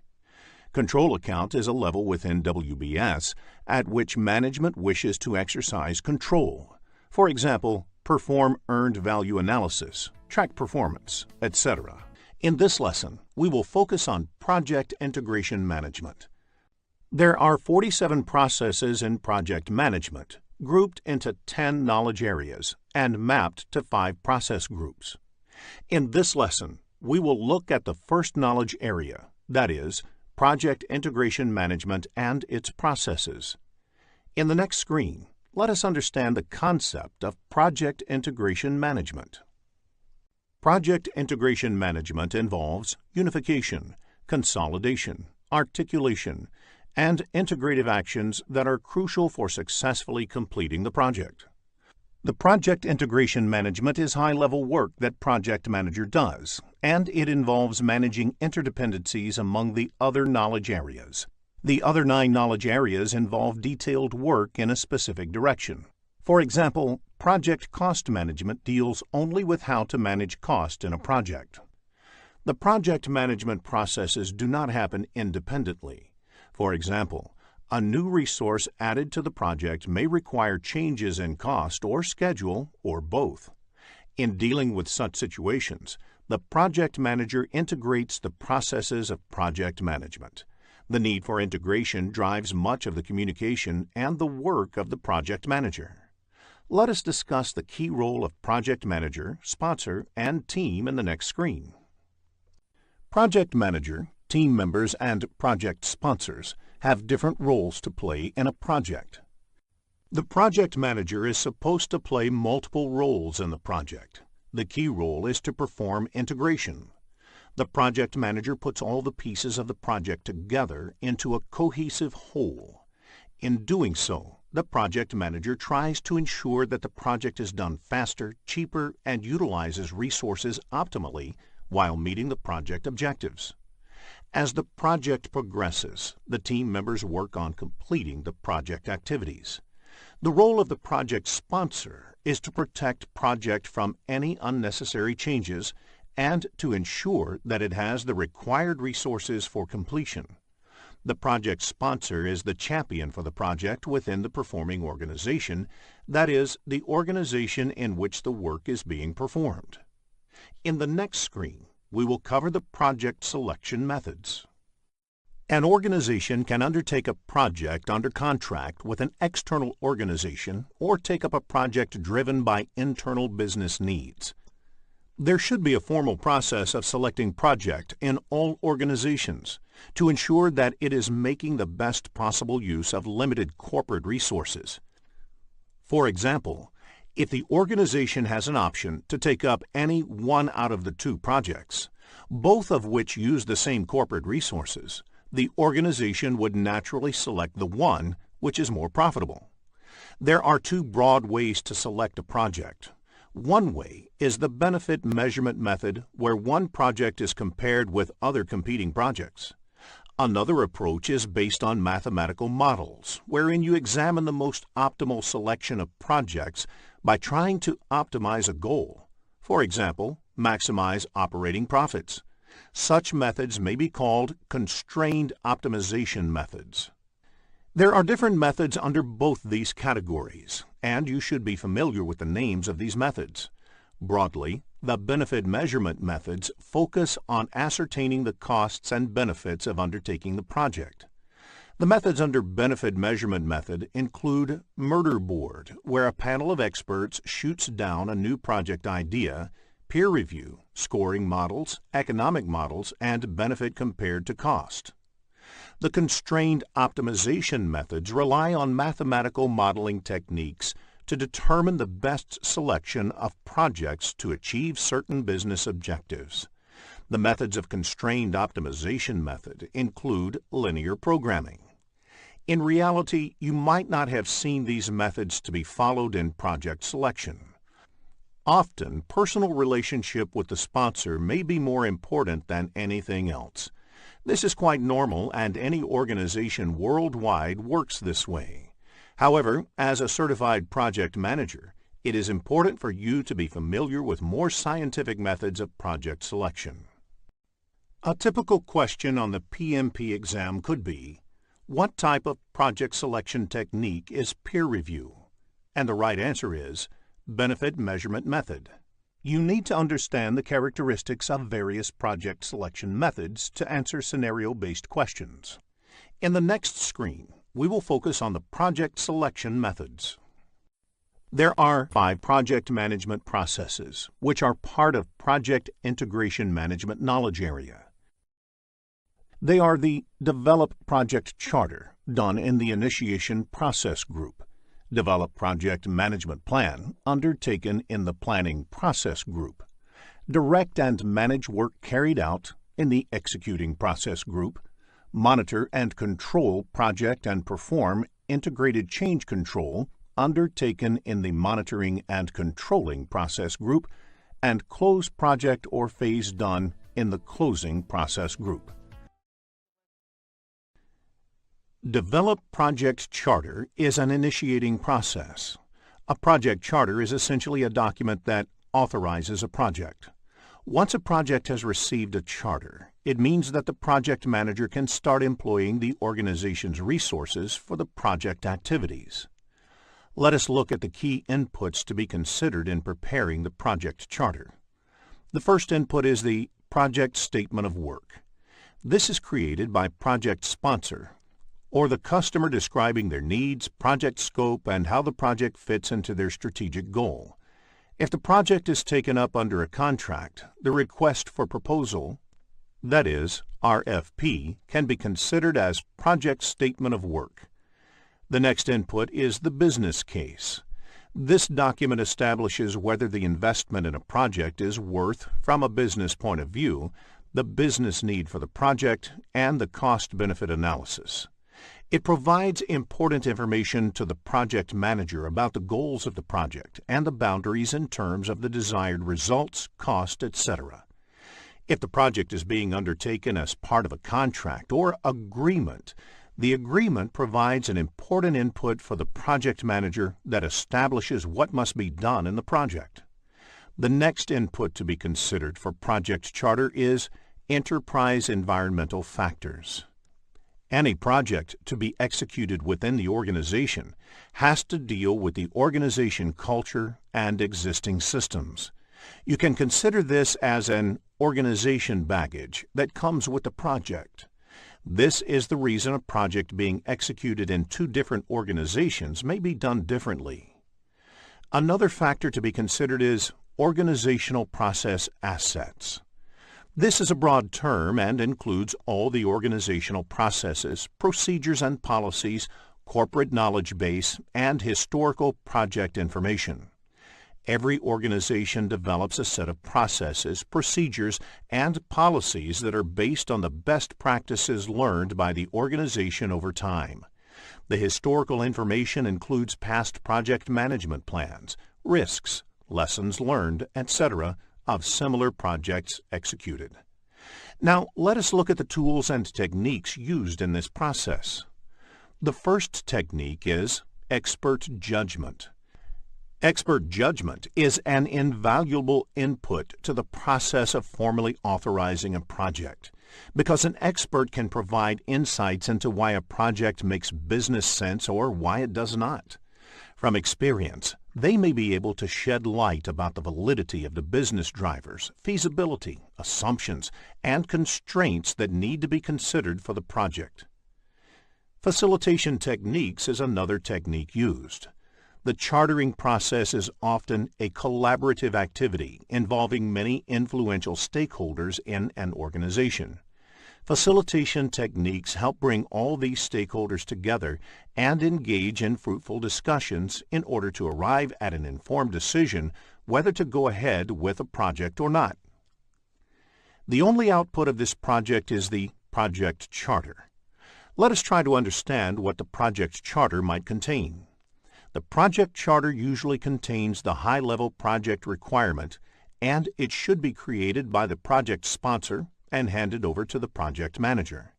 The project manager can do the groundwork to prepare the project charter, but it must be signed by the project sponsor or somebody in the performing organization who is higher in authority than the project manager.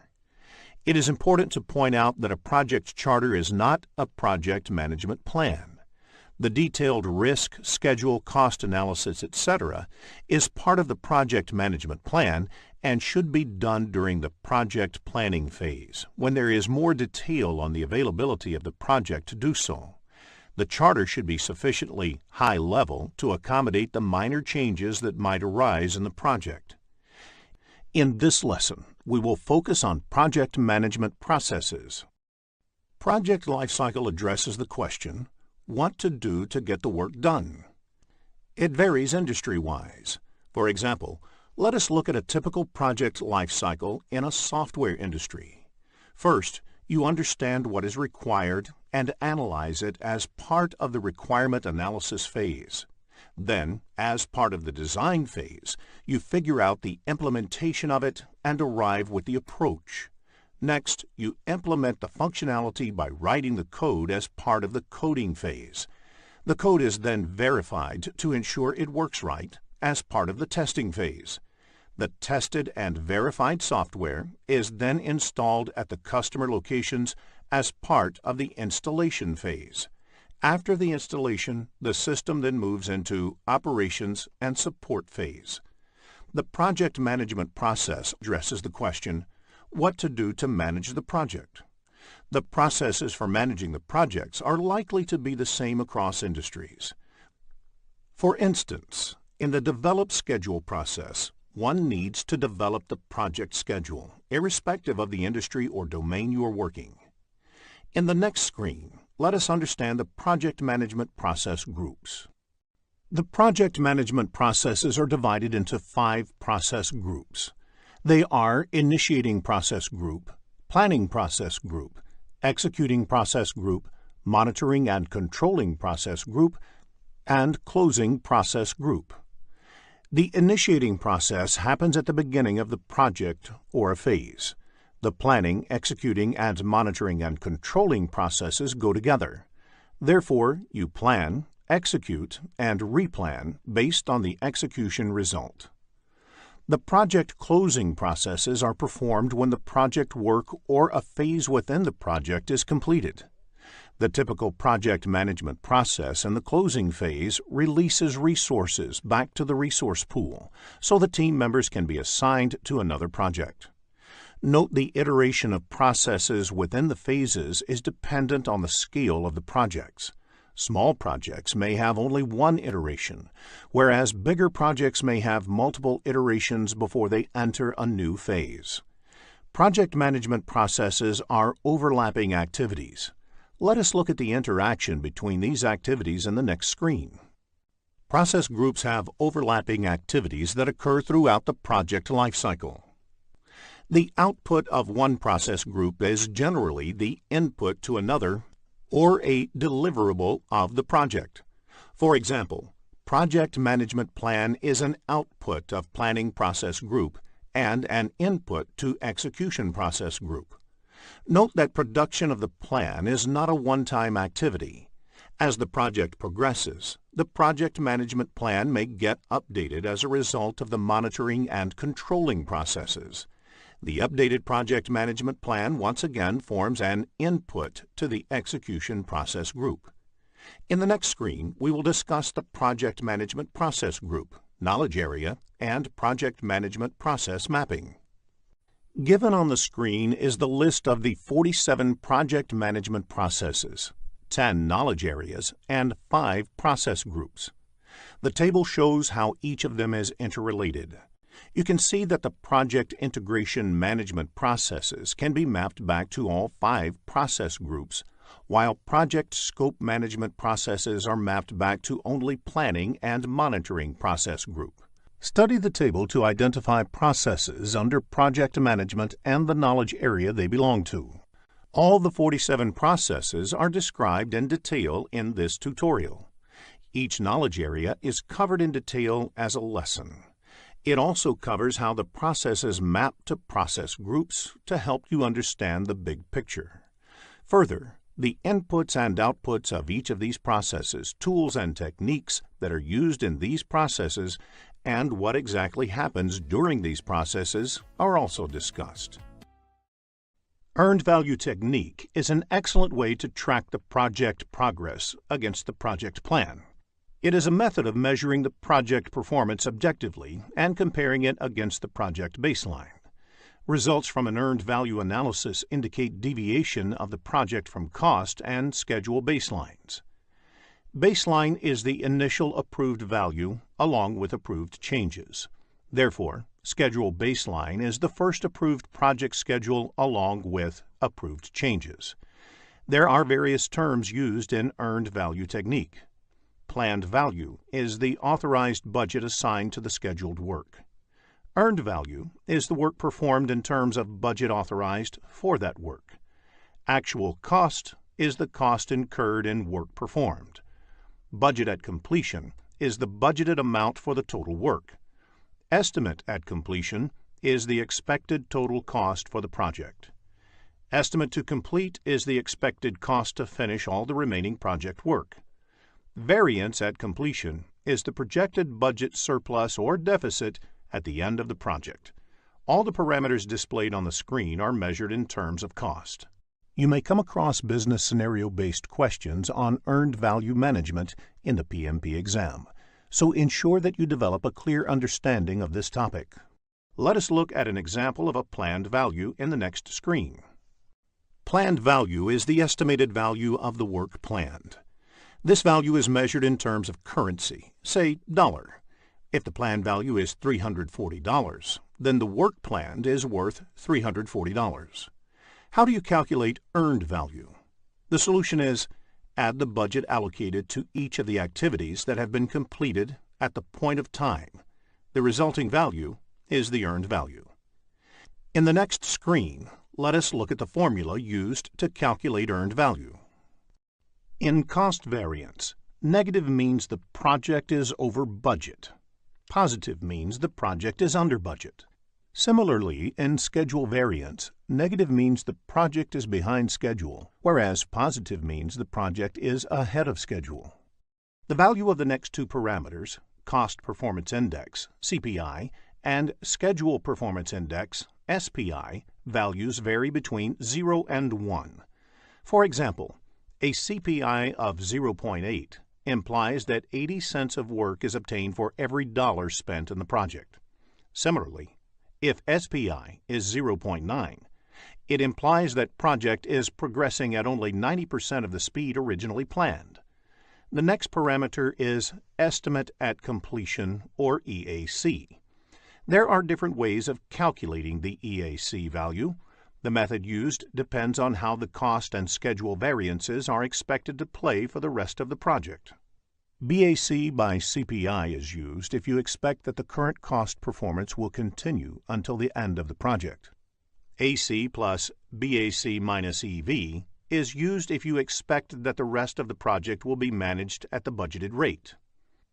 AC plus BAC minus EV by the product of CPI and SPI is used if you want to factor in the impact of the cost as well as schedule variances. AC plus ETC is used if you want to re-evaluate the project based on a forecast value for the estimated cost of the remainder of the project. The next parameter is Estimate to Complete, or ETC, which is the cost of project from this point to the end. This is calculated by subtracting the actual cost from the estimate at completion. In addition, variance at completion can be calculated by subtracting the estimate at completion from the budget at completion. Variance at completion is the cost estimation whether it is over or under budget. Another parameter is the To Complete Performance Index, or TCPI. This is the cost performance needed to achieve a desired outcome. For example, if the project needs to be managed to the original budget, BAC, then TCPI, that is, the CPI that must be maintained for the rest of the project, is calculated as BAC minus EV by BAC minus AC. Similarly, if it has to be managed within a revised target, say EAC, then TCPI is calculated as BAC minus EV by EAC minus AC. Before the start of the PMP exam, please make a note of the formulas of earned value technique. In the next screen, let us look into a business scenario to understand this concept better. After reading the problem statement, click the Solution button to look at a possible answer. Let us take the example of a software development project. There are 4 phases, and each phase takes a month to complete and is expected to cost $10,000. The phases are planned to be completed one after the other. The status of the project at the end of the month 3 is summarized in the table. Requirements definition is completed and actual spending on this is $10,000. Architecture and design is done and actual spending on this is $12,000. Development and unit testing is only 50% done, though it was supposed to be completed by 3rd month. It has cost $9,000 until date. System testing and go live has not yet started. Note, S indicates start time, F indicates finish time, and PF indicates that it is partly finished at the end of the month. Based on the above information, calculate the CV, SV, CPI, and SPI of the project. Let us look at a solution in the next screen. Before we end this lesson, let us also look at a few definitions that might be useful for your PMP examination. Law of diminishing return. This means the more you put into something, the less you get out of it. For example, doubling the number of resources working on a project will not necessarily have the time. Working capital. The amount of money the company has to invest on the project and the day-to-day company operations. Funding limit reconciliation. The process of comparing the planned expenditure in a given period with the available funding for that period. Large assets purchased by the company lose value over time. This is called depreciation. There are 2 forms of depreciation, straight line and accelerated. Same amount of depreciation is taken every year. For instance, a car with a price tag of $10,000 and useful life of 10 years is depreciated $1,000 per year. At the end of the 10th year, the value of the car is considered 0 for all accounting purposes. Accelerated depreciation depreciates faster than the straight line depreciation. For instance, a car with a price tag of $10,000 depreciates $3,000 the first year, $1,500 the next year, $1,000 the 3rd year, and so on. Critical path is defined as the longest duration path through a network diagram, which determines the shortest time to complete the project. Float can be considered as a buffer time available to complete an activity. Float is calculated once the network diagram is ready. It is also called as slack. There are 3 kinds of float. The first being the total float, which is the amount of time an activity can be delayed without delaying the project end date or an intermediary milestone. The second type of float is free float, which is the amount of time an activity can be delayed without delaying the early start date of its successor or successors' activities. The last type is independent float, which is the amount of time an activity can be delayed if all the predecessors finish at their latest finish dates and you want to start all the immediate successors at their earliest start dates. The slack of the activities on the critical path is 0, because there is no scope to delay activities on the critical path. Critical path actually represents the project duration. Delaying activities on the critical path is as good as delaying the project duration. Concept-based questions on critical path can be expected in the exam, so it is essential to have a clear understanding of the concept. In the next screen, let us learn how to calculate float. Let us look at an example for critical path.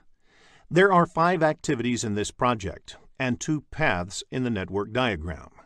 Start, 1, 2, 4, 5, end is one path, and start, 1, 3, 5, end is the second path.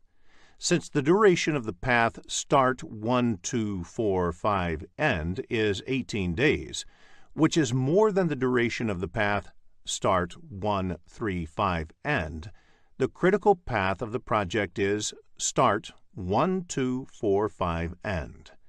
Let us take activity 3 as an example. First, calculate the early start and early finish dates. Activity 3 can start only after activity 1. Since the early finish of activity 1 is 3, it becomes the early start of activity 3. Activity 3 cannot start earlier than 3 because activity 1 can be completed only by then. Therefore, early start of activity 3 is 3, since the duration of the activity is 4 days. The early finish of activity 3 is 3 plus 4 equals 7 days. Now, let us calculate the late start and late finish of activity 3. Late start of activity 5 is 14 days.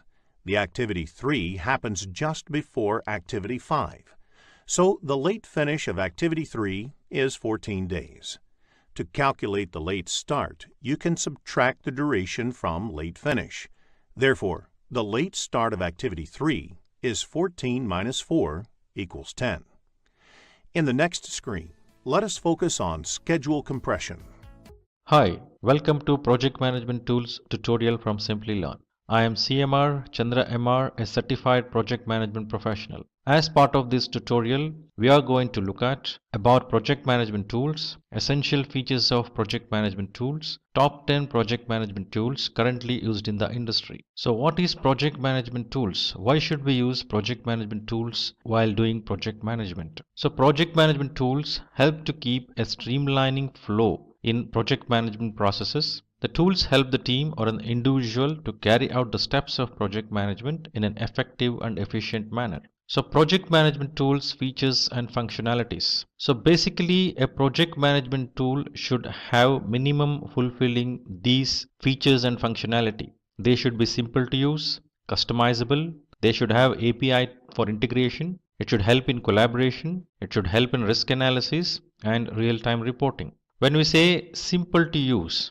the project management tools need to be suitable for every project we do. One needs to find a tool that will have a pleasant interface and increase work productivity. The project management tool must be easy to configure according to the organization needs. Every project management approach, every project management templates, every artifact needs tailoring and adaptation before adopting as part of the practice. There are business patterns that change every day, so having customizable tool is an added advantage. API or application programming interface enables the sharing of data and application between devices. The tools with API integration allow seamless connectivity amongst the team. The project management tools must allow for collaboration so that whole team can work together.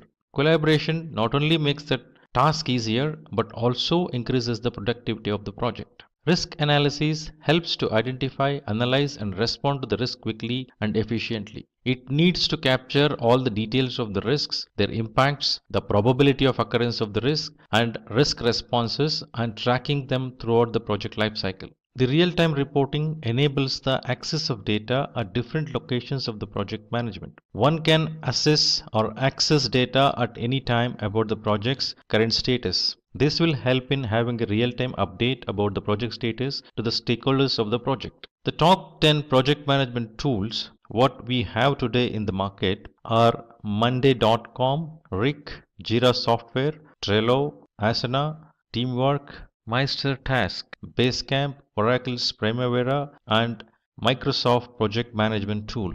So let us look at these one by one. So Monday.com was released during the year 2012 and it is known for providing features to enable flexible planning and monitoring capabilities. The website where you can find Monday.com access the tool is www.monday.com. So this tool is used by more than 90,000 teams across the globe.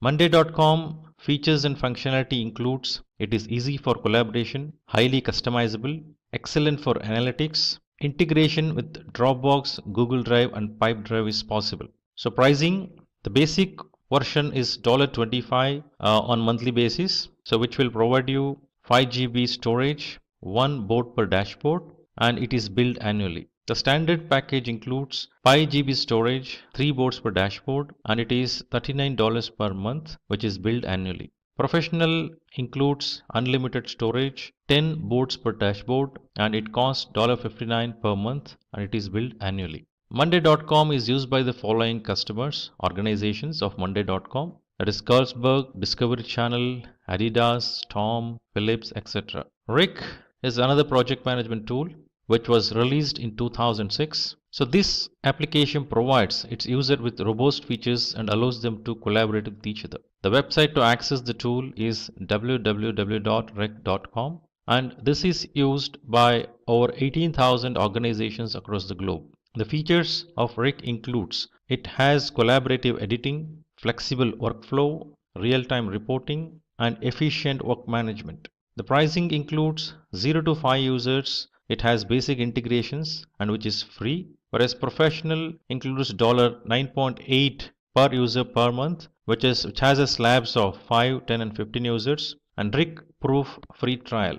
Business version has 5 to 200 users and Rick Proof free trial, whereas $24.80 per user per month. The companies which uses the Rick tools are Airbnb, L'Oreal, TeamViewer, Tiffany & Co, etc. Now let us look at Jira Software.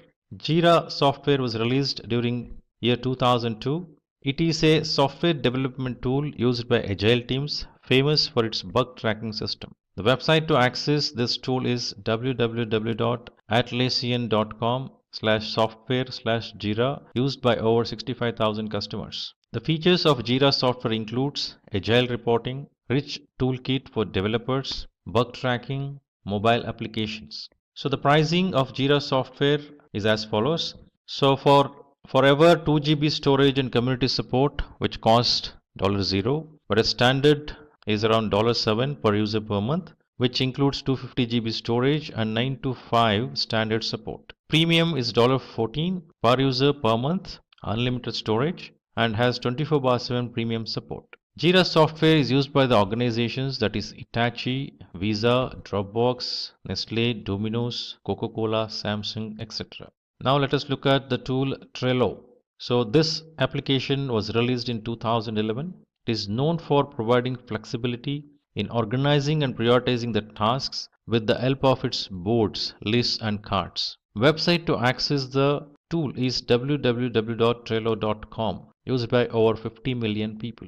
The features of Trello includes smooth editing, easy file uploads from Dropbox or Google Drive, high security standards, and easy data searching techniques. So the pricing includes it is free for 10 MB per attachment and 10 team boards. Business class includes 250 MB attachment, unlimited team boards, and it costs $9.99 per user per month annually. Enterprise version provides 250 MB per attachment, unlimited team boards, and costs around $20.83 per 100 users per month. The companies who use Trello are Google, Adobe, PayPal, UNICEF, the New York Times, etc. Now let us look at Asana. The Asana tool was released during 2008. It is an high-quality task management software that makes the tracking of tasks easy across the project management. The website to access this tool is www.asana.com, used by over 140,000 companies.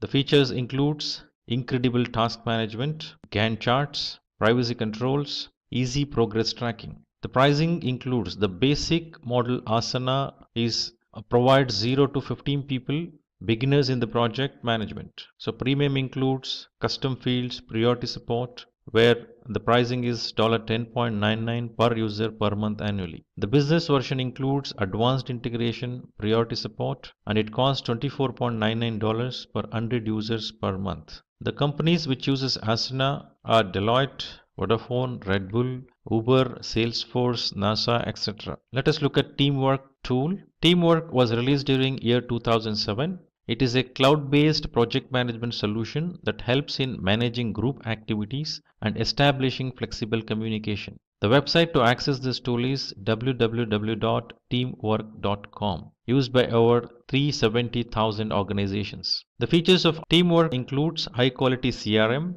help desk software, risk register, and easy time tracking. The pricing includes 0 to 5 users and 100 MB file space is provided free of cost, whereas Pro version includes 5 to 50 users, 100 GB file spaces, which cost $9 per user per month. Premium version costs around $15 per user per month, which includes 5 to 100 users and 250 GB file space. The organizations who use Teamwork are Forbes, eBay, Microsoft Studios, HP, PayPal, Disney, Honda. Now let us look at the tool Meister Task. So this tool was released during year 2015 and it is known for providing automated and streamlined workflows to make the overall processes more productive. The website to access this is www.mastertask.com, used by over 2 million users. The features of this tool includes it is simple to use, seamless workflow, Gantt charts, flexible project boards. The pricing it is $0 per month up to 3 projects and unlimited project members. The Pro version includes unlimited projects, unlimited integrations, which costs around $8.25 per user per month, whereas Business costs $20.75 per user per month, which has security restrictions, priority email, and phone support. The organization who use the tool are Virgin, Optics Consulting, and Datan Succots Expert.d, etc. Basecamp. The Basecamp tool was released during the year 1999. It is a real-time communication tool that allows users to keep track of priorities and actionable tasks. The website to access this tool is www.basecamp.com, used by over 3 million users. The features of Basecamp includes easy to use, various third-party integrations, daily backups, and comprehensive project calendar. The personal version is free and 0 to 20 users and 1 GB store space is provided. In business version it is $99 per month for unlimited users having 500 GB storage space. The companies who use Basecamp is ThoughtPod, Harvest, WLB, Groupon, etc. Oracle Primavera. So this tool was released during the year 1983, which is acquired by Oracle Corporation in the year 2008. Primavera helps project manager to handle a vast number of tasks with the help of its unlimited resources and target plans. Website to access this tool is www.primavera.com, which is used by over 7,143 companies. So features of Primavera includes creation of WBS, the work breakdown structure, issues and risk recording, supports large number of activities, and easy collaboration with project users. The Enterprise Project Portfolio Management version costs around $2750 per user, which improves planning and execution. Professional Project Management version is USD 2500 per user, handles large-scale, highly sophisticated projects. So Oracle Primavera Contract Management version module costs around USD 2000 per user, keeps construction projects on schedule and on budget. So the companies which use Primavera are Burns, McDonald's, Pond, Arcadis, etc. Microsoft Project. So Microsoft Project Management tool was used during the year 1984. So this tool allows users to develop a schedule, assign resources, track progress, and manage budgets all through the project. The website to access this tool is www.office.microsoft.com/project. The features of Microsoft Project includes simple to use, effective monitoring, easy communication, enhanced decision making. So this is a cloud-based solution and the pricing is Project Plan 1 costs around $10 per user per month on an annual commitment. Managing projects via web browser is the feature. Project Plan 3, which costs around $30 per user per month with annual commitment, which is fully updated project desktop application. Project Plan 5, which costs around $55 per user per month with annual commitment. Evaluating project ideas from anywhere in the organization is possible through this. Project Standard 2019 version costs around $620 per PC per user for those who don't need collaboration tools and advanced features. Project Professional version 2019 costs around $1,030 per PC per user, syncing with Project Online and Project Server. The organization which uses Microsoft projects are Comptel, Airbus, Intel, Volvo, Xerox, etc. Hey guys, welcome to this Trello tutorial by Simplilearn. So without further ado, let's get started with what exactly is Trello. So Trello is a simple and easy to use collaboration tool that can enable you to organize projects and everything related to it into boards. With Trello, you can find all kinds of information, like what's being worked on, who's working on what, and what progress the project is making. Now we'll learn about that in a little bit while we're talking about the Trello demo. Now let's talk about the advantages of Trello. Now first off, Trello can be used immediately after signing up. So Trello offers you a free sign up, after which you get access to almost all of Trello's features.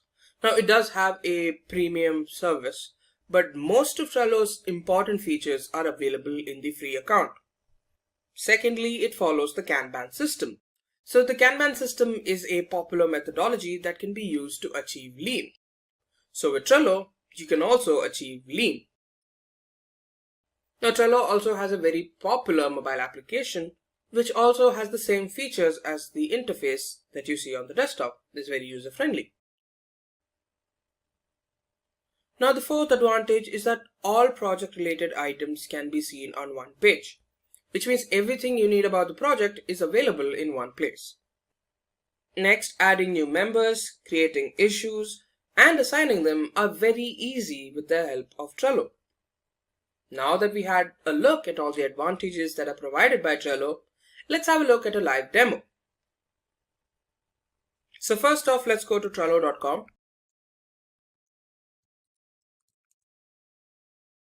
So here you can see two options to log in or sign up. So first of all, if you've never used the website before, go to sign up.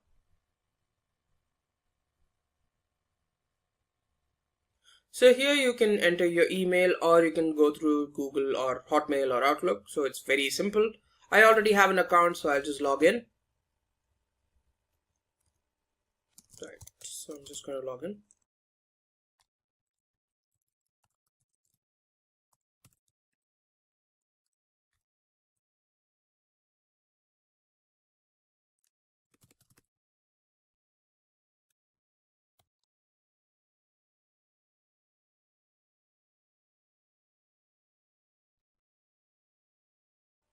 So if you're using Trello for the first time, this is what it would look like.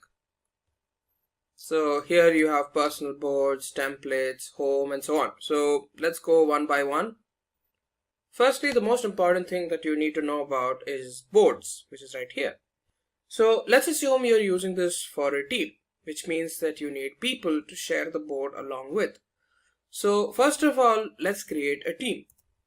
So here I'm just going to name a company called Company Go. Say we do engineering IT. Let's write a brief team description and continue. So here, say I have 4 members. So I have Bob. I'm adding them here. So depending on what your team is like, you can add those team members. So this is important so that you can connect with them while you're on the board. So this is company.com. So we'll just add them. So the team members that you're going to invite will get an invite email very soon, as soon as you're done by clicking the invite to team button. I'll also add Bill, who also works at my company. And there's technician 1. and this technician1 who works at company.com. We'll add anybody who's required later. So invite to team. And there you go. There's some details here about the team and all that. Let's go back to home. And now let's create a new board under company co. So the difference here is that for personal boards is that, like the name suggests, it's personal. You can also add the team if you want later on, but here you have the option for creating a team board. So I'll show you how you can create a team board from a personal board. So if you go to create board, here you can show as, this is by default selected as no team because it's under personal. Change it to company and you can write business, but anything else like that. And then you create a board. And there you go, the board has been set up. So now, first things first, it's that you can make this team visible, which is either only board members can see it, or since it's a small team, the entire team can see it. So it's up to you how you want it. There's the public option, which everyone can see, which I don't think is necessary, but if you feel like it, you can do that too. First of all, you can even write a description of the board, which is what you want to achieve with this board. For example, this is business or sales or something like that. You can change the background into something more colorful or less colorful, like this. And then there's search cards, which we haven't added anything so far, so there's nothing to search. There's stickers, which again is, I feel, unnecessary at the moment. You can also see something called Butler. So based on your usage or how you're using Trello, Butler can provide you suggestions like what you can add here. Like you can see here, the tips haven't been added so far because we haven't used Trello so far. So based on your usage, it'll give you suggestions. Now let's go back. So here you see power-ups. So power-ups are basically additional features that you can add to your board. So there are features that are connected to a number of different fields. There's analytics, automation, utilities, tools, and so on. So as a free user, you get access to one power-up, but still we don't have to use it so far because we don't have anything on our board. But based on your requirement, you can go through these power-ups and decide on one of them. So now let's get back to business or our board. So first you can see add a list. So this basically refers to the different processes that you want to follow in this board.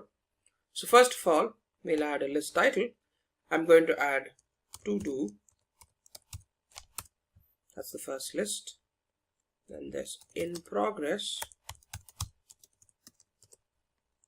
on hold, and completed. So here we have 4 lists which represent the processes in this business. So if you want, you can even add another list depending on your requirement. So in these lists, there are things called cards, so which are like subtopics. So first of all, let's add a very simple title. For example, deliver product company A. This is again very simple. Deliver product to company B. Like this, so on and so forth if you want it. So here, this is a card. So this card can be moved from each stage to another as it progresses. So this is in the to-do stage since we've not started with anything. So once you click on a card, so this pop-up shows up. So here you can add a description like conversed with company A, ready to go.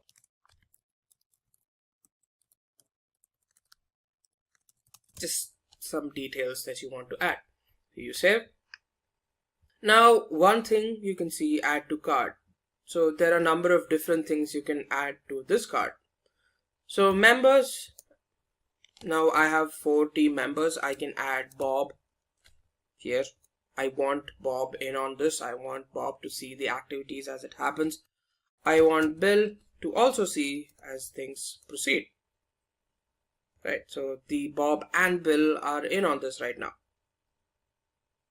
Next, you have labels. So depending on what you want to use this for example, I want to use this to represent that it's important or immediate. Put it as red, save. So I can select this label to indicate that this is now very important. So depending on your company's, style, or depending on your requirements, you can add the labels. Then you have a checklist. So different steps can be focused on with this checklist. For example, I'm just going to write steps. So we're delivering a product, for example. So let's just use steps, requirement gathering. I'm just going to write the software lifecycle steps: analysis, design, implementation, testing, deployment, and maintenance. So yeah, we have all the steps. So one thing is that once each of these steps are done, you tick it, so a percentage increases. So until you're done with 100%, you can just keep ticking. Finally, it will show 100% and you're done. So another thing is a due date. So this is basically by when you want it completed. So this is basically a reminder that we need to complete it or before a particular date is done. So I'm not adding a due date as of now, but that's up to you. Next, you have something called attachment. So say for example, all your requirements have been gathered into one PDF. So where all the requirements that are required by the company are shown in that PDF. You can attach it here so that everyone has access to it. Then a cover can also be added to your card, which is just basically beautifying it. So we can find one. So for example, this. And there you go. There's a pretty good looking cover here. Now we have all the information. So let's get started. So to officially mark the beginning of the project, we'll just go and put this to in progress. So at the same time, you can do the same thing with this card as well about company B. So let's just focus on company A now. So say the steps have already started, requirement gathering is done, designing is done, implementation is also done. So depending on the person, the technician, so the technician could respond that, we've already started. So before that, we need to add the technician. He's already on this, but if you had to add him, you search for members and you have board members who's already in the board. You can add the technician. Now you can also, add activity details like technician 1.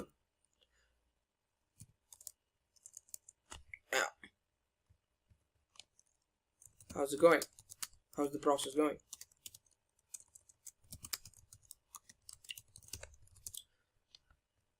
Now he could respond here with it's fine. So each time one of us, adds the other or says something to the other, they get notifications so that, they get to respond as well. They get to know what's happening. Now say for example, the technician is not able to complete the project or complete his work. So it's put on hold. So here I could say, so testing isn't done. So you can say tech, why the delay or what's going on? And he would give an appropriate response. And once he's ready, he can finish the testing and put it back to in progress. Then eventually all of it is done, deployment and maintenance. So here you have an option to hide complete items. That's up to you. You can also delete them if you feel like it. You can close this. And then after everything is done and you feel that everything of the process is done, you can put it on completed. So if this is a recurring process, you can, make a copy of this, which you can find by doing this copy, or you could just put this on archive, indicating that it's done. You can even get it back by just going to more, archived items, and then there you have it. You can send it back to board. That's up to you. And there you go. That's most of everything you need to know about Trello. One another thing is that right now you can only add 10 boards on this feed as of now because you're using a free membership. Also, depending on the intensity or the difficulty of the board, you can also have different boards for different projects. I've just used one for multiple projects, but it's entirely possible for you to have one board per project. You can also, favorite this, indicating that this is a very important one that you need to focus on every day. So this is where you get all the notifications that X has changed. There you go. All kinds of responses, everything that you need is available on this home screen, which is basically like a home feed. You can also find templates depending on your requirement. So you can choose a template from a wide variety of options. So I'm just going to show you the Kanban template. So here you have details about the template. You have an example of what the template looks like and so on.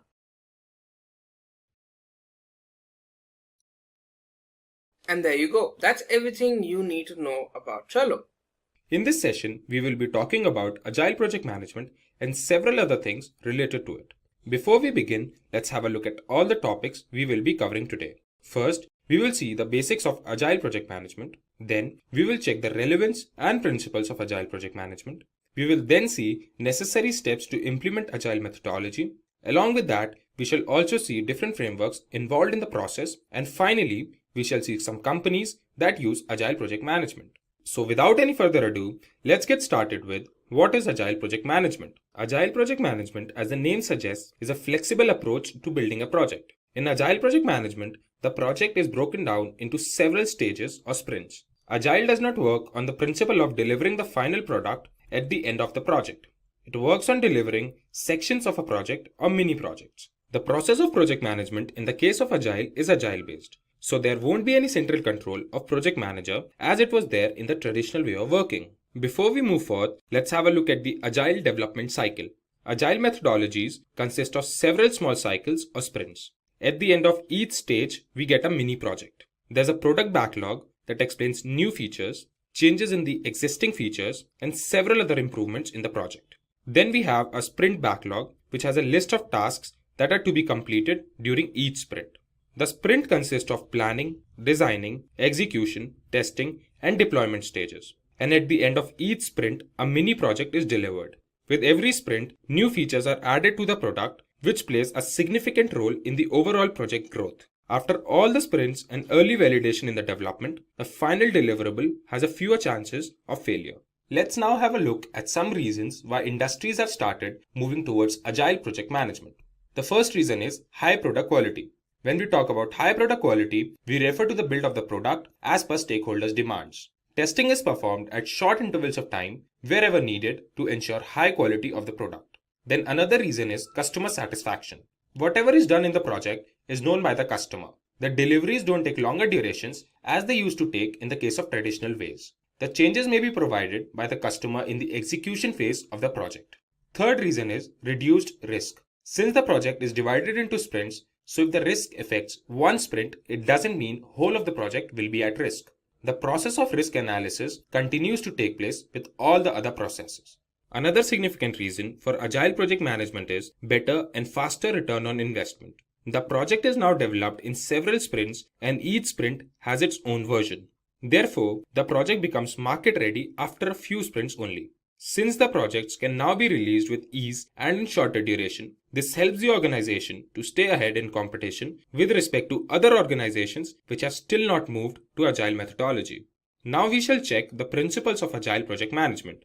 There are 10 principles for successful Agile project management. The first principle is the satisfaction of the customer by delivering the project fast and with least number of errors. The next principle refers to decreasing the amount of time between the phase of planning and delivery. The third principle states that the team of managers and developers work together and increase the productivity of their work. The next principle states that the changes requested by the stakeholders can be taken into consideration and worked upon during the development phase as well. The fifth principle pays attention to the factor of coordination among the team members. Then the sixth principle refers to the process of monitoring and tracking the progress of the project at the end of each sprint and making amendments wherever needed. Moving on, the next principle states that there must be a feeling of trust and support towards the team to complete the project's objectives. The next principle emphasizes on face-to-face conversations with the development team. The face-to-face conversation helps in both solving problems and easy knowledge sharing. Then the ninth principle emphasizes on finding solutions and maximizing the amount of work done with simplicity. This ensures timely completion of tasks by all the team members. The last principle states that Scrum tools like Monday.com or Zoho Sprints must be used to simplify the complicated codes, which further helps in saving time. We shall now see the steps in Agile project management. The goal of Agile methodology is to produce shorter development life cycles and more frequent product releases than traditional waterfall project management. So we will now check 6 steps in Agile project methodology. The first step in the process is project planning. Project planning includes feasibility study, development of scope, breaking the project into executable tasks or sprints, and then estimating the amount of time needed to complete those sprints. The second step is the step of roadmap creation. A roadmap is a plan of action that shows how a project shall evolve over time. A list of all the features that the final product should have is created, and the steps to achieve those features are taken. The next important step is release planning. Since we are doing the project keeping in mind the Agile project methodology, the project will complete in sprints. That means there will be the release of features at the end of each cycle.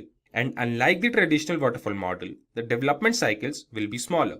The fourth step in Agile project management is sprint planning. The sprints are made keeping in mind what all is to be accomplished in that particular step. At the beginning of each sprint, the goal of that sprint is decided and steps to achieve that goal are taken.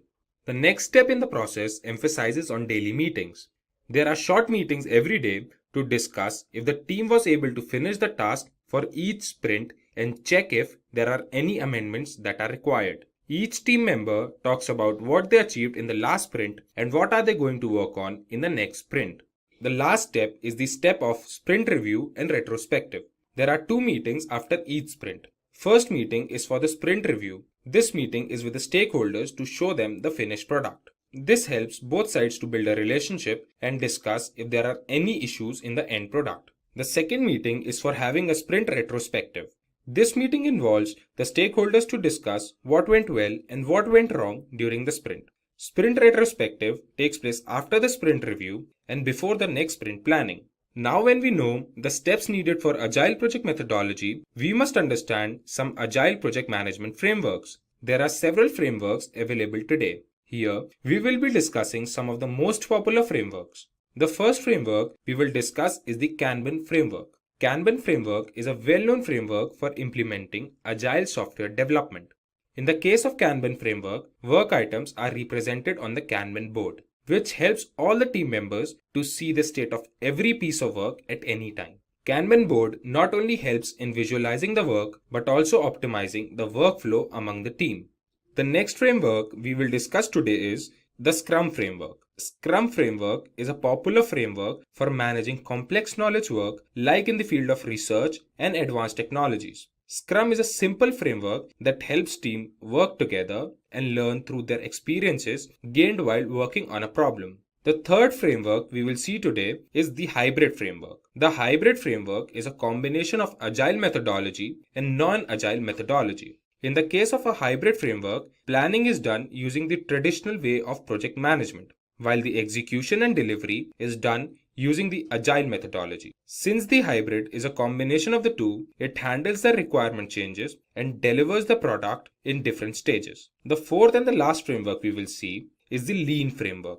The Lean framework works on the principle of providing maximum customer value and creating zero waste. It focuses on optimizing the flow of products all through the value stream. This helps in eliminating waste all through the process and create processes that requires less human efforts. This also simplifies the process of information management and makes it more accurate. Finally, let's have a look at some companies that have opted for Agile project management. Today, around 22% of the organizations worldwide have all their teams working on the principle of Agile project methodology. Let's have a look at some of the most prominent companies in the world that use Agile project management. In the list, we have IBM, Cisco, AT&T, Microsoft, Philips, and Samsung.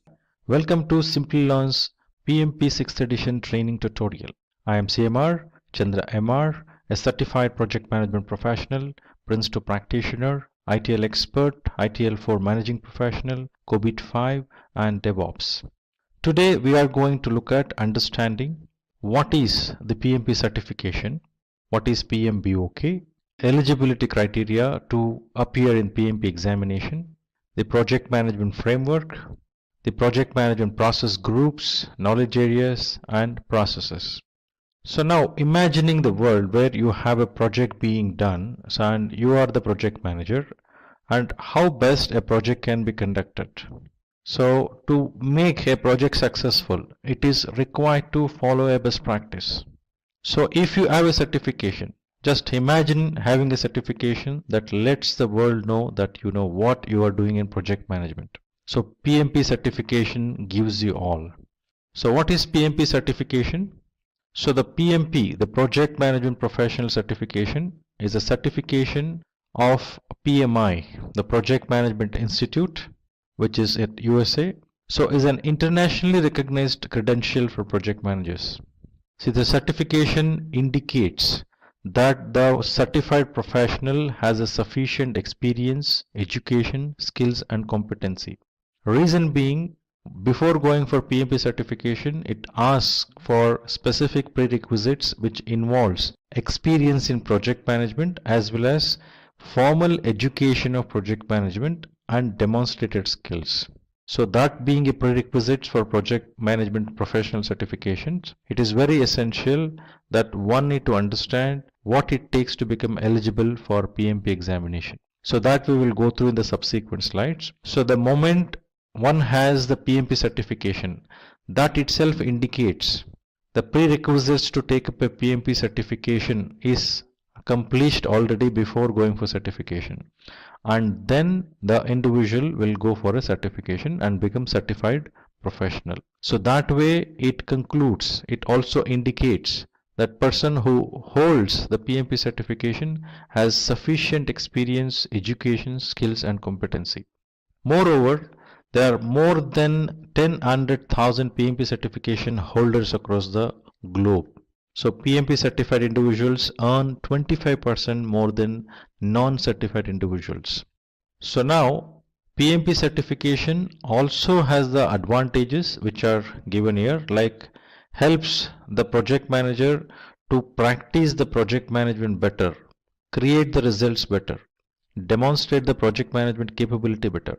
So this also helps project manager to show the commitment towards the project management profession, and having PMP certification provides the recognition across the globe, which helps in getting better salary compared with people, the professionals who are not certified, and also helps in increasing the network, project management network, who actually practices project management, the fellow practice project managers who are practicing the project management. So there are certain vocabularies, jargons which are used specifically while doing the project management. PMP helps to understand those. So now let us look at what does the official guide which is used in PMP that can help to become a project management professionals. So that is PMBOK, which is referred as Project Management Body of Knowledge, or PMBOK, which is the collection of processes, best practices, terminologies and guidelines accepted as standards within the industry. So the latest edition of this is 6th edition, which was released in 2017. The first edition of PMBOK guide was published in 1996, and the 6th edition, as I mentioned, was released in 2017, and the exam format was revised from 26th March 2018. So PMBOK guide will become the basic reference to appear in the PMP examination. So one needs to go through the training based on PMBOK guidelines, so that will help them to pass the examination easily. So eligibility criteria for appearing for PMP certification examinations. So you can have two types of eligibilities which PMI defines. So option 1 includes someone who has secondary degree should have 7500 hours of leading and directing project. That is an experience, what it is asking as a prerequisite before the professional go for examination. plus 35 hours of project management education formally from a registered education provider like Simplilearn. Option 2, someone who has 4-year degree, project management experience, leading and directing project. This experience will be 4500 hours. Whereas as we saw in option 1, in option 2, 35 hours of project management education is required, and that is from registered education provider like Simplilearn, as I mentioned earlier. So this training, which is conducted by registered education provider, will have their trainings aligned with PMBOK, the latest edition. So Simplilearn enables people to learn what are the topics in PMP framework, plus make the professionals ready to appear the examination and become successful. The project management framework, which is defined in PMBOK, includes 5 process groups, 10 knowledge areas, and 49 processes. So when we say 5 process groups, this indicates the way the project flows, how each of these process groups are connected while project happens in the project life cycle. Whereas 10 knowledge areas are the one which needs to be looked up to, demonstrated up to, considered while doing the project management. And the 49 processes distributed across 5 process groups and 10 knowledge areas has the activities, the objectives, the inputs, outputs, tools and techniques clearly defined so that those can be applied while doing the project management. So those are aligned the way it is shown in the table. So 5 process group, that is initiating, planning, executing, monitoring and control and closing. These are the process groups. Whereas 10 knowledge areas includes project integration management, project scope management, project schedule management, project cost management, project quality management, project resource management, project communication management, project risk management, project procurement management, and project stakeholder management. So each of these knowledge areas and process groups are aligned in such a way where the processes aligned with a specific process group and knowledge area can be demonstrated accordingly. If you look at a process which goes from initiating to planning, planning to executing, and then monitoring and control, while you do monitoring and control, if there is anything found as a deviation, it may come back to planning or executing for necessary corrections. Once the necessary corrections happens, again it moves to monitoring and control to check whether it is completely done as expected or not. If it is confirmed everything is done as per the requirements defined, then it moves to closing. This is how the project flows in the project life cycle. Whereas all the 10 knowledge areas happens in parallel. So now if you look at initiating process group, you can see 2 processes, that is develop project charter and identify stakeholders. So develop project charter and identify stakeholders basically defines project charter required for the project as well as initial identified stakeholders who are required to move forward in the project. Similarly, if you look at planning process group, you have 24 processes which are distributed across all the 10 knowledge areas. So these processes creates a plan for the project which involves scope baseline, schedule baseline, cost baseline, quality management approach, then resource management approach. Means the plan, I mean to say. When I say approach, I am speaking about the plan. Similarly, communication management plan, risk management plan, procurement management plan, stakeholder management plan, and all of these will get consolidated into project management plan in the integration management knowledge area. Once this plan is done and approved, then it moves for execution. All that project manager do during execution is directing and managing project work and managing the project knowledge. At the same time, project manager would take responsibility of managing quality, acquiring resources, developing team, managing team, then communications which are planned as per the communication management plan. Communication should happen during execution. So similarly, implementation of risk responses defined while doing the planning and conducting the procurements as planned and then managing stakeholder engagement. So actual execution of those work packages, execution of those deliverables happens from the team. Now as those deliverables happens, The delivered products are checked, monitored and controlled. You can see validate scope, control scope. Likewise, for each knowledge areas, there is a control process which checks is that happened in execution as it was planned in planning process group. So then that is consolidated here for monitoring and controlling the project work in entirety, integrated. Similarly, performing integrated change control. Any deviations found in any of these checks which is being done in the control. Now that deviations needs to be corrected. So change will be raised. So request for change will be raised and that will be approved and controlled and necessary directions are given, approvals are given, and that moves towards execution for implementation. Once it is implemented, again validation happens. Once control checks if everything is okay, then it moves to the closure. Now activities in closure, a project or a phase involves just an activities of closure. The products or services or results which are created from the project does not go to closure until those are validated, checked, confirmed and signed off. Only then it goes to closing project or phase, and necessary formalities which are required to be completed before conclusion will happen in closing project or phase. This is how the project flows. Second point which you should keep in mind is a project manager is also called as an integrator. So main focus, the umbrella view, the bird's eye view project manager should have from project integration management. So this layer, project integration management, where project manager should have an umbrella view, total view about entire project, what is happening. So bigger picture, only when project manager has a bigger picture, project manager can come to the lower levels and see are they progressing the way it is supposed to. So then go back, look at the bird's eye view again and see is it going in the right direction, which is very essential.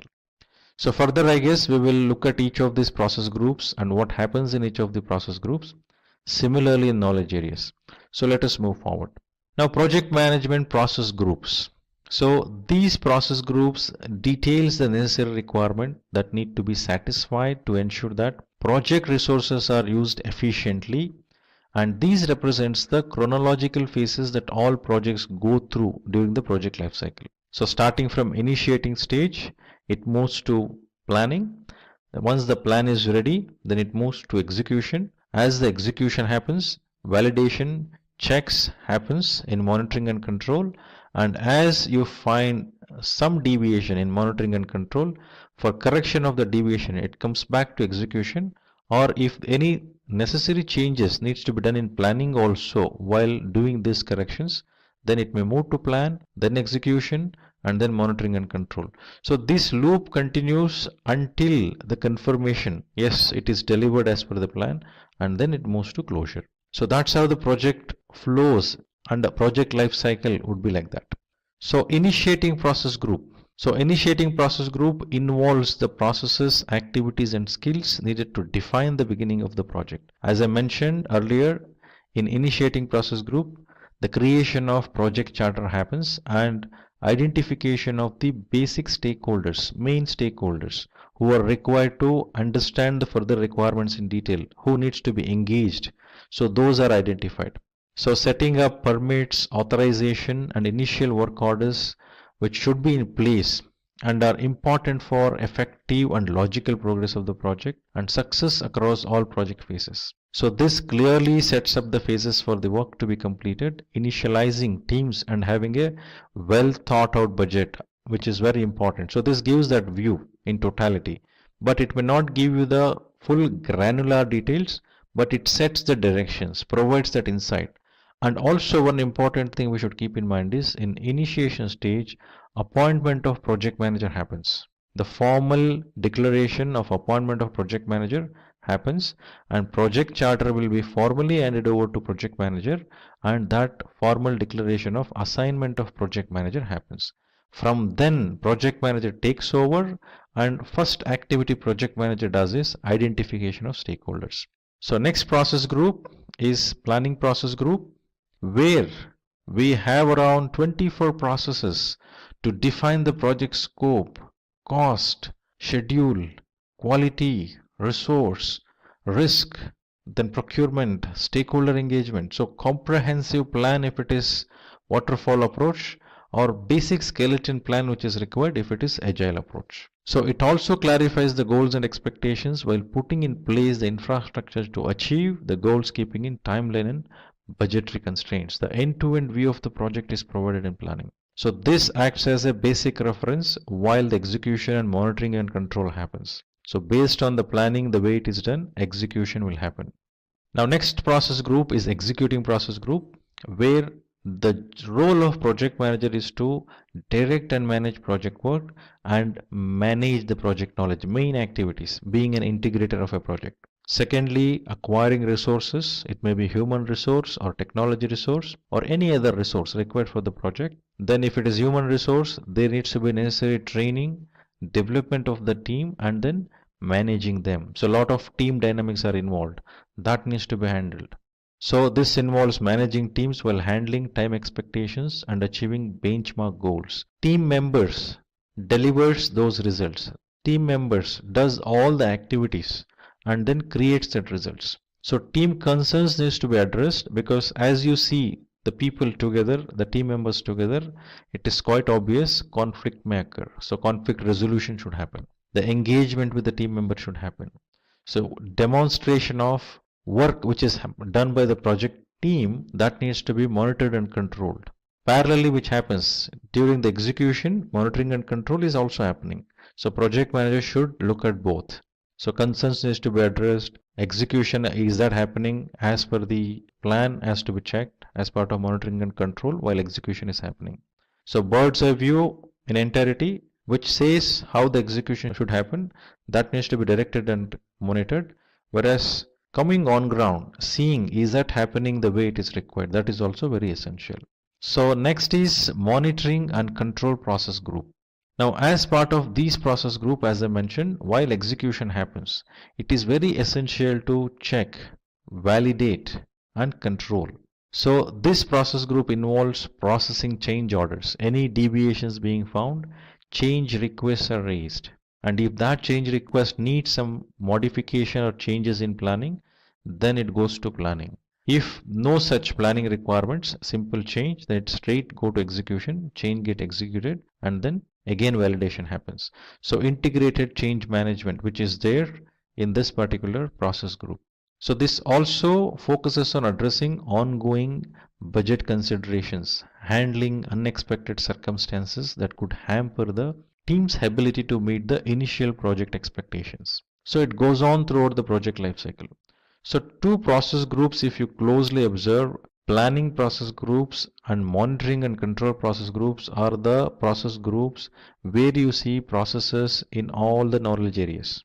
Otherwise, if you see an initiating process group, it is only two processes. One is an integration management, other one is stakeholder management. If you look at execution, you don't see in scope, time, cost and risk management. Similarly, if you see closing process group, only one process, which is in initiating process group. So these are the only two process groups, planning process groups and monitoring and control process group, where you see the most of the processes. So next process group is closing process group. So closing process group, closing project or phase is the process what we have in this process group, which basically focuses on addressing the culmination of project management skills shown throughout the other interconnected processes that guided the projects. So all the aspects of process are closed and all the necessary paperwork is submitted. So it can lead to great reviews and word of mouth referrals in the future. So all the activities which need to be done for formal closure and conclusion, which is done in the closing process group. So this is about all the 5 process group defined in the PMP framework. So now let us move towards understanding each of the knowledge areas and the different processes within it. So how many processes in each of the knowledge areas aligning with the process group, we just saw in the table, but when we look at it, understand what are those exactly. So now knowledge areas are necessary for effective project management, which can take place during any of the explained process groups. So they are 10. So those are project integration management, project scope management, project schedule management, project cost management, project quality management, project resource management, project communication management, then project risk management, project procurement management, project stakeholder management. So many people ask me, when I train the people, they ask me, how do we remember all of this? So remembering process group will be easy because it's the flow which you can remember, then remembering the process group will be easier. But to remember the knowledge areas. So one thing you should keep in mind is initially when PMBOK were defined, mostly in until 3rd edition or 4th edition, we used to focus on triple constraints. So when we say triple constraints, we used to tell scope, cost and time. Now later when as the best practices evolved, as the PMBOK evolved, so it did not limit on triple constraints. It actually said 6 constraints. What are the 6 constraints? Scope, cost, time, quality, resources and risk. So if you can able to remember the 6 constraints, so each of associated with each of these constraints there is a knowledge area. Like you have project scope management, which is one of the area of constraints. Similarly, schedule management linked to time, cost management, quality management, resource management and risk management. So out of 10, easily you can able to remember 6. Further, there are 4. Now integration management by default integrates all the 9 knowledge areas. So remembering that may not be difficult. So to consolidate this, to conduct the project properly, you need stakeholders. You need to procure something and you need to communicate. So other 3 knowledge areas remembrance should happen by linking to this. So firstly remember 6 constraints, that is scope, time, cost, quality, resource and risk. Then you have communication which needs to happen. To communicate there should be stakeholder and also there should be supply which needs to happen to the project. So if you can link like this, 9 knowledge areas you can remember. So all these 9 knowledge areas you will integrate and manage in integration management. So in fact, all the plans which are defined in rest of the 9 knowledge areas except integration management. So all those plans are called as subsidiary plans. So all these 9 subsidiary plans, that is scope management plan, schedule management plan, cost management plan, quality management plan, resource management plan, communication management plan, risk management plan, procurement management plan and stakeholder management plan. So all these 9 subsidiary plans are integrated together and consolidated in project management plan. So that happens in project integration management. So this we should keep in mind. So project integration management, what does it do? So project integration management basically includes plans to develop project charter, a document that sets up the project and assigns the project manager created during the initiation phase. So a project management plan is also created, which is a roadmap for the entire project to become a success. So the project plan, once approved by stakeholders and sponsor, is monitored and tracked through the change log. It also directs and manages the project work. This process is monitored, analyzed and reported to identify and control any changes or problems that could be encountered. So one thing we should keep in mind when we say project integration management, this is the only knowledge area where we see processes in all the process group. So we have process in initiating process group, we have processes in planning, we have process in execution process group, we have processes in monitoring and control process group and also in closing process group. So project integration management is only knowledge area where it has a processes in all the process groups, which we don't see in any other knowledge area. Now next we'll look at the list of processes. Like develop project charter is in initiation process group. Develop project management plan, which consolidates all the 9 knowledge areas, is in planning process group. Direct and manage project work, manage project knowledge. These 2 processes are in executing process group. Monitor and control project work, perform integrated change control. These 2 processes are in monitoring and control process group. So close project or phase is in the closing process group. So now we will move to project scope management.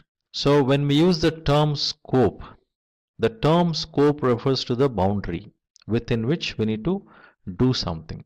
So first thing we should keep in mind when we say project scope, 2 things. One is the scope of that product, service or results which we are creating, which comes out as a product or a service or result out of a project which comes out. What is getting created? So scoping that part of it. So other scope part of it, the processes, the tools, the resources, what is being used during the project so that deliverables happen. So 2 part of the scope we should look at. So project scope management involves those areas, deals with the work of the project, and involves plan scope management, an important part of project management plan. The collection of requirements of the product or service also takes place in this process group. And also project scope management knowledge area deals with work of the project, which involves plan scope management, an important part of the project management plan. So the collection of requirements of the product or service also takes place in this stage. The scope of project is also defined in the scope statement. This is expected to undergo change over the course of project. The scope is validated during the project, ensuring that the deliverables are approved by sponsors or stakeholders. So as I mentioned earlier, it involves the scope of the results, what is being created, and also scope of those processes, resources, tools which are used during the project. So processes in project scope management knowledge area. So plan scope management, which is in planning process group, collect requirements, define scope, create WBS. Even these three processes are in planning process group. In total, 4 processes in planning process group. Whereas validate scope and control scope, these 2 processes are in monitoring and control process group. So when you say plan scope management, it's about defining how to collect the requirements, how to manage those, entire scope management planning, and requirements management plan also has to be defined. Then requirements are collected from the stakeholders who are being identified, and then scope will be defined. Now very important thing here is about work breakdown structure. So we have a product or a service or a result which we are working on to create as a result of the project.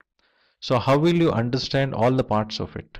That needs breaking down that particular product or services or results which we are going to create into multiple pieces in a structure which would look like a tree, so that you will get a necessary insight towards what is being delivered. So firstly, product breakdown structure is made, and for each of the layers of this product breakdown structure, you will be assigning an activities, assigning resources, effort estimation, cost estimation, sequencing those. All this will be done later. Basic thing needed is work breakdown structure for that. So to create WBS, the technique called decomposition is used, and this approach is top-down approach. Next, validate scope and control scope. As WBS provides the structure of various things which needs to be delivered, referring to that, as the execution happens, validation should happen, whether it is delivered accordingly or not.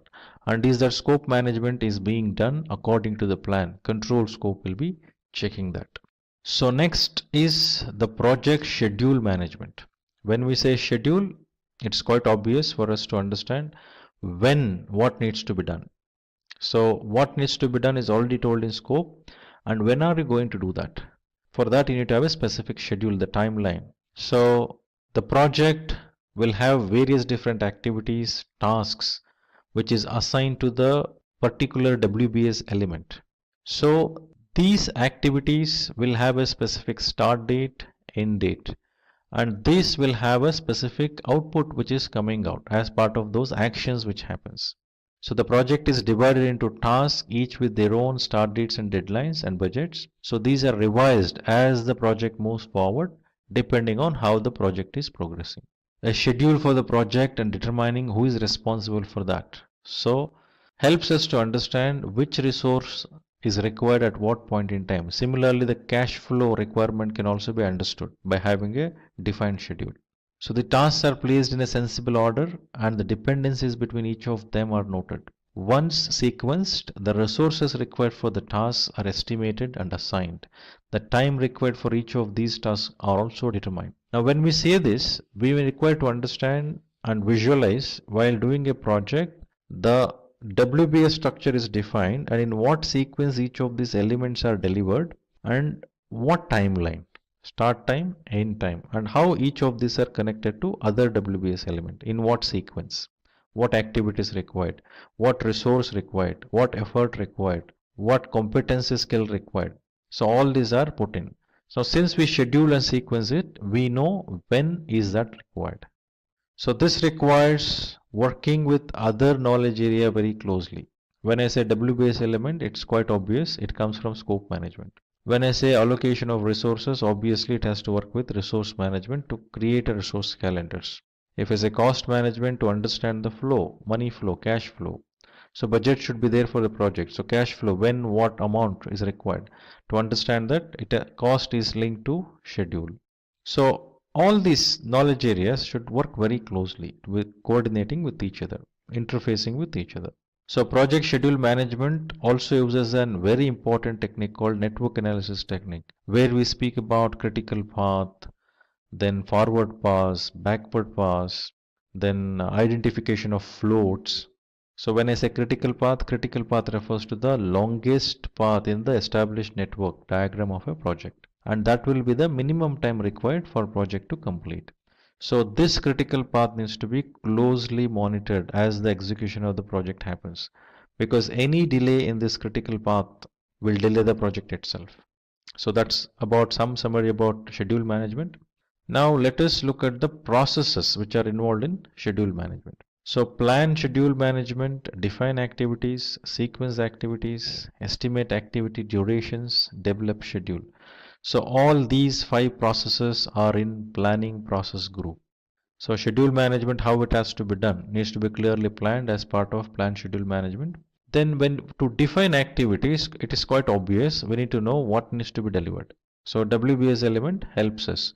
When the scope baseline is provided as an input here, so taking that, activities are defined. Then the sequencing happens.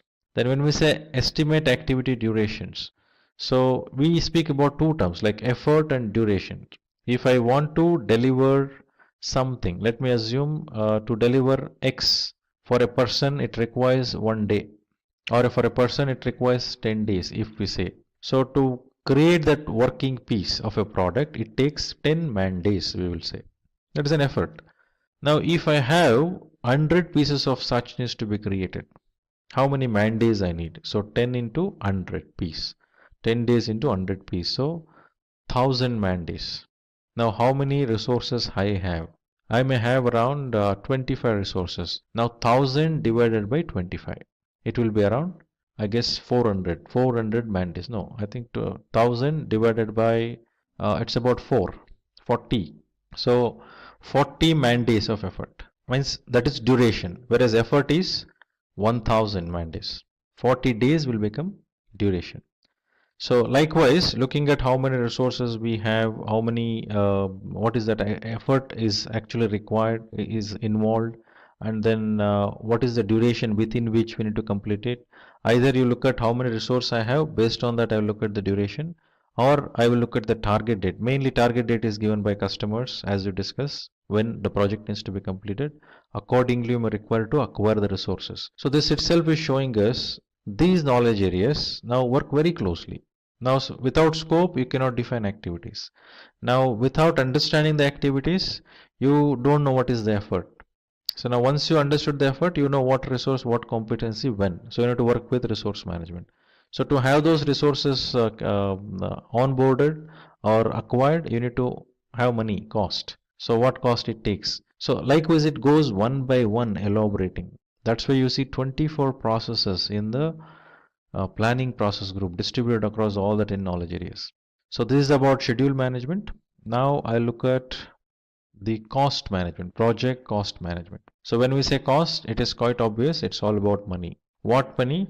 The expenditure, the outgoing money. So project incurs cost. If any individuals, I keep getting these questions in a lot of trainings. So is checking the revenues, the invoice raising and collection of payment, is that a job of a project manager? Now when we say the project management and look at it as a project management activities, now it's all about delivering the results of the project. So when we say I need to collect invoices and to submit invoices, collect payments, when you say that, so that doesn't mean it is part of a project management role. No. Now, if in your organization, if you have a designation of project manager or some manager or something, and invoice submission and collection of payment is also part of your job description, you have to do. You don't have any choice. So designation is totally different when compared with the meaning of the role called project manager. So any other things which are associated with your designation in the organization, it may be project manager also, designation possible.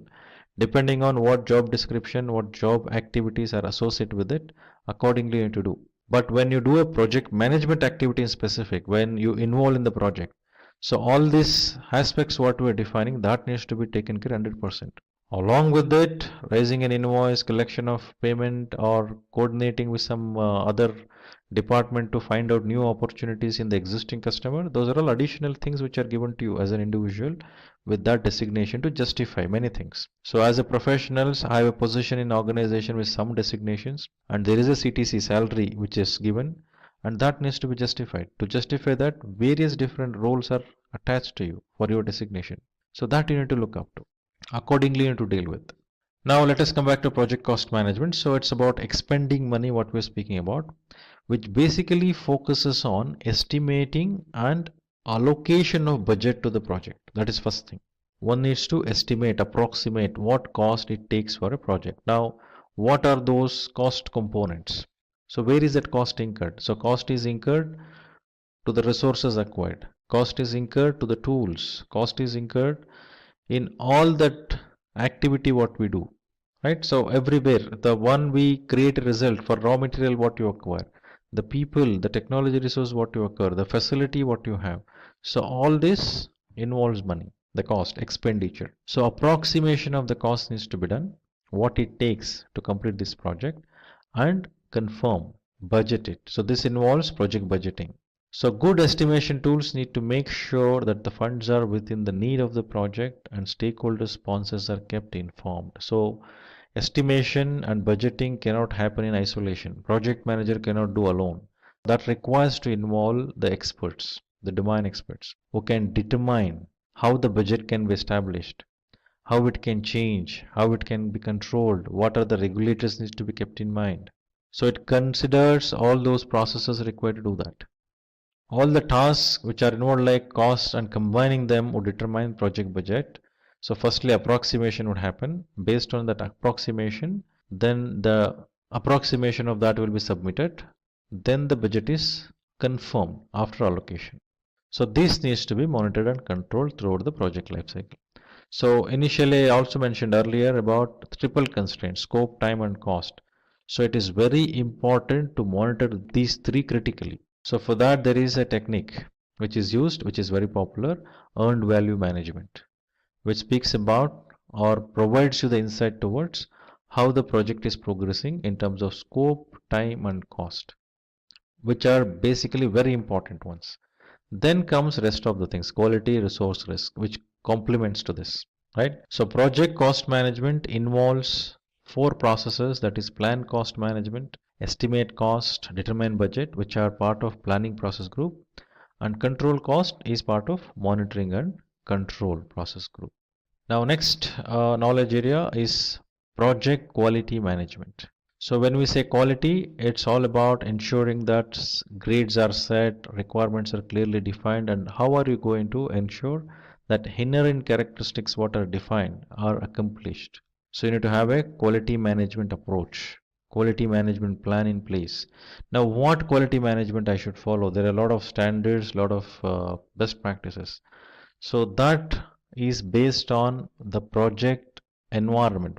In which organization are you doing? In any given organization, there will be quality management practices which are followed, an approach that may require to get reflected in the projects which is being done in that environment.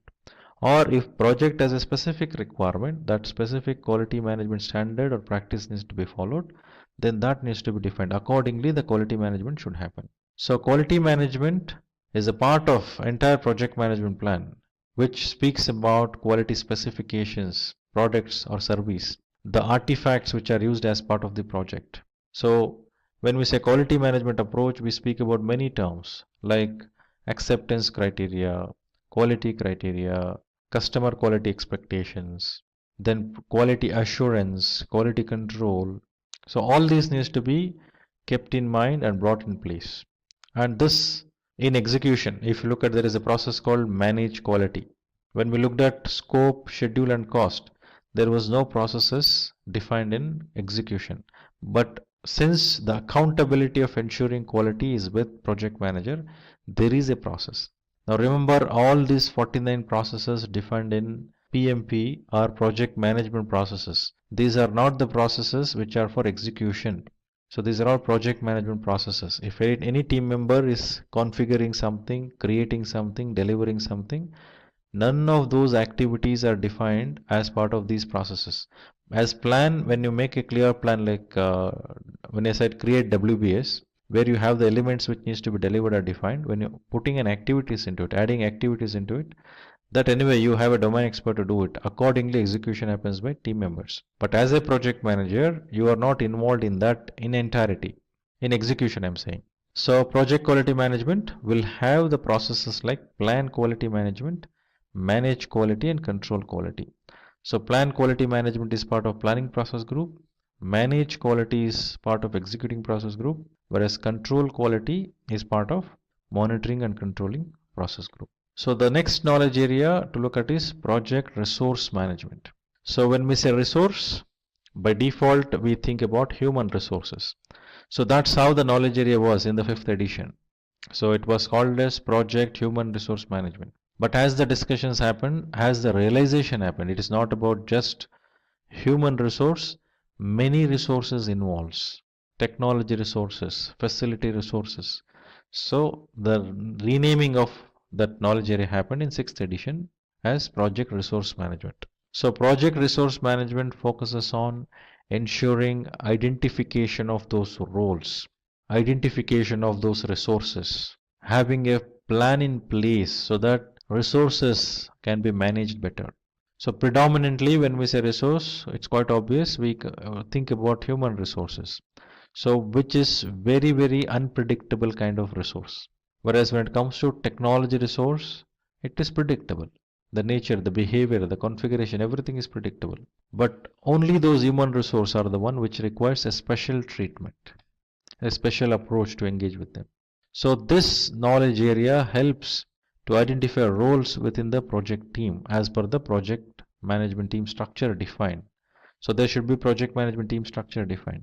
And what needs to be delivered from which are the roles, which also include how they fit into overall structure of the project.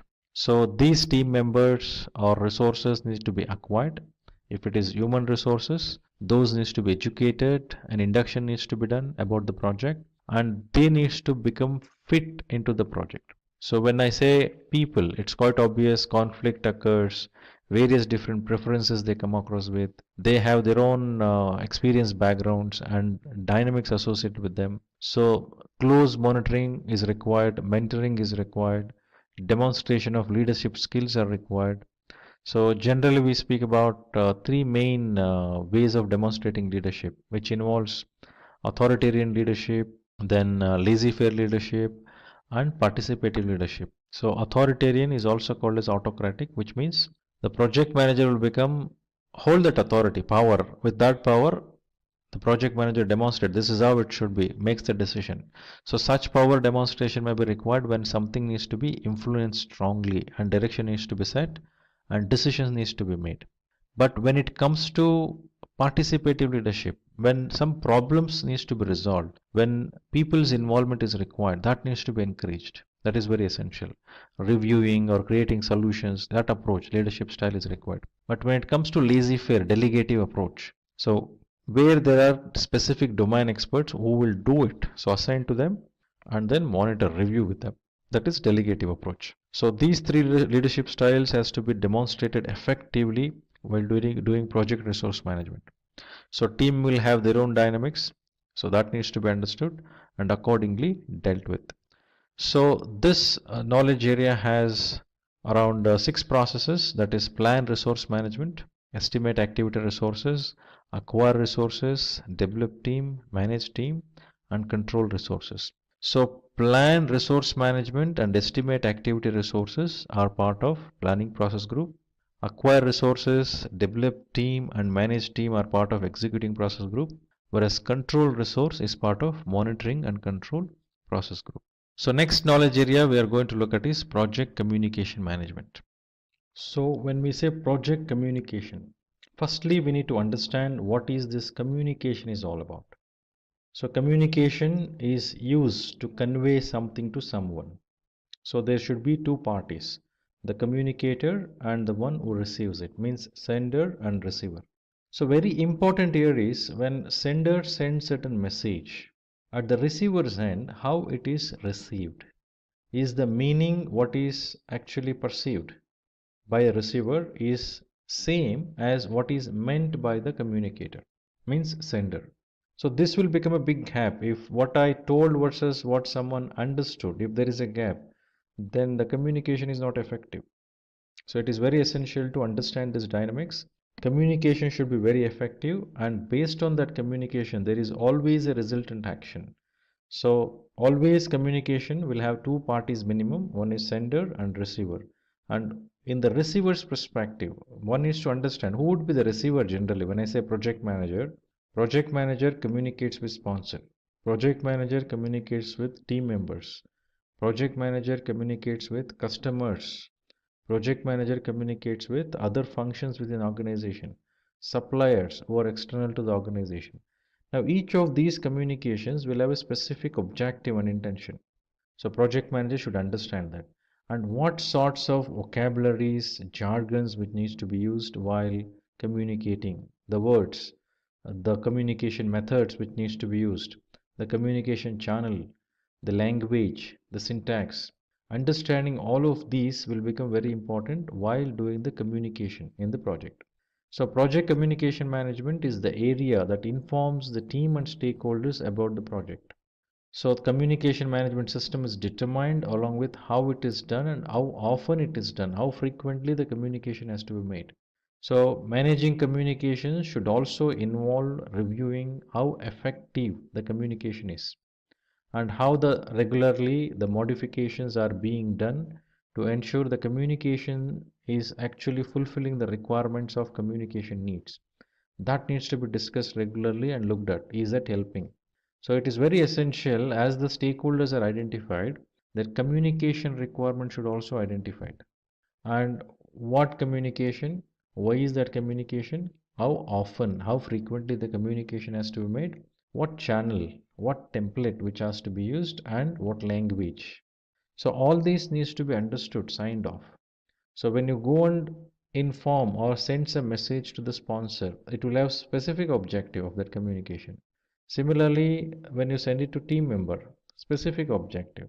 Here in this two aspect, the frequency will change, the language will change, the stakeholders to whom the communication is made changes, and impact it has to create in that communication will also change. So that needs to be understood. The project manager should be very sensitive about it. So communication management plays very important role, whereas 90% of the time project manager will be spending his effort and time in communicating. If that is not effective, it is difficult to become successful in project management. Now let us look at the processes in project communication management. So there are three processes, that is plan communication management, manage communications, and monitor communications. So plan communication management is part of planning process group, manage communication is part of executing process group, monitor communication is part of monitoring and control process groups. The next knowledge area is project risk management. So when we use the term risk, it's all about an uncertainty, what we're speaking about. So every assignment we take up, every initiative we do, everything involves risk. Similarly, project also involves risk. So risk, which is termed as an uncertainty of certain occurrence, are both positive as well as negative. The positive risk we call it as opportunities, whereas negative risk we call it as threats. So each of this risk has to be treated certain way. So before you treat or decide on certain treatment of the risks identified, risks needs to be analyzed. So qualitative analysis, quantitative analysis has to be done, and risk responses has to be planned. So the project risk management is the knowledge area which will identify how the risks are itemized, categorized, and prioritized in the risk register. Similarly, risks are prioritized and qualitatively and quantitatively analyzed. So based on their impact on the project, the necessary response plan will be defined. So risk has to be controlled by reviewing the risk register regularly and removing the risks that no longer impact the project.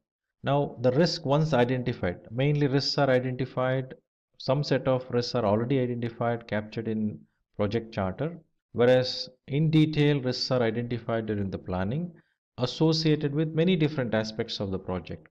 The risk related to scope, schedule, time, cost, quality, resources, maybe procurement, stakeholders. So risks are categorized accordingly and identified.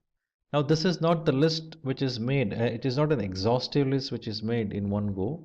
So, this acts as a basic list. As the project progresses, all these identified risks needs to be evaluated on continual basis, and also new risks needs to be identified regularly, so that what are the kinds of risks which comes up are understood, and then response plans are accordingly taken. So, this helps in managing the risks effectively and efficiently. The processes involved in risk management knowledge area are: plan risk management, identify risk, perform qualitative risk analysis, perform quantitative risk analysis, and plan risk response, which are part of planning process group. Whereas implement risk response will be part of executing process group, and monitor risks, this will be part of monitoring and control process group. So when we say identify risk, this is when you identify the risk here and captured in the risk register. And as I mentioned earlier, this is not a list which is exhaustive. So at the moment, whatever the risks are being identified, so these risks are analyzed now as part of this planning, qualitatively as well as quantitatively. But the analysis of the risk, assessing those risks, should continue throughout the project lifecycle, because the impact level of the risk would vary as it progresses throughout the project lifecycle. Now, as we have a risk response plans defined, and for some it is already implemented, some you cannot implement, you need to make yourself ready to tackle the scenario of issues when it occurs, when risk occurs, you need to handle those. So have that capability built, or having some contingency plans. Any of such actions are taken, and project should be ready. Means when risk occurs, the impact occurred, and I'm just okay with it, that will not work. So project will get impacted. It may escalate the cost. It may delay the project closure. Many things it will happen. So proper analysis and then actions in time.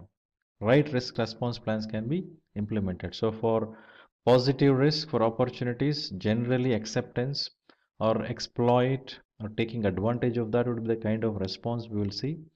For the negative risk, the threats, the kind of responses what we would see is like avoid or have a contingency plan or mitigate the risk in terms of having some measures implemented.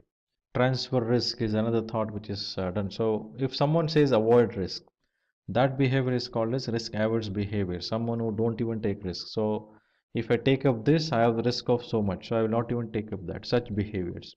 So those are the kinds of risk responses may come across, which needs to be implemented as part of executing process group. Then whatever the plan, whatever the implementation which has happened, that needs to be monitored as part of monitoring and control. So next knowledge area for us is project procurement management.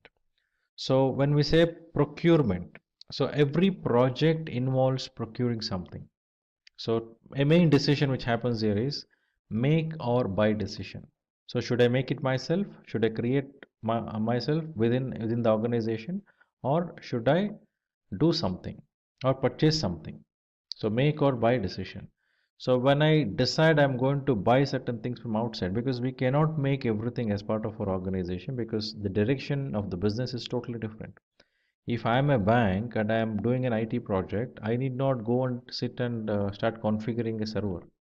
So I need not hire people who configure and then they come and sit here and I start managing them. So my entire focus of banking services, which I need to focus on, will go for toss. I should not do that. So instead I'll give to an experts. So procurement of an IT services from an IT service provider I will do. So to giving it to the experts rather than doing myself, which helps me to have that expertise coming to me. So procurement management involves in identifying those resources, the products or services which needs to be procured to use in my project, so that I need not spend time on that. So this involves identification of the suppliers, having those subcontractors, right? So they will have an engagement through a contract, and monitoring and managing them and establishing a relationship with them and engaging with them in appropriate way that is required. It is very essential to be done in every project. So that way project procurement management would guide in terms of handling all the procurements what we do from outside, external to the organization. So this knowledge area handles outside procurements like hiring subcontractors. Outside needs of projects are identified and how much they are determined. This involves a statement of work, terms of reference, request for proposal, and choosing a vendor. So to do this, bidder conference happens. Floating request for proposals can happen. Request for quotation can happen. So many such actions are taken, and the processes involved here are three mainly. So plan procurement management, which is part of planning process group, conduct procurement, which is part of executing process group, and control procurement, which is part of monitoring and control process group. So the next knowledge area is project stakeholder management. So when we say stakeholder, who is the stakeholder? Stakeholders are internal, stakeholders are external, stakeholders are the one who influence, stakeholders impact, they will get impacted, they are influenced. So likewise, for every project, every initiative organization takes, there are stakeholders. For me, for my project, I need to identify all the stakeholders. So now identification of stakeholder, engaging with stakeholder, managing these stakeholders will become very essential. So as part of this knowledge area, after identification of stakeholders, the need of stakeholders needs to be understood. So not every stakeholders are identified will have very close to the project. They are not in very close proximity to the project. The distance of the stakeholder from the project may be far. Still, they may have an impacted because of this. We need to understand that if I am building a flyover, construction of a flyover is happening, obviously people living in that region will get impacted. But they have no direct involvement in the project. However, their cooperation is required. So likewise, as we identify the stakeholders, we need to understand what kind of impact or influence that stakeholder will have on them or on the project from them. This needs to be analyzed. So stakeholders needs to be identified, their concerns need to be identified and must be managed. Some stakeholders would come up with certain powers, authorities. So we need to understand that as well. So each of the stakeholders needs to be listed out, their concerns prioritized based on their impact on the project. Then the stakeholders need to be engaged and determine if their needs are being addressed. If not, what can be done to rectify those, if at all any issues exist. So various stakeholders, state also can exist. There is a stakeholder who should be very supportive in the project, actively involved in the project, but the stakeholder may be in an unaware state.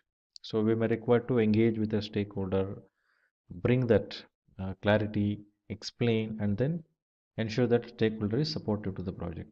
Some stakeholders may be resistive, some stakeholder may be neutral, some stakeholder will be very supportive, unaware. So various different state of stakeholders would exist, but one needs to analyze what kind of state that stakeholder should be in this project. That needs to be discussed, understood, and then decide.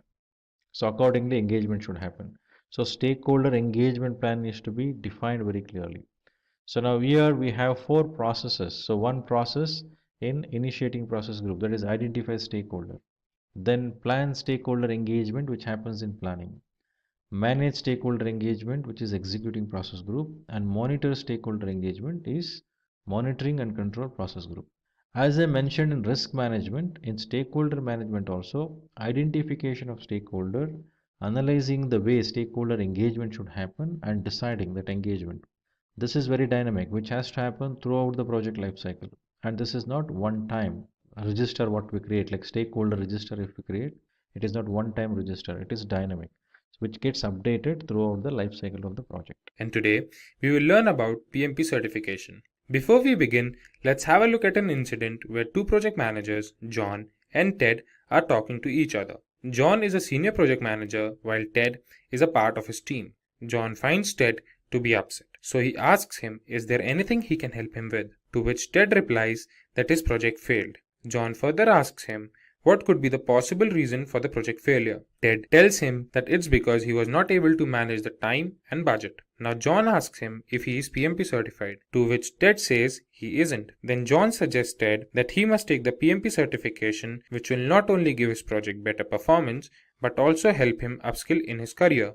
So today we will discuss about PMP certification in detail. Let's first have a look at all the topics we will cover. We will begin with what is PMP, then we will check top 10 reasons to get PMP certified, followed by the basics of PMP. Then after we know the PMP basic concepts, we will check who can get this certification and pattern for the PMP exam. Then we will learn about the PMBOK guide, which is an integral part to prepare for the PMP exam. Finally, we will see the cost and the validity of the certification. So without any further ado, let's begin with what is PMP. PMP, or Project Management Professional, is the world's most renowned project management certification for project managers. This certification is provided by the Project Management Institute. Now, when we know what is Project Management Professional or PMP certification, let's have a look at some reasons why you should get PMP certified. Today, I will give you top 10 reasons to take PMP certification. PMP certification helps you become a better project manager. The process that helps us acquire the certification goes to several phases like gaining project management experience and passing the PMP exam, which helps you in bringing sanity to the project manager. The process helps project managers to learn different industry trends, have practical knowledge, and several other project management constraints. The second reason that we have is project management certification makes a resume more valuable.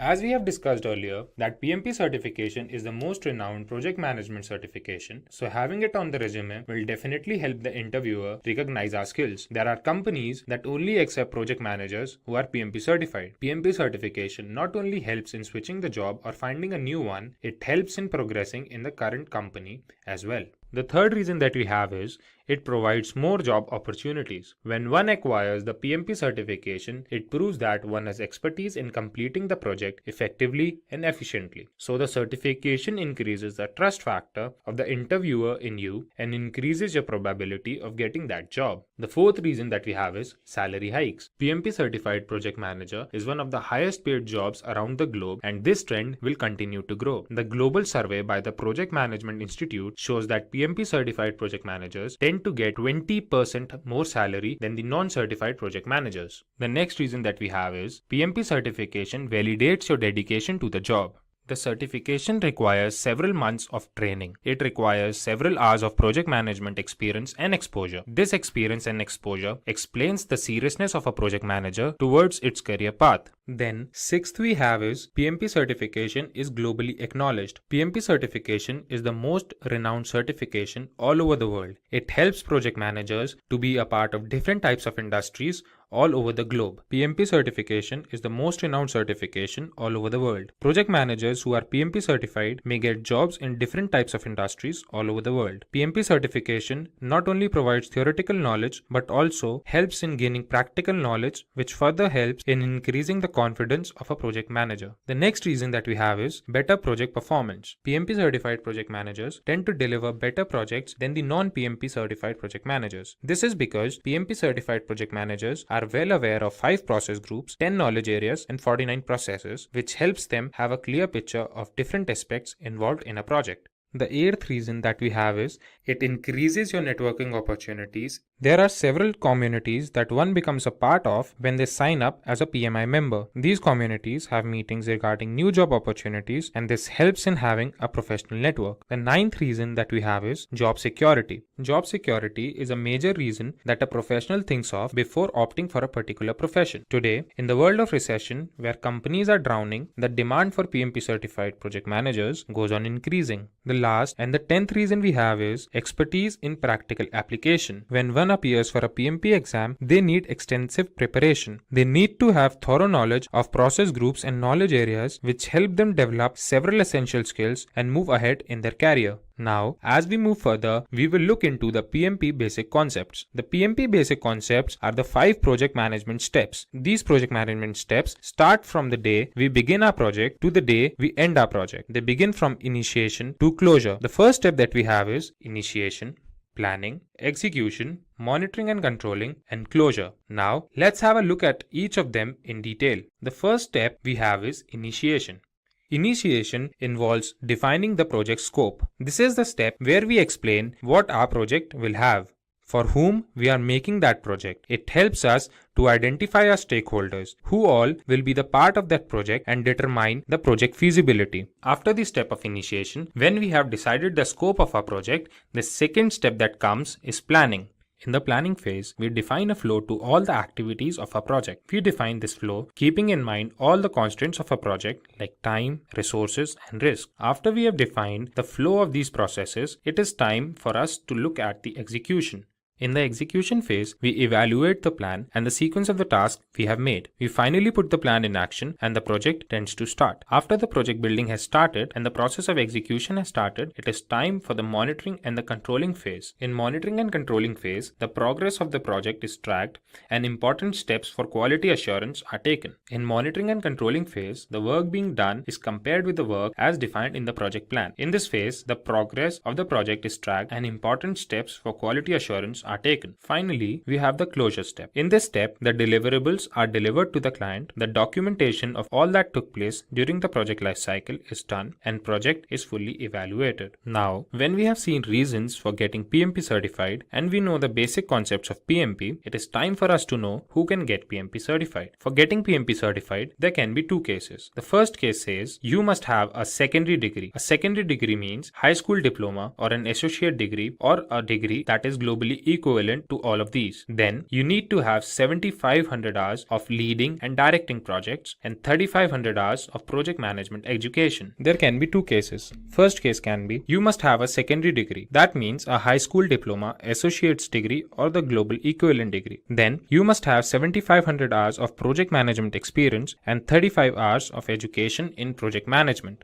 The second case can be you must have a 4-year degree along with 4,500 hours of project management experience and 35 hours of education in project management. Now, when we know who can get PMP certified, we will see the PMP exam pattern. The exam comprises of 200 questions, out of which 175 questions are used for evaluation. One can answer these questions if they have thorough knowledge of 5 process groups and 10 knowledge areas. The time provided to complete the exam is 4 hours. The questions that are asked are of different types, the most common type being formula-based, situation-based, and knowledge-based. Now, when we have discussed about the exam pattern, discussing about the PMBOK guide becomes very important. So the next topic that we have is PMBOK guide. PMBOK guide or project management body of knowledge is a book that comprises of several processes and different terminologies needed to crack the PMP exam. The whole syllabus of PMP exam is covered in the PMBOK guide by the project management and 10 knowledge areas. Apart from this, there are 49 processes that are divided amongst 5 process groups, 10 knowledge areas. Finally, let's have a look at the cost and validity of the PMP certification. When we talk about the cost of the certification, there can be two cases. The first case can be if we are not a member of Project Management Institute, the exam fees is $555. The second case can be if we are a member of Project Management Institute, the exam fees is $405. If we talk about the validity of the certification, the certificate is valid for a period of 3 years. After every 3 years, the certificate needs to be renewed. To renew the certificate, one needs to furnish a proof of 60 PDUs or professional development units. After so much information, Ted thanks John for his time and promises to take the PMP certification at the shortest notice. Now, let's have a look at the salary trends of a PMP certified project manager and a sample resume. If we consider the salary of a non-PMP certified project manager, it is approximately $91,000, while if we consider the salary of a PMP certified project manager, it is approximately $111,000, which is approximately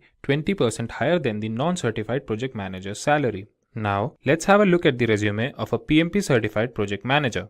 If you are somebody with PMP certification and looking for a project manager or a senior project manager role, your resume should look something like this. The summary in the beginning would include how much experience you have and anything that supports your claim of being a project manager. Like here, James Brown has written, he has more than 10 years of experience with generating and building projects. Then, when you talk about your experience, you should put something that emphasizes on the responsibilities that you had, your area of expertise, put something that shows your skill set for the desired post, and also something that you learned from your former job role. This shows that you have command over your work and also the determination to skill and upskill yourself. Like here, James Brown has 3 years of experience as an assistant manager training new associates and then more than 3 years of experience as a project manager, where he not only led projects but also learned new project management tools like Trello and Primavera. After this, add relevant information regarding your education. Your resume must include skills that you have or you have gained in your years of experience. Like here, James Brown has divided his skills into 2 parts, where he has written his technical skills and non-technical skills. He has included a skill of agile and quality assurance software, as well as he has his knowledge of different project management tools. Then putting your certifications play a major role. This proves that you are up to date and updated with current market trends. James Brown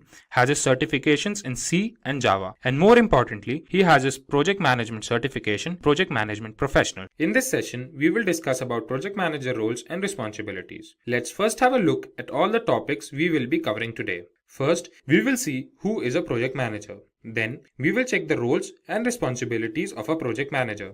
Moving forth, we will analyze the salary of a project manager and the steps that will help us become a project manager. Finally, we will see a project manager's resume. So without any further ado, let's get started with who is a project manager. Project manager, in simple words, is a professional who manages the project. Project manager plays an integral role from the first phase of the project lifecycle to the last phase of project lifecycle. This individual is a part of all the activities that produce the final deliverables and strive towards the success of the project. Now, let's consider some must-have skills of a project manager. First we have is strong communication skills. The communication skills help the project manager to communicate the organization's mission and vision to the team members in a clear, concise manner. These communication skills help project manager to explain their thoughts and requirements to customers and stakeholders. The next we have is effective leadership skills that helps in forming a team of skilled professionals and lead them in the best possible manner. The next skill that a project manager must have is a team management skill. As a project manager, it is very important to know how to manage your team to achieve a common goal with complete harmony. A project manager must have strong negotiation skills, as project managers have to negotiate at each and every step. This negotiation might be with the customers, stakeholders, or team members. These negotiation skills become of utmost importance when project members get into a fight or an argument. Then we have critical thinking. This is what makes a project manager more effective and efficient in project management. This thinking capability is needed to take difficult steps, talk to stakeholders, and resolve several issues throughout the course of the project. The last skill that a project manager must have is risk management skill. Handling a project is an important step, but what is equally important is risk management. This is the process required to identify, analyze, and respond to the risk factors throughout the project lifecycle. Now, when we know who a project manager is, we must have a look at the roles and responsibilities of a project manager. The first and the foremost role of a project manager is to set up a project scope, check its feasibility, and determine the resources that are needed to satisfy the project scope. Second role that a project manager has is the development of a project plan according to the project scope. The plan is needed to encourage the team to hard work with all their dedication. Next, a project manager is supposed to set deadlines for the project deliverables. He or she is supposed to manage time as a priority and communicate with the team at regular intervals. Next important role is to analyze, track, and control the budget of the project. Project manager has to make sure that the project does not run out of budget and is optimized as possible. Moving forth, effective communication is one of the most important skills of a project manager. He/she is supposed to maintain communication with all the stakeholders throughout the project. Then we have is the identification and evaluation of risk in a project. Project manager must take steps to minimize the effect of risk in a project. The next role of a project manager is to track and control the performance of the team. This helps in yielding the best outputs with the least number of resources. Last role a project manager must have is to provide reports and documentation of all the steps involved in project management. This helps in future projects and makes sure that the mistakes that happened in the project will not happen again in ongoing projects. Now, it's time for us to check the salary of a project manager. The data shows that an average salary of a project manager in India is approximately 14 lakh rupees per annum. while the average salary of a project manager in United States is $83,215 per year. The next important thing we must learn is how can we get a project manager's job? There are 4 important steps that one must fulfill to become a project manager. The first step is to have a bachelor's degree. It is important for a person to be a graduate. One can hold a bachelor's degree in any area of interest like marketing, computer science, or even engineering. This entirely depends on the type of project manager one wants to be. The second important step is gaining project management experience. This means that a person must have experience in leading and directing projects. Project management experience helps in taking different project management certifications, which further help in having a good paying job. The third essential step is to learn project management tools. There are different project management tools for different area of interest. These tools help in quick and efficient management of work. Project management tools are used widely by organizations now. Learning these tools will increase the chances of getting selected in one of those organizations. The fourth and the last step is getting project management certified. Project management certifications help an individual to increase the value of their certification and validates their dedication to the job. Nowadays, several organizations have made it compulsory for a project manager to be project management certified. There may be several project management certifications, out of which Project Management Professional Certification or PMP certification is one of the most common and widely accepted certifications. The Project Management Institute or the PMI predicts that there will be 22 million new project management jobs by the year 2027. Now, it's time for us to know how a resume of an aspiring project manager looks like. If you are somebody looking for a project manager role or a senior project manager role, then your resume should look something like this. The summary in the beginning would include how much experience you have and anything that supports your claim of being a project manager. Like here, James Brown has written, he has more than 10 years of experience with generating and building projects. Then, when you talk about your experience, you should put something that emphasizes on the responsibilities that you had and your area of expertise. Put something that shows your skill set for the desired post and also something that you learned from your former job role. This shows that you have command over your work and also the determination to upskill yourself. Like here, James Brown has 3 years of experience as an assistant manager where he trained new associates, and then 3 years of experience as a project manager where he not only led projects but also learned new project management tools like Trello and Primavera. After this, add relevant information regarding your education. Your resume must include skills that you have or you have gained in your years of experience. Like here, James Brown has divided his skills in 2 parts where he has written his technical skills and non-technical skills. He has included his skill of agile and quality assurance software, as well as he has his knowledge of different project management tools like Trello and Primavera. Then putting your certifications play a major role. This proves that you are up to date and updated with current market trends. James Brown has his certifications in C and Java. And more importantly, he has his project management certification in Project Management Professional or PMP. Here, as part of this video, we are going to look at few plausible questions which one would face while going through an interview. This will help them to prepare for interview and also help to understand what kind of questions would come across when they face the interview.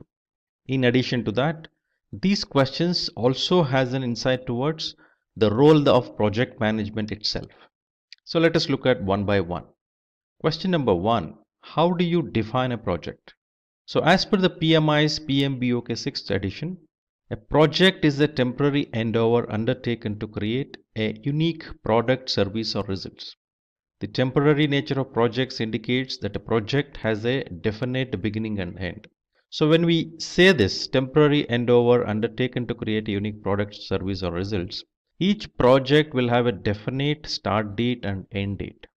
Once the project team is formed, once the project objectives are achieved, so the team which is formed, the human resources which are onboarded to a project, so those are disseminated, sent back to their respective functions or departments, and project will be concluded as complete.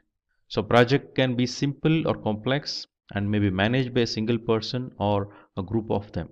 So every project will have a life cycle.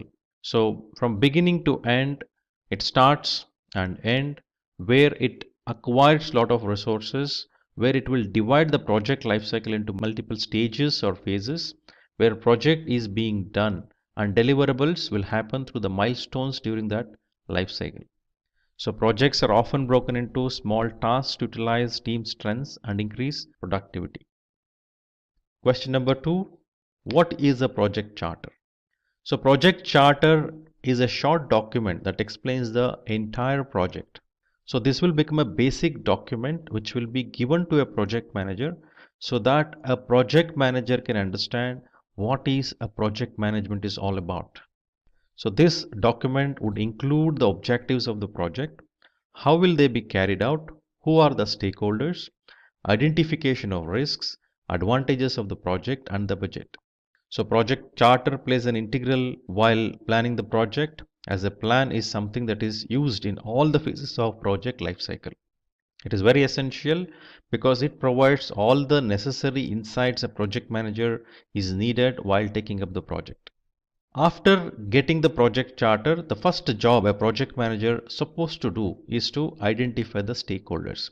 Even though project charter will have a basic list of stakeholders, so project manager has to contact those stakeholders, establish the list of stakeholders for the project, understand the requirements in detail, and further move towards planning. What is meant by scope of the project? So project scope is most essential part of project planning that helps in determining the list of specific project goals or deliverables. So when we say this, project will have a definite, unique deliverable which has to be created. So this will have a specific description of the specification as well as the features, functionalities of the deliverable. So to accomplish that features functionality of that output, what we're going to create as a result of a project, within a project, lot of activities are done. The processes, the tools, the resources which are utilized for the project all falls under this scope. So when we say the term scope, it is very important for us to understand the scope of a project versus scope of the product. The scope of the project involves all those processes, resources and activities what we do to accomplish the result. Whereas product scope is the one which we speak about the result itself, the features, functionalities of that result itself. So one needs to understand the difference between this project scope and product scope and define accordingly. So this will help in identification of the project's output and why that output is created and how these particular product or services or results will help organization or business to accomplish their objectives.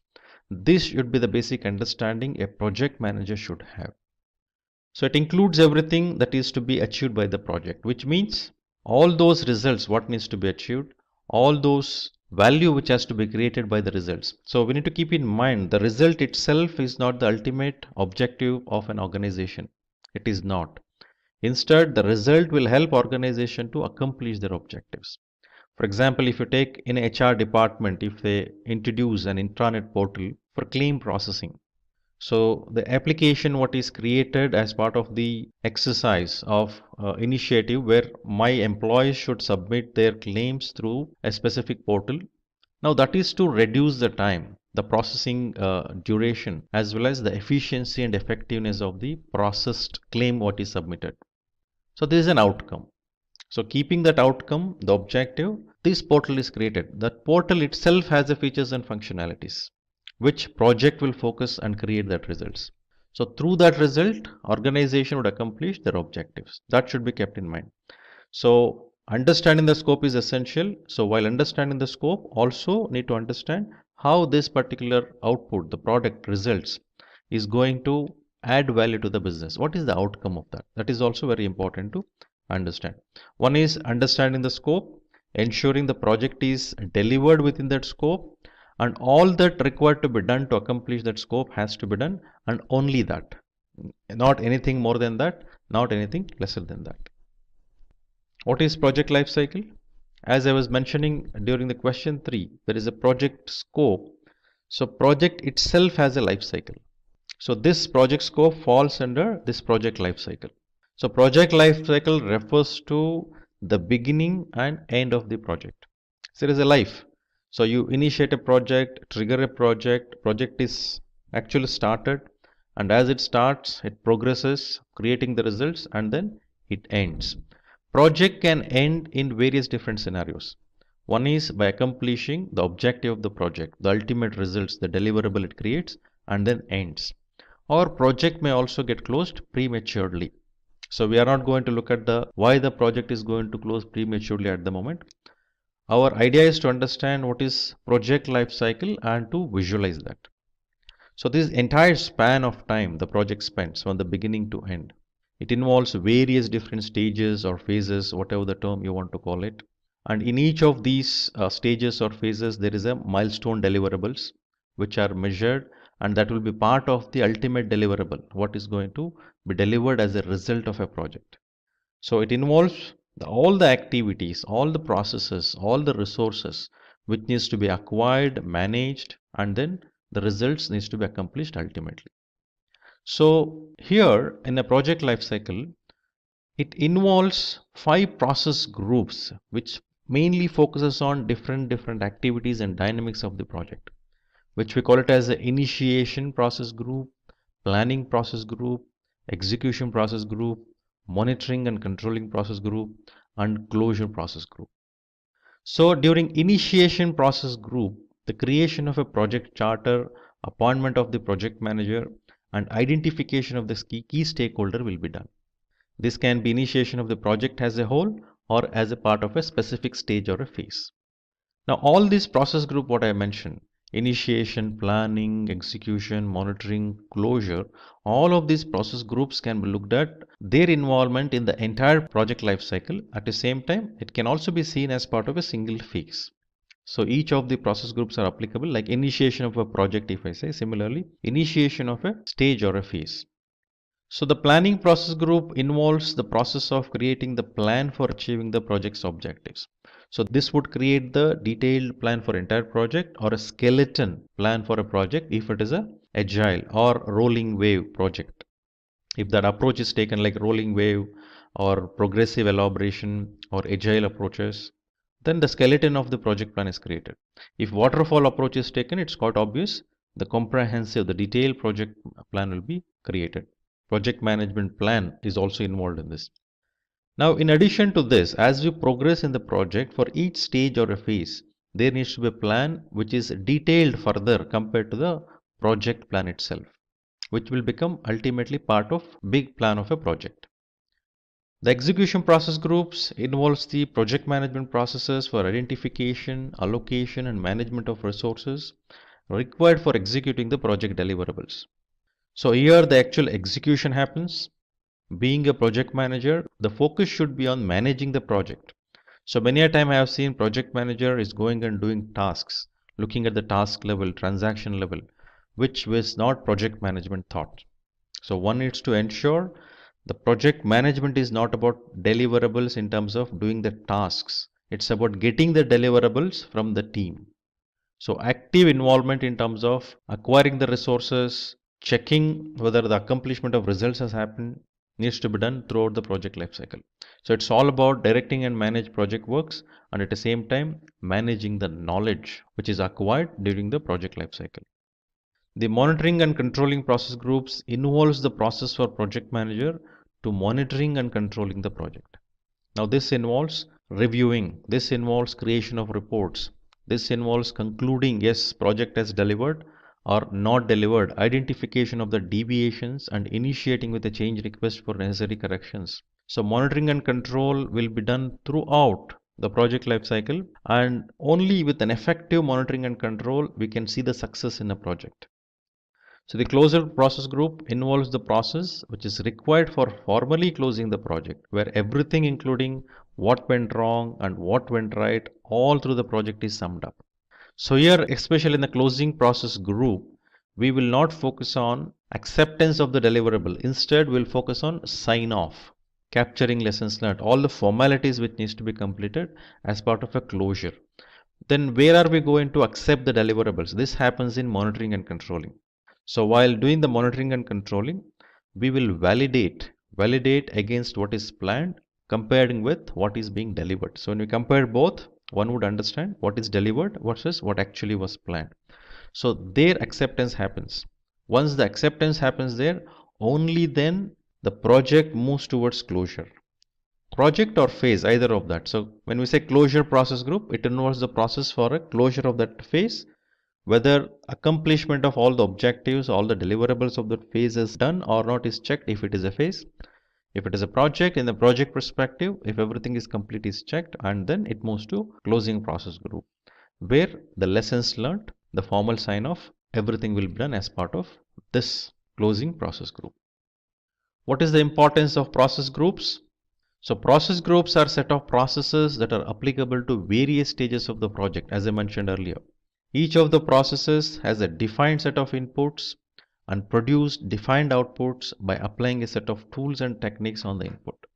The initiation process groups involves the processes needed to initiate the project, that is, develop project charter and identify stakeholders, the two processes. The project charter will be handed over to the project manager and formal declaration of appointment of the project manager will be done. Further, project manager has to identify the key stakeholders and take forward the project as per the direction set in the project charter. So in this group, in this process group, initiation process group, it is a formal declaration of appointment of project manager to the project. But one needs to remember, should not get confused, in real time, we see an individual who is about to become a project manager for a project sits and create a project charter. We have seen that in reality. So does it mean that what is told here is wrong compared to what is practiced? That is not the idea. Many organization thinks if we involve the project manager to be project manager of a project while creating the project charter itself, the level of information, the detail that person will have about a project will be more compared to a person who will become a project manager after handing over the project charter. So there is a difference. The person takes the project charter and become aware of the project. That is one scenario. The person actively involved in creating a project charter and then become a project manager. That is better scenario where the person will be more informed. But ultimately the accountability of a project charter lies with the sponsor. Formal declaration of appointment of project manager, confirmation of that happens only when project charter is approved and handed over to the person who is to be project manager. So that's where actual initiation of project happens. Then project manager can move ahead and start identifying the stakeholders and start collecting the details of the stakeholders, their requirements. And stakeholders cannot give all the requirements coming to their mind. They need to restrict to those project detailing what needs to be provided. The planning process group defines the detailed plan of the project, which involves the planning for scope, time, cost, quality, resource, risk, procurement, stakeholders, communication, and integration of all these subsidiary plans. Each of these plans, like scope management plan, schedule management plan, cost management plan, quality management plan, resource management plan, risk management plan, procurement management plan, stakeholder engagement plan, communication management plan. So all these plans are called as subsidiary plans. So all these plans are integrated and detailed project management plan will be created. So this involves various tools and techniques like expert judgment, meetings, analogous estimation, parametric estimation, decomposition, PERT, critical path method, depending on the specific area which is being focused on while planning. For example, expert judgment is a common technique used across all the areas like scope, time, cost, quality, all of these 9 areas, knowledge areas which I was mentioning. Expert judgment meetings are mostly seen as a technique used during each of these planning. Whereas when it comes to critical path method, so critical path method is about scheduling. So we will see that technique only mostly in schedule management. Similarly, if I speak about decomposition, we see that in scope management. So likewise, there are specific techniques which are specific to a specific knowledge areas, which we need to identify as we go through the entire framework itself. Similarly, there are common techniques used across the knowledge areas, which if we can identify that common techniques which are used across knowledge areas, it is easy for us to remember and recall those. Similarly, specific techniques for a specific knowledge area. The execution process group involves the processes to direct and manage the project works. The active involvement of the members of the team is seen performing their tasks to execute the project works. Although the project plan is finalized, there may be changes in requirements that come from the stakeholders which are considered for further modifications. So actual involvement of team delivering something acquiring the team, onboarding the team, onboarding the supplier, identification of them, doing the bidder conference, engaging with stakeholders. All this action should happen. So because the main focus of execution process group in project management perspective is directing and managing project work and managing the project knowledge, which is very, very important. The monitoring and controlling process group refers to tracking and reviewing the progress and performance of the project. The process of monitoring and controlling is continually performed throughout the project lifecycle. So here, I think as I mentioned earlier as well, so it is very essential for us to understand whether project has delivered all those required deliverables or not. Are the deliverables are fulfilling all the features and functionality which are defined during the planning? That validation should happen. Any deviations are found, change requests are raised, and these change requests are approved. Once it is approved, then it comes to integrated change control process through which changes are executed. Then the closing process group involves assembling a report of all procedures throughout the project lifecycle. The closing process group marks the formal closure of the project and completion of its deliverables. Now let us move to the next question. So question number 6, name 10 knowledge areas as mentioned in the PMBOK. So the 10 knowledge areas are project integration management, project scope management, project schedule management, project cost management, project quality management, project resource management, project communications management, project risk management, project procurement management, and project stakeholder management. The project integration management basically focuses on unification and integration of all the project to manage it in an integrated way. A project manager is also called as an integrator, which means a project manager should have an end-to-end visibility of the project. So all the rest of the 9 knowledge areas, the plan which is created as part of all the next 9 knowledge areas, those are consolidated and a comprehensive project management plan will be created in project integration management. So this is the only knowledge area where we see the processes in all the process groups. Whereas in the rest of the knowledge areas, if you see, we don't see any processes in initiating process group except stakeholder management. So integration management has one process. Similarly, stakeholder management has one process in initiation process group. Similarly, in closing process group, only integration management has a process. No other knowledge areas has any processes. So this is the only knowledge area where we find processes in all the process groups, which means it is very important to look at a project in an end-to-end view perspective. A full view of a project should be known to the project management. Only the project manager can become successful in doing the project management. The next knowledge area, project scope management, which focuses on ensuring collecting requirements, defining scope, creating work breakdown structures, and scope baseline. So scope management focuses on ensuring the necessary scope is defined and provided so that during execution projects are delivered accordingly, and monitoring controlling of the scope, the validation of the scope will be based on what is defined in the planning, what is planned as part of scope management. Similar to scope management, in schedule management, once that work breakdown structure is created, it is very essential to understand what it takes in terms of efforts, what it takes in terms of duration, and in what sequence project deliverables are completed, in what sequence activities are done. So schedule management focuses on that. The important technique what we use when it comes to schedule management is critical path method. So in a given project, when we establish a network diagram, so we may see multiple paths from beginning to end of the project. So some paths will be the longest path, which is called as critical path, and that will be the minimum time which is required to complete the project. So schedule management plan provides us a detailed schedule of a project along with sequencing and duration, and at the same time that is considered as a scheduled baseline. Then the cost management. So when we say cost, it is very essential for us to understand it is an outgoing money, outgoing monetary value. So projects incurs cost. When I say project incurs cost, there needs an investment from the organization who is actually doing this project.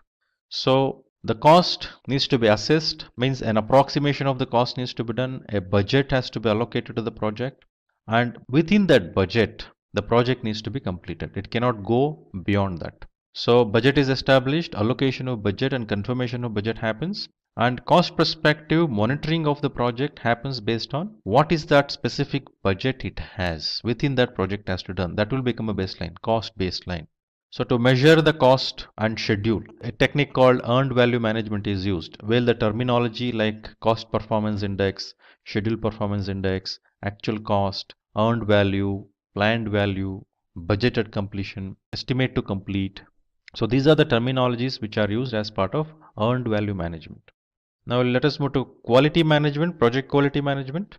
So it is very essential for us to ensure all the processes, all the activities, all the templates defined for the project are complied with. That is first thing while doing the project during the project life cycle. Similarly, the deliverables which comes out of a project at the end of the project or at the end of the specific phase or specific stage or a specific milestone. So those deliverables should be according to the specifications defined and agreed upon. So quality management focuses on establishing that quality management approach so that project compliance is maintained at the same time. The results what is delivered is as per the specification what is agreed. The resource management focuses on ensuring all the resources which are required for the project are acquired, configured, installed. If it is a technology resources, if it is a human resources, the necessary induction of the project, the brainstorming required for team to understand what is the project is all about is given, and the necessary skills and capabilities are there with those human resources, and these team members execute the task of the project. So project resource management plays very important role. And now here, when we say scope, when we say schedule, when we say cost, when we quality, in each of this, in other knowledge areas as well, the involvement of each of these resources are essential. So what resources gets into scope management? What resources gets into schedule management? What into cost? Likewise, for each of the knowledge areas, we see various different resources used. When I say in schedule management, effort has to be established. While we establish an effort, it is also required to understand what is the skills and capabilities required. So schedule management definitely work very close with resource management. Similarly, each of these resource comes with cost. So obviously cost management is involved. Then quality, yes. So who is going to do the quality management? So roles and responsibilities needs to be clearly articulated, defined if it is a human resource in resource management. Coming to communication management. So communication I think plays very important role. As we know, 90% of the time project manager spends on communications. Many times we see project managers only communicating. Many team members have told me, mentioning that project manager only does communication, project manager only asks questions. Now this impression to the team gets created because they only see what project manager is doing is communication, because team comes in when everything is done, everything is set right. So they see project manager during the monitoring and control mainly, not during initiation, not during planning, not during closure. So many team member comes and goes during the project. They only see project managers reviewing and asking the questions. So because of this, they assume project manager only communicates, project manager only asks questions. But it is very important to ask questions, but there is a perspective and objective behind it, which already project manager is involved and created like a plan, like signing off, coordinating with stakeholders, understanding requirements, many things has done. In all these areas, communication is involved. So it plays very vital role. So then project risk management, every initiatives organizations takes, every investment organization does, there is a risk. So already the identified risks are evaluated and project is taken up by the organization, which means the business has already understood what is the risk associated with this particular project. Considering that, they have taken up a project. But while doing this project, while doing the project management, lot of risk comes across. Project manager should keep identifying the risk, assessing the risk, analyzing the risks qualitatively and quantitatively depending on the level of impact of the risk. So risk means we already know it is uncertainty of certain occurrence, an outcome. It may be positive or negative. Positive, you can take advantage of that, you exploit it, you enhance it. Whereas negative risk, you mitigate, you respond. You will have a response plans like accepting those or transferring it, sharing it. Transferring means you outsource or you take an insurance. So that is negative risk responses. Next, the project procurement management. The projects would involve certain procurement. So we need to ensure for this project, what is that I am creating myself and using it? What is that I am going to procure from external suppliers? So whichever we decided in make or buy decisions, whichever we have decided that we need to procure from elsewhere, So procurement management plays a very important role here. So identification of what needs to be procured, what quantity we need to procure, who would be the best supplier, what are the criteria while selecting the suppliers. You may float an RFP, a proposal request will be a respond which will come in. You may float a bid. When you evaluate the best vendor or supplier, you onboard them, then you start issuing a PO formally for them to supply, and then procurement happens. So end-to-end management of the supplier, right from onboarding the suppliers, doing the bidder conference, establishing an agreement, and then engaging with them for reviewing their performance. All these are involved as part of procurement management. The 10th knowledge area, the project stakeholder management. So stakeholder means any entity or individual who involves in the project directly or indirectly, they are impacted. They influence the project and they get influenced. So very importantly, if we think about the stakeholders, we can think about customers, we can think about sponsor, we can think about team members, suppliers, who plays very vital role in the success of the project. So engaging with the stakeholders, managing the stakeholders plays very important roles. And if every 9 knowledge areas there is something which you've done right, but something wrong done with the stakeholder management, entire project may go for toss. So one needs to be very careful understanding the dynamics associated with each of these 10 knowledge areas and then dealt with them accordingly, and integration management would integrate all of this as I mentioned earlier, so that end-to-end visibility of the project can be seen. So that is about 10 knowledge areas mentioned in PMBOK. The next question number 7, why is the project planning considered as the most significant step in project lifecycle? The project planning is more significant.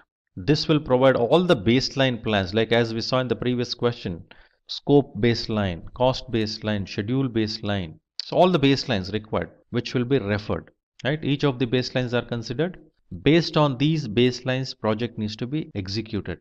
Now, any deviations to this baseline plans need to have a formal approval for necessary corrections. So already we know there are 9 types of subsidiary plans for all the 9 knowledge areas: scope, schedule, cost, quality, resource, risk, procurement, communication, and stakeholder. These are the 9 knowledge areas which will have a subsidiary plans which will get integrated in integration management. So without having a clear plan, clear directions, so execution will not have any specific direction to take. So you cannot measure the deliverables. So what to do, when to do, who will do, all these are defined as part of the planning, and that plays a very important thing. So if you look at the entire framework of PMP, most of the processes out of 49 processes we can see in planning process group. Almost like 24 processes out of 49, 50% of the processes almost can be seen in planning process group, which itself indicates how important the planning process group and planning activity for a project. So why the project plan is considered most significant? Let us look at few more points. So one is it provides visibility in terms of what project is all about, what is that we are going to deliver, and what kind of results are we going to create, what is that we are aiming for. We'll get a better visibility. So next, increases employee satisfaction because there is no confusion.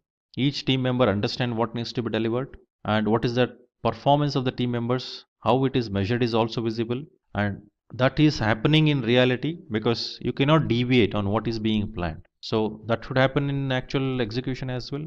So obviously employees are not confused now, the team members are not confused, they're delivering it according to what is planned, and it is easy for them also because it is a better visibility and they have a clarity about it. Next is quality assurance and control. So as we know, quality management is one of the knowledge areas. So doing timely audits, testing all the deliverables, compliance checks. So all these ensures the approach what we have selected, covering all of this ensures the project is delivered as we planned. Then reduces project risk because all the risks are identified. We have understood what are the risks are, and we keep identifying the risk and analyzing those. And when we say risk, there is one unique nature of risk. Where exactly the risk occurs, accordingly the impact to the projects will be there. For example, when I start a project, if there is a risk associated with human resources which I have not even onboarded, non-availability of a specific resource, very less impact. But when I have onboarded a resource and then project execution is happening and execution is at peak, now what happens? It is quite obvious. Risk impact will be higher compared to the risk which would have occurred in the beginning of the project. So meaning as we progress in the life cycle of a project, the identified risk will have an impact differently at the different parts of the life cycle. depending on the nature of the risk and state of the project. So since it is visible to us, we have a risk management knowledge area which emphasizes on doing all of this. So since we are doing it, it will become visible for us to have an effective risk management. So next question, when is stakeholder analysis performed? Already we know stakeholder means an entity or individuals who involve directly or indirectly, who get influenced, who will get impacted, are all called as stakeholders. Understanding who are those stakeholders who are basically straight in terms of having impact or impacted. So we need to identify them and manage them. We may have a stakeholder like competition to our organization, but do we really manage them? Not required. We may require to be sensitive. What competition is doing? Is this project is unique so that the details of this project, the information on about this project is not leaked to the competition, is not shared with competition. In that sensitivity, you need to ensure monitoring it. You need not manage the competition here, but you need to monitor what is happening relating to competition. Similarly, stakeholder like team member. So you are required to manage them. You cannot just keep monitoring. You need to manage them so that there can be the results which is required to be created has created. Now next is customer. If you say, you need to engage with them. You need to discuss with them. You need to review with them. That customer is getting what customer has asked for. Right? So stakeholder may be anyone who is affected because of project. Stakeholder analysis plays an important role to identify and analyze their needs. Right? So the analysis is generally performed whenever there is a need of any clarifications over quantitative and qualitative data. The clarification helps in understanding the interest of the stakeholders, which plays a vital role in the success of the project, as I mentioned earlier. So next question for us, what is the role of stakeholder in project management? So stakeholder, as we know, refers to any organization or entity that can have any positive or negative effect due to project. Because their interests are most important, their positive impact need to be kept in mind, while any negative impact need to be minimized while planning for executing any activity during the project. So it is very important to understand the stakeholder perspective view. Next question, what are some essential features to be kept in mind while choosing a project management tool? So project management tools basically assist the project manager and the project team in doing the project effectively. And I think efficient way of doing project is also ensured because many processes are automated and the transaction will become easier, the collaboration become easier, creation of dashboards and reports which will provide the visibility of the performance of the project. So let us look at some of the essential features required by project management tools. So risk management. Just now we discussed about risk management and its importance. If a project management tool assists while identifying and managing a risk, because when we identify risk, we update those in a risk register. So if tool has an established risk register where we can keep inputting this particular risks and keep alerting the specific details about, if we have a frequency of analyzing the risk repeatedly, the identified risk, so informing us, reminding us, telling that this risk calendar is like this, you may require to analyze those. That will help in making it better, right? Risk assessment as well as updates in terms of managing the risk. Or also lessons learned. Earlier some risks which are of similar kind which are identified are managed like this. So lessons learned, recalling those. Coming to resource management. So tool can able to help us in terms of calculating the expenditures and distribute them among the tasks, so that it is helpful in terms of better management of resources as well as the cost associated with that. Then dependencies, milestones and critical path. So most of the project management tools what we have come across, minimum they will have this capability, establishing a Gantt chart, helping in terms of establishing a network diagram, which will provide us a visibility in terms of what is that the project flow would be, how the project flow would go on, and how the project is going to complete. What are the activities dependent on each other? So what are the relationship between each of the tasks? What are the milestone deliverables? Duration of the project? What are those activities happening in parallel? So visually, graphical representation it would give. So it should also minimize, simplify. The tool should have that capability. It should also have a minimal interfaces or ease of doing things like drag and drop interfaces. So ease functionalities, maintaining smooth maintenance and support, which it can help us in terms of doing a project management better.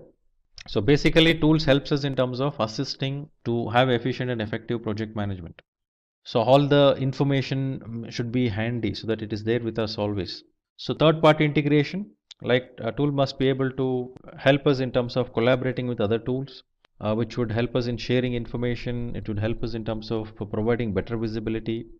Any other tools which are there in the organization. If I am speaking about documentation, records sharing, or any of the reports or creation of the dashboards, these are the capabilities which a tool can have, and at the same time, this can have an interface with other tools like Dropbox, Google Drive, which will help in have a better visibility and better collaboration.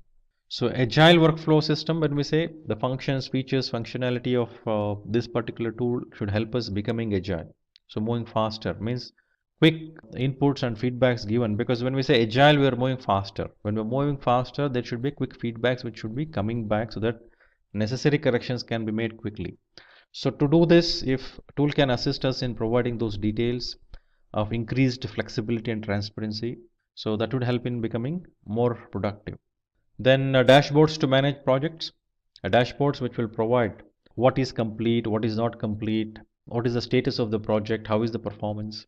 So this would help in having a quick visibility into the performance of the project and also the progress of the project to track them. So that what is complete, what is not complete, and how it is progressing. Is it ahead of schedule, behind schedule, is it within budget or over budget? The visibility to that will always help in terms of getting better project management done. Then customizable workflows. So the tool should be able to adapt to the unique process to track work progression. So then if it provides a mobile application integration, so better to have team to know what is the status of it anytime, anywhere, so that ease of moving forward faster in the project management and making decisions will become easier. Because always having right information in right time with the right people is very essential, so that decision making can be more informed and quicker. Then collaborate easily. The tool should enable user to share documents, files, status, timelines and tasks with ease and quickly with many people. Then delegating tasks easily. It should be able to delegate tasks, assign roles, and then ensure they have access to the right information. So that's all about tools. Now we'll move to the next question. So what do you think is the difference between projects, programs, and portfolio? So this looks like a very generic question which is asked by any individuals during their interview. But even though this question doesn't focus on project in specific, it is very essential for project manager to understand the difference between these three, so that whom to ask for what will be known to the project manager. So the definition of project is like a temporary endeavor. It's an activity that is used to create a unique product, service, or results. We saw that, we understood already. Whereas program is a collection of related projects which are managed as group to achieve better effectiveness and efficiency. So which you don't get when you manage a project individually, if you group it and manage, you can share resources, you can optimize the resources and cost, you can standardize, that you can achieve through program management. So portfolio management is again a group of projects and programs which may be related, unrelated, but strategic objective, accomplishing strategic objectives of the organization is very essential. So all these projects and programs and other related works are grouped together with a common strategic objective of organization. So the project manager versus program manager versus portfolio managers, what do they do? So project manager expects change and implements processes to manage and control the project in terms of accomplishing the project objective. Whereas program manager expects changes from inside and outside the program to provide strategic benefits, as I mentioned earlier, like standardization, optimization. So portfolio manager monitors changes in the overall context of the strategic plan of the organization. Is this projects or programs or whatever we do in this organization, are they aligned to strategic objectives? Are they helping to accomplish the strategic objectives? So project managers manages and coordinate the team to ensure success, whereas program manager manages the program staff and the project manager providing leadership and vision. The portfolio manager may coordinate or manage the portfolio management staff. Then monitoring part of it, project manager monitors and controls tasks to produce the products, results or services of the project, whereas program manager monitors the progress of components to lead the program to success. Portfolio manager manages the aggregated portfolio performance and value indicators. So planning part of it, Project manager develops, monitors and controls project plans throughout the project lifecycle, whereas program manager develops the program plan and performs high-level planning to guide component-level planning, whereas portfolio managers perform plannings at a portfolio level. The scope, the project manager will develop, monitor and control throughout the life cycle of the project, whereas program manager has a program which has a wider scope aimed at meeting the benefits and goals of the organization, whereas portfolio has a scope that changes with change in the strategic plan and goals of the organization. So why the strategic goals or plans would change, the directions would change? That has various different reasons, maybe a business scenario, market conditions, etc. The success of the project is based on time taken to finish the project, the budget within which it is completed, the scope, the customer satisfaction, the quality defines the success. Whereas the program success is measured in terms of benefits it delivered as it expected from a program. Then the portfolio success is the aggregated performance of all its components, programs and projects. Question number 12. What are the skills a project manager must possess? Typically, a project manager would require to have effective communication skills. So communication skills help in terms of establishing better relationship because it plays a vital role there. What do we communicate? When do we communicate? How do we communicate matters because it's not about just verbal communication or written communication. There is non-verbal communication through body languages, through expressions, which individuals do the communication. So it is very essential to have a right method and right approach towards communication. So the project manager should possess that skill. Good leadership skills. So many times the term leadership is confused with the position of a leader. No. So leadership is basically a capability of an individual. So if a specific individual having that capability can influence people, can inspire, can motivate. Project manager having a leadership skills, it's very essential. It is a must required skill. Only then project manager can make the people listen to him. People will respect him because the behavior will be guided through that capability. Strong team management skill which requires an engagement, which requires a communication and leadership skills work very closely with this team management skills. So understanding the team dynamics, ensuring the right education, right skilled individuals are in place and they're monitored and managed, which is very important. So there should be a little bit of mentoring which needs to be done to the people regularly so that team gets what is expected out of them and they do accordingly. Then effective negotiation skills, a lot of scenarios which comes in terms of negotiating in various different scenarios. Negotiate to ensure things are being in place or in the interest of both the parties involved in the negotiation. It is very important to involve and make a right discussion, right set of discussion so that stakeholders are benefited. Now, who are these roles we are speaking about who would involve in negotiation? We can think of customers while establishing an agreement. We can think of teams while having some conflict resolutions which you take. Team will have a conflict you may require to resolve. So suppliers related issues which needs to be resolved. So negotiation is very important, but always negotiations would be in the interest of both the involved parties. Then critical thinking.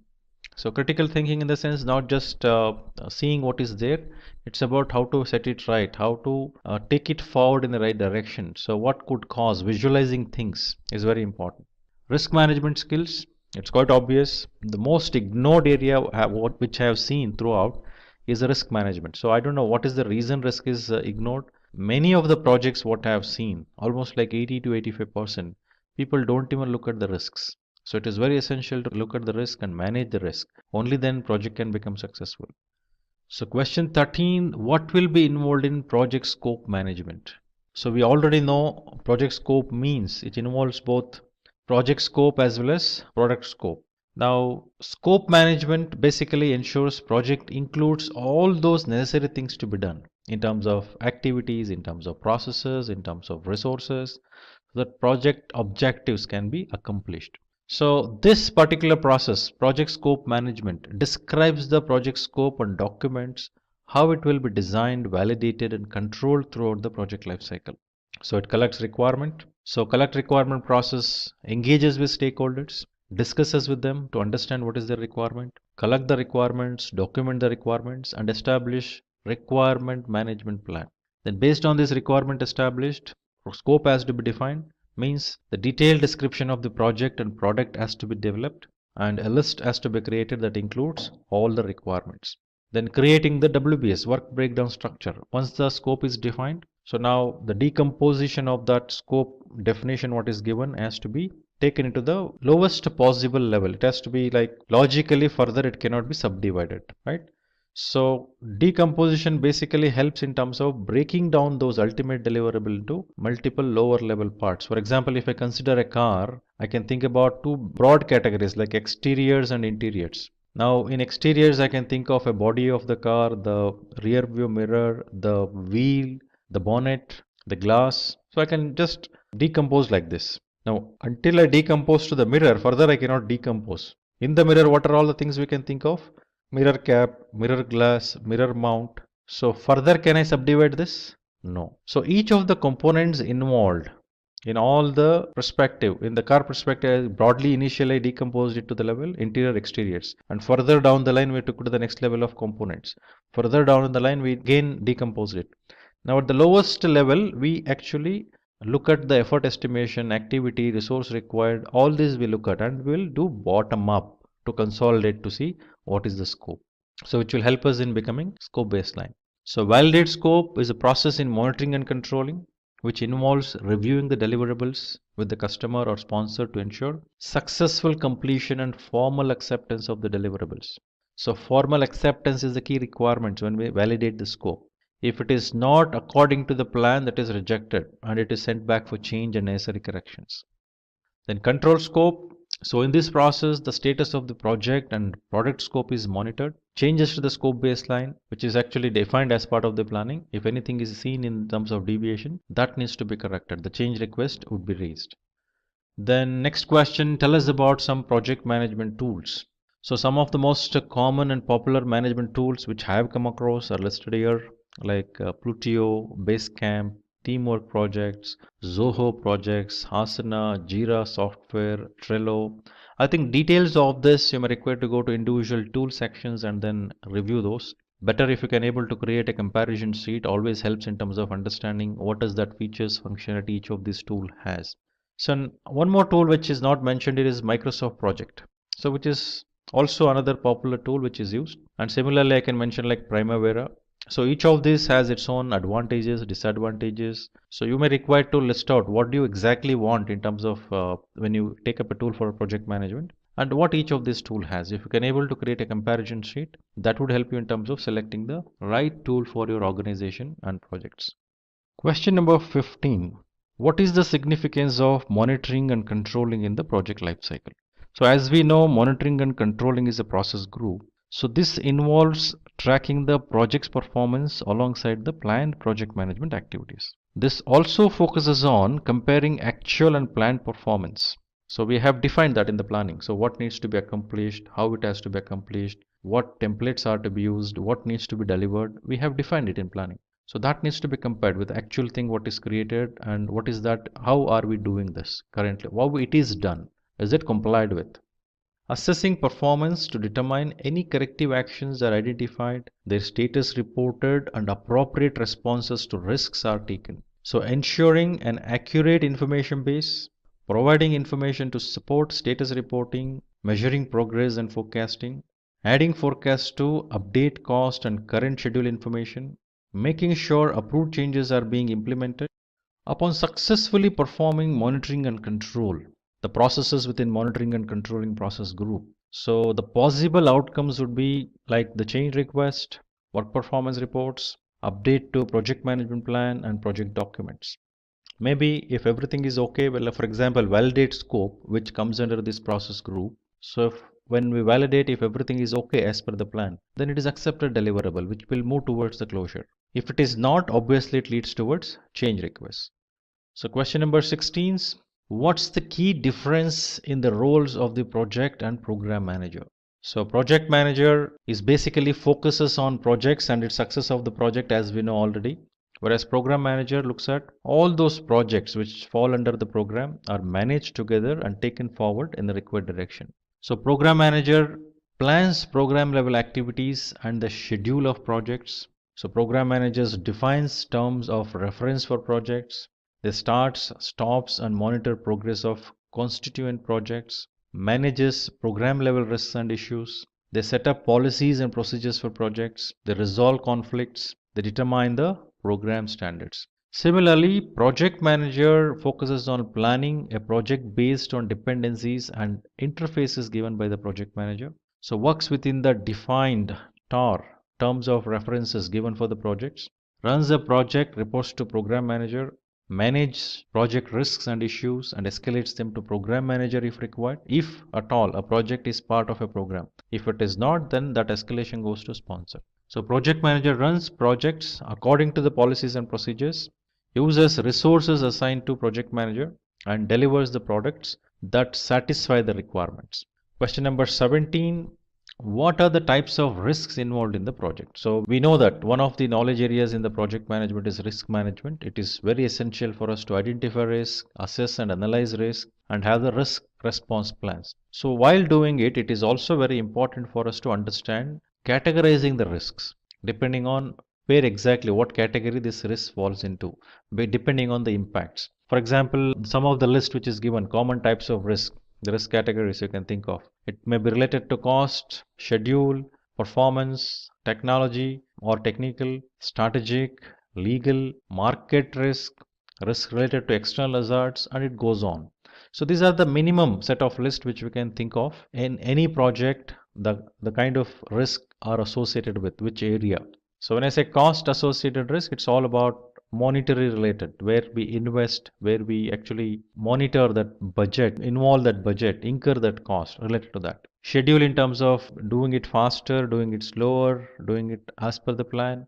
So various different details which are associated with the schedule. Likewise, each of these types what we have mentioned will have a risk accordingly associated with them.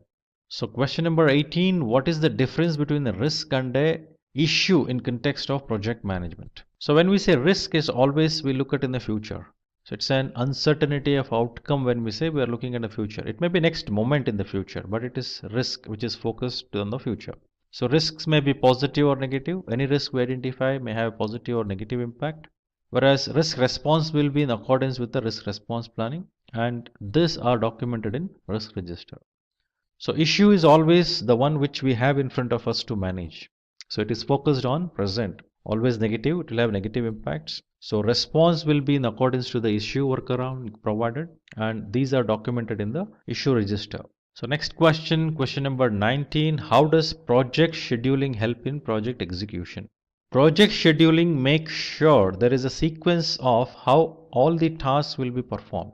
After the resources are estimated and plan is made, the schedule plays a very important role, because when to do, when it is planned, it is very essential to do accordingly. So providing the sequence, what activity has to be done in what sequence, it's also very important. So this must be carried out first, and what should follow needs to be clearly understood.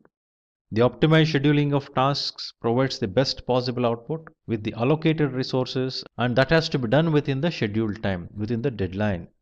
Question number 20, what do you understand by quality control? Now, quality control refers to activities needed to evaluate if the project meets all the requirements with respect to the scope of the project planning. Now, when we say a control, we should think about the output of a project, the deliverable. It has the specifications. So relating to that specifications, the features, functionalities, what needs to be delivered, is it delivered accordingly? So project managers defines the standard that the project must fulfill to be successful. Quality control includes validating the deliverables, satisfying the requirements of the stakeholders, identifying the cause of poor project quality, and taking necessary actions to eliminate problems. Right?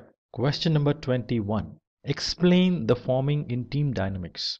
Basically, when we say team dynamics, it involves various different stages like forming, storming, norming, performing, and adjourning. So forming happens first. Now, this happens when the team first meets each other. So when they meet each other, they get introduced to each other and get to know their backgrounds, experience, and areas of expertise. The team members discuss about the project, discuss the project objectives, and beginning to think their role in the project. They're beginning to understand.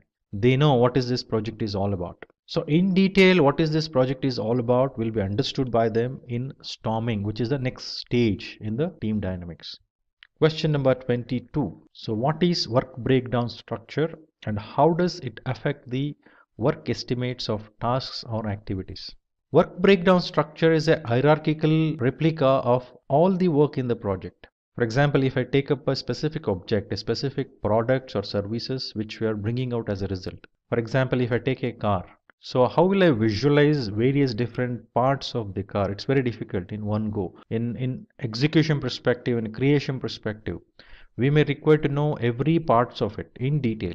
So work breakdown structure is established using decomposition as a technique, which means, for example, if I take car as an example, car has a whole when you visualize. Broadly, I would classify that into, decompose it to the first level like exteriors and interiors. After exteriors, I can further decompose the exterior part of it.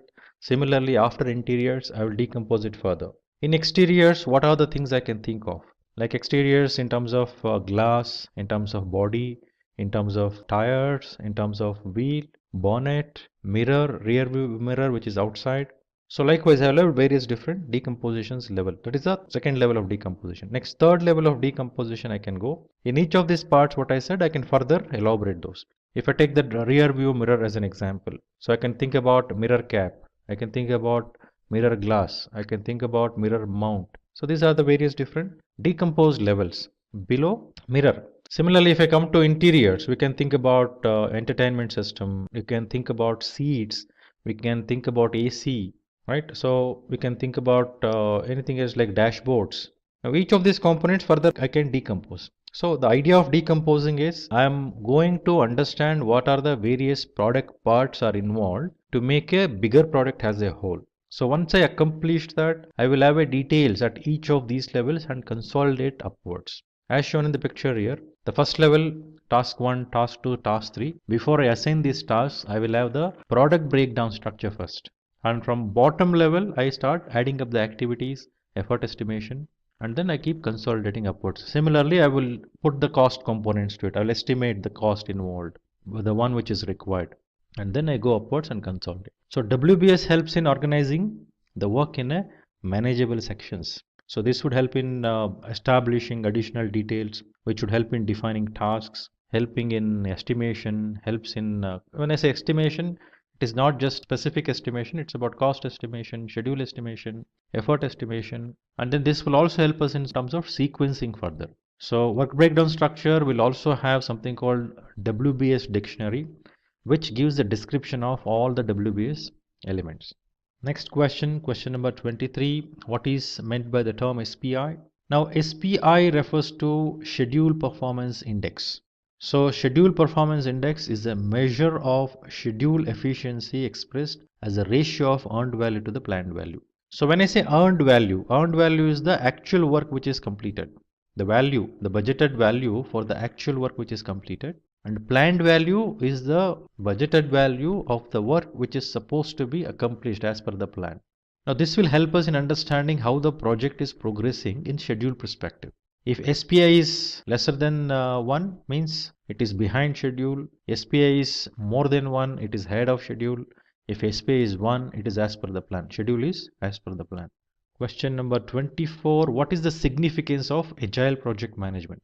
So when we say agile, the terminology itself refers to quick response, flexible, moving faster. So while we do agile project management, it is very essential to look at the various dynamics around. So it may be a quick response what you need to give, right? So predominantly agile methodologies are today adopted in various types of industries. So currently we see more and more in IT and software industry, then product development, marketing campaigns, even in constructing companies. Some of the reasons that encourage industries to take up agile methodologies are high product quality, high customer satisfaction, reduced risk, better and faster ROI. Now let us look at the question number 25. What is the significance of agile project management? So the agile project management frameworks involves continuous planning and testing. So there are various different frameworks, each of them having their own unique qualities. So it is very essential for us to understand what are those various different agile frameworks and how they are going to contribute to become agile. So the most popular agile frameworks. some thoughts which actually depicts and supports organization to become agile, or one of that is Kanban framework. So Kanban framework is used to implement agile software development and requires real-time communication. So work items are represented on a Kanban board, allowing team members to see the state of each work at any time. So this means on the board, so work in progress, work which has to be done and who has to do it, all these details are captured in the Kanban board. Now, very important point here is when these are captured, it's very essential to understand it is a visual board. So when it is a visual board, it's quite obvious. Anyone who has actually have a task against them, they don't hesitate. They need to complete it. It forces them. Since it is a visualized system, it works on their consciousness. So it is also called as pull system. So because people pull the work from that list, whatever is given, and then accomplish it. So this will also help in tracking the progression of a project, how it is progressing. So how the project is progressing, how the tasks are being completed, how quickly they are completed. So it is easily visible, and that makes things to move smoother and faster. So Scrum framework helps in dealing with complex problems and making it possible to deliver high quality products. At the same time, it helps in managing complex advanced work with little emphasis on software development. So it uses the terminologies like sprint, product backlog, sprint backlog, daily scrum, retrospective meeting. So three roles predominantly we come across, that is product owner, scrum master, and then self-organizing team. So next framework is hybrid framework, which you can think of.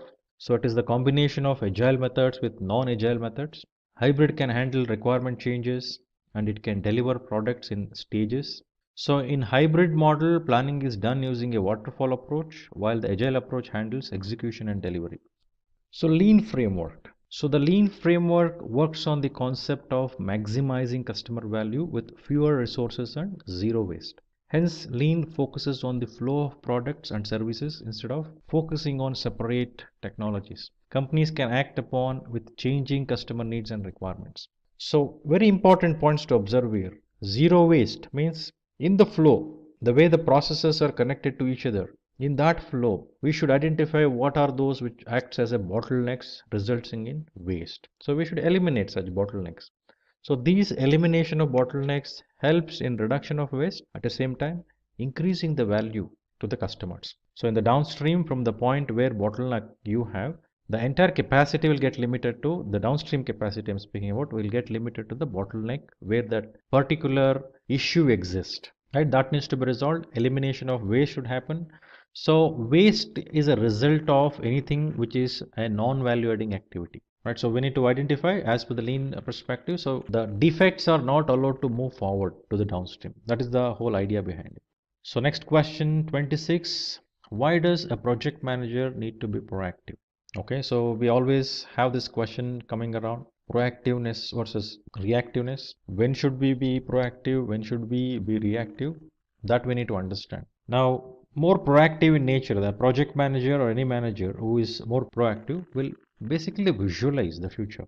So they act today so that tomorrow something negative impact will not happen. So a proactive project manager is actively able to determine the several communication needs of the stakeholders. So a proactive project manager is able to identify the risks in the early stage of the project. It is very essential. So what is that going to happen in future? That needs to be visualized, act today so that occurrences can be handled better or eliminated. Question number 27. What does a critical path method imply? So firstly, let us understand what is critical path means. So critical path is basically a longest path in a given project network diagram. So that would be the minimum time required for a project to complete. So any delay in any of the activities or tasks in critical path delays the project duration. So in critical path method, so it is a crucial tool for determining the progress of the project to ensure that project is on schedule. So as I mentioned, any delay in any of the activities or tasks in the critical path delays the project itself. So monitoring on these activities in a critical path will become more important so that project can happen as per the plan, as per the date what is given. So critical path method helps in determining the essential or critical path by finding out the longest stretch of dependent tasks, so that each dependencies, Each flow from left to right, from beginning to end, has to be visualized and monitored very closely so that project finish date is not delayed. It happens according to the plan. So next question, defined planned value, actual cost and earned value. So when we say planned value is the approved value of the work that needs to be completed within a given period. It serves as a baseline and needs to be calculated before work can be started. It is also known as budgeted cost of work schedule. So formula to calculate planned value is planned percentage of work completed into project budget. Assume your project budget is 10,000, whatsoever the currency is. Let us assume 10,000 is my project budget. So my project duration is 5 months. Each month I have a plan to complete the work worth of 2,000. So which means that 2,000 is my planned value. The work which is supposed to be accomplished within the end of that first month is work worth of 2,000. So if I do the work which is lesser than work worth of maybe lesser than 2,000, I am behind schedule. If I complete the work worth more than 2,000, then I am ahead of schedule. So planned value will become that reference, the 2,000 what I mentioned as a planned value, the work worth of 2,000 I am supposed to complete before the end of the month 1. If I say any work which is completed according to the budgeted value, I will make this planned value as a reference to decide whether I am behind schedule or ahead of schedule. Actual cost. Actual cost refer to the value of total expenses that you have incurred for the work done till date. For example, in the previous discussion relating to the planned value, at the end of month 1, the planned value was 2,000. So that is the work worth which we're supposed to complete. Now let us assume we have completed a work where the work worth relating to that actual work completed is around 1,800. Means I'm behind schedule for sure. But at the same time, to complete the work worth of 1,800, how much I incurred actually? So if I have incurred actual cost also 1,800, then cost wise I'm according to the plan, but behind schedule because I have only completed the work worth of 1,800 against the work worth of 2,000, which is the planned value. I'm behind schedule. But to complete it, the actual cost I incurred is 1,800, so cost wise I'm according to the plan.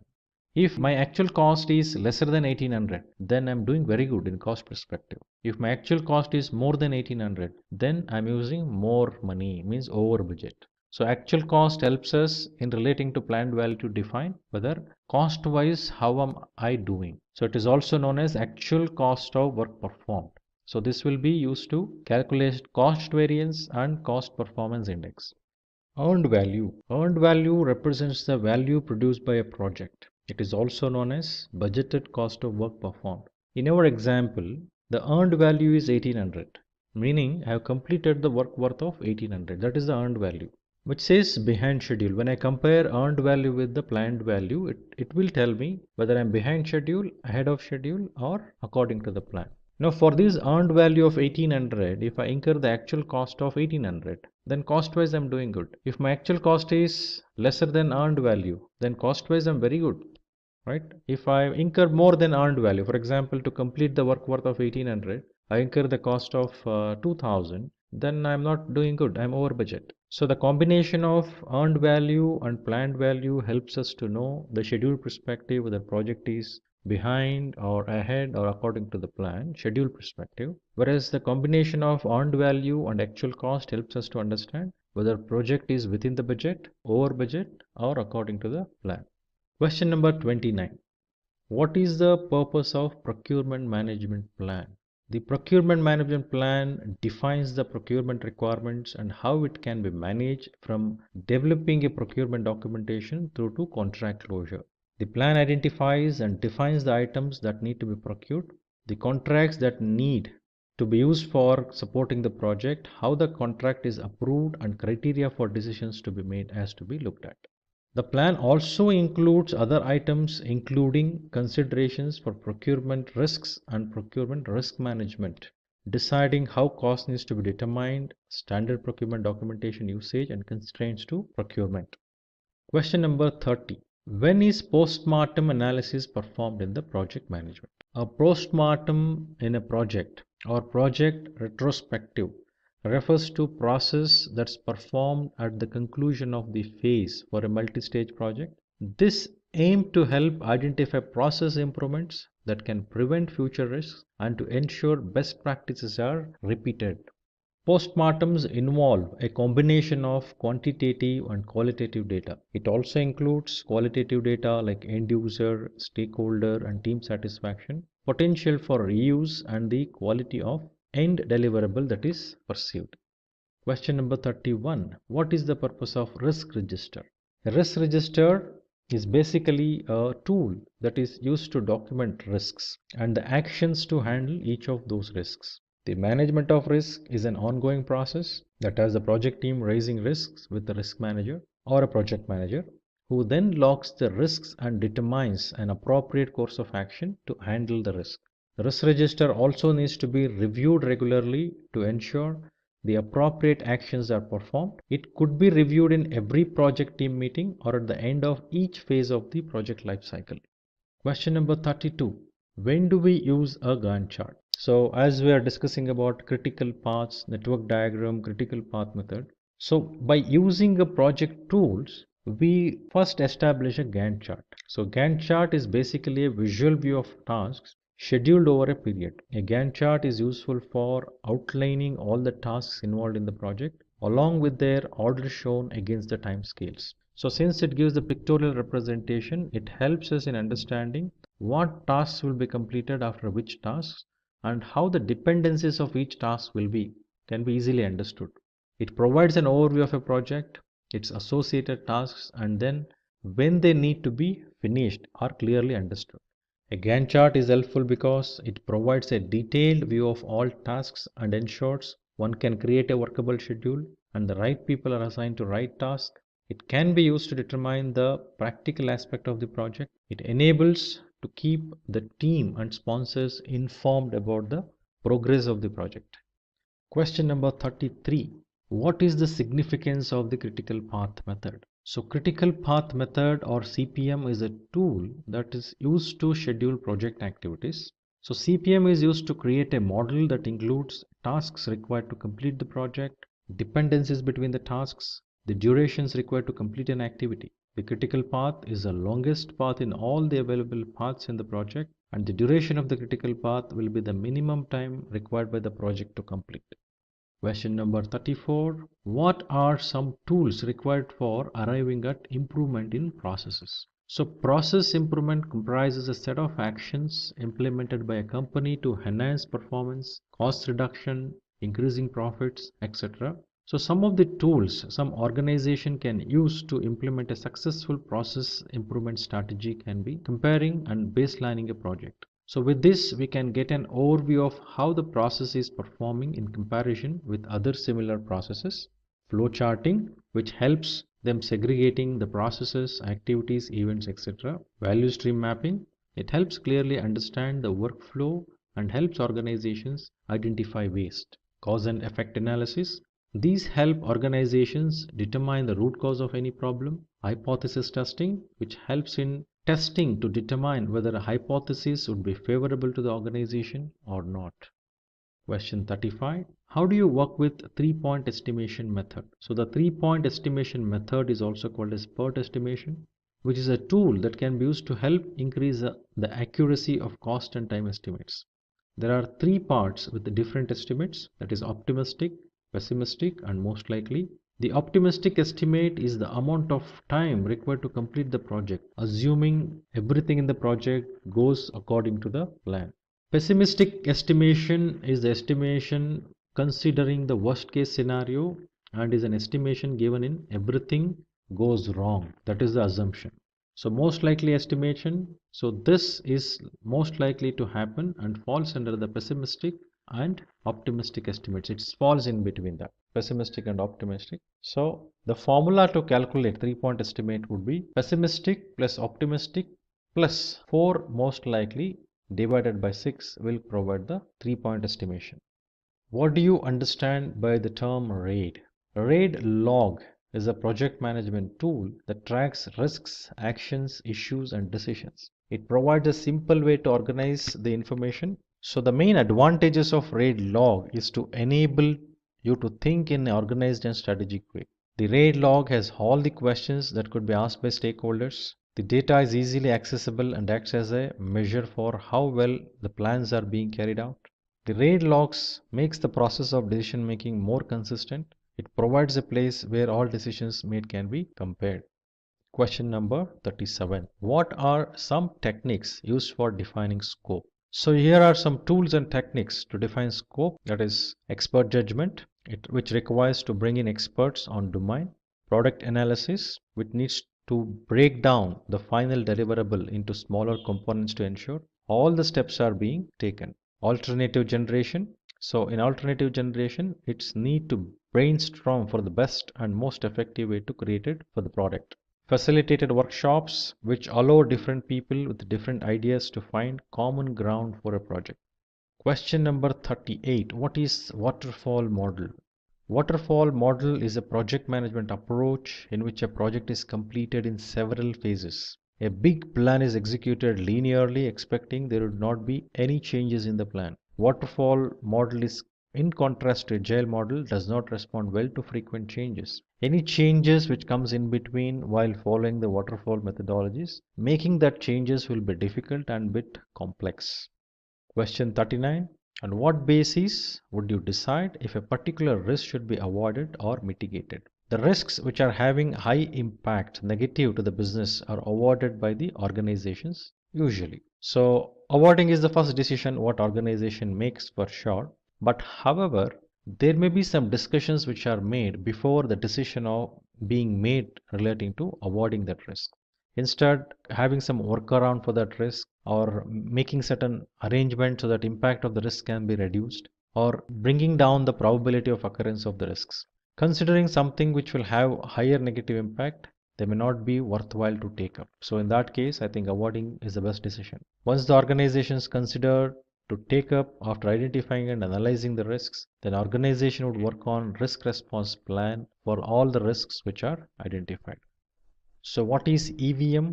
The earned value management. So earned value management is a project management technique that is used to measure the project progress. If you recall the terminologies like earned value, planned value, actual cost, schedule performance index, cost performance index, these are the terminologies which comes as part of earned value management. It calculates the project performance and progress by combining constraints like time, scope and costs. So question 41. What is the difference in product lifecycle and project lifecycle? So project lifecycle refers to the sequence of stages or phases the project undergoes from the time it is initiated till it is closed. So this project lifecycle involves 5 process groups, which is initiating process group, planning process group, executing process group, monitoring and controlling process group, closure process group, which should be there throughout the project life cycle along with the 10 knowledge areas and 49 processes. Product life cycle includes all that phases that define the growth of a product. So creation of the product till expiry of the product. So within the product life cycle, we may have multiple project life cycles. So one project life cycle for introduction of product, one project life cycle for modifying or updating the existing product, one project life cycle may be for improvement, one project life cycle may be for removing the product from the production. So in product life cycle, there are 4 phases, that is market introduction, market growth, market maturity, and decline and saturation stage. Question 42. Define capability maturity model. So capability maturity model is an approach to improve or refine development process in an organization. So it is an elaborated structure of elements that helps in defining the features of an effective process. Next question 43. What do you know about triple constraint, the triangle in project management? So basically the triple constraint refers to scope, schedule and cost, right? So it helps in actually analyzing the project status, the way project is progressing, and these are the 3 critical considerations mainly which needs to be made. So further to these triple constraints, scope, time and cost, quality, resource and risks are also considered as a constraints. So any change in any of the constraints would have an impact on other constraints. Question 44. What is a decision support system? Decision support system is an information system used in decision making activities in an organization or a business. It analyzes data sets and extracts information that may be used to solve complex problems and take decisions. How many types of DSS are there? So there are several types of DSS, that is data driven, model driven, knowledge driven, and document driven. Question 46. What are some general metrics that are used to calculate if a project is progressing on track? So if a project is progressing on track, it is very essential to consider the productivity, which means units of input, units of output, actual cost, that is total cost per time period to time period, cost variance, which refers to budgeted cost of work versus actual cost of work, schedule variance, which is the difference between budgeted cost of work performed and budget cost of work scheduled, cost performance index, which is earned value to actual cost.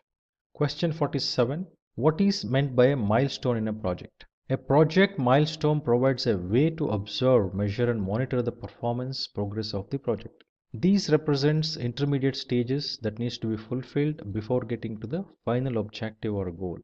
Milestones can provide a basis on which progress can be monitored.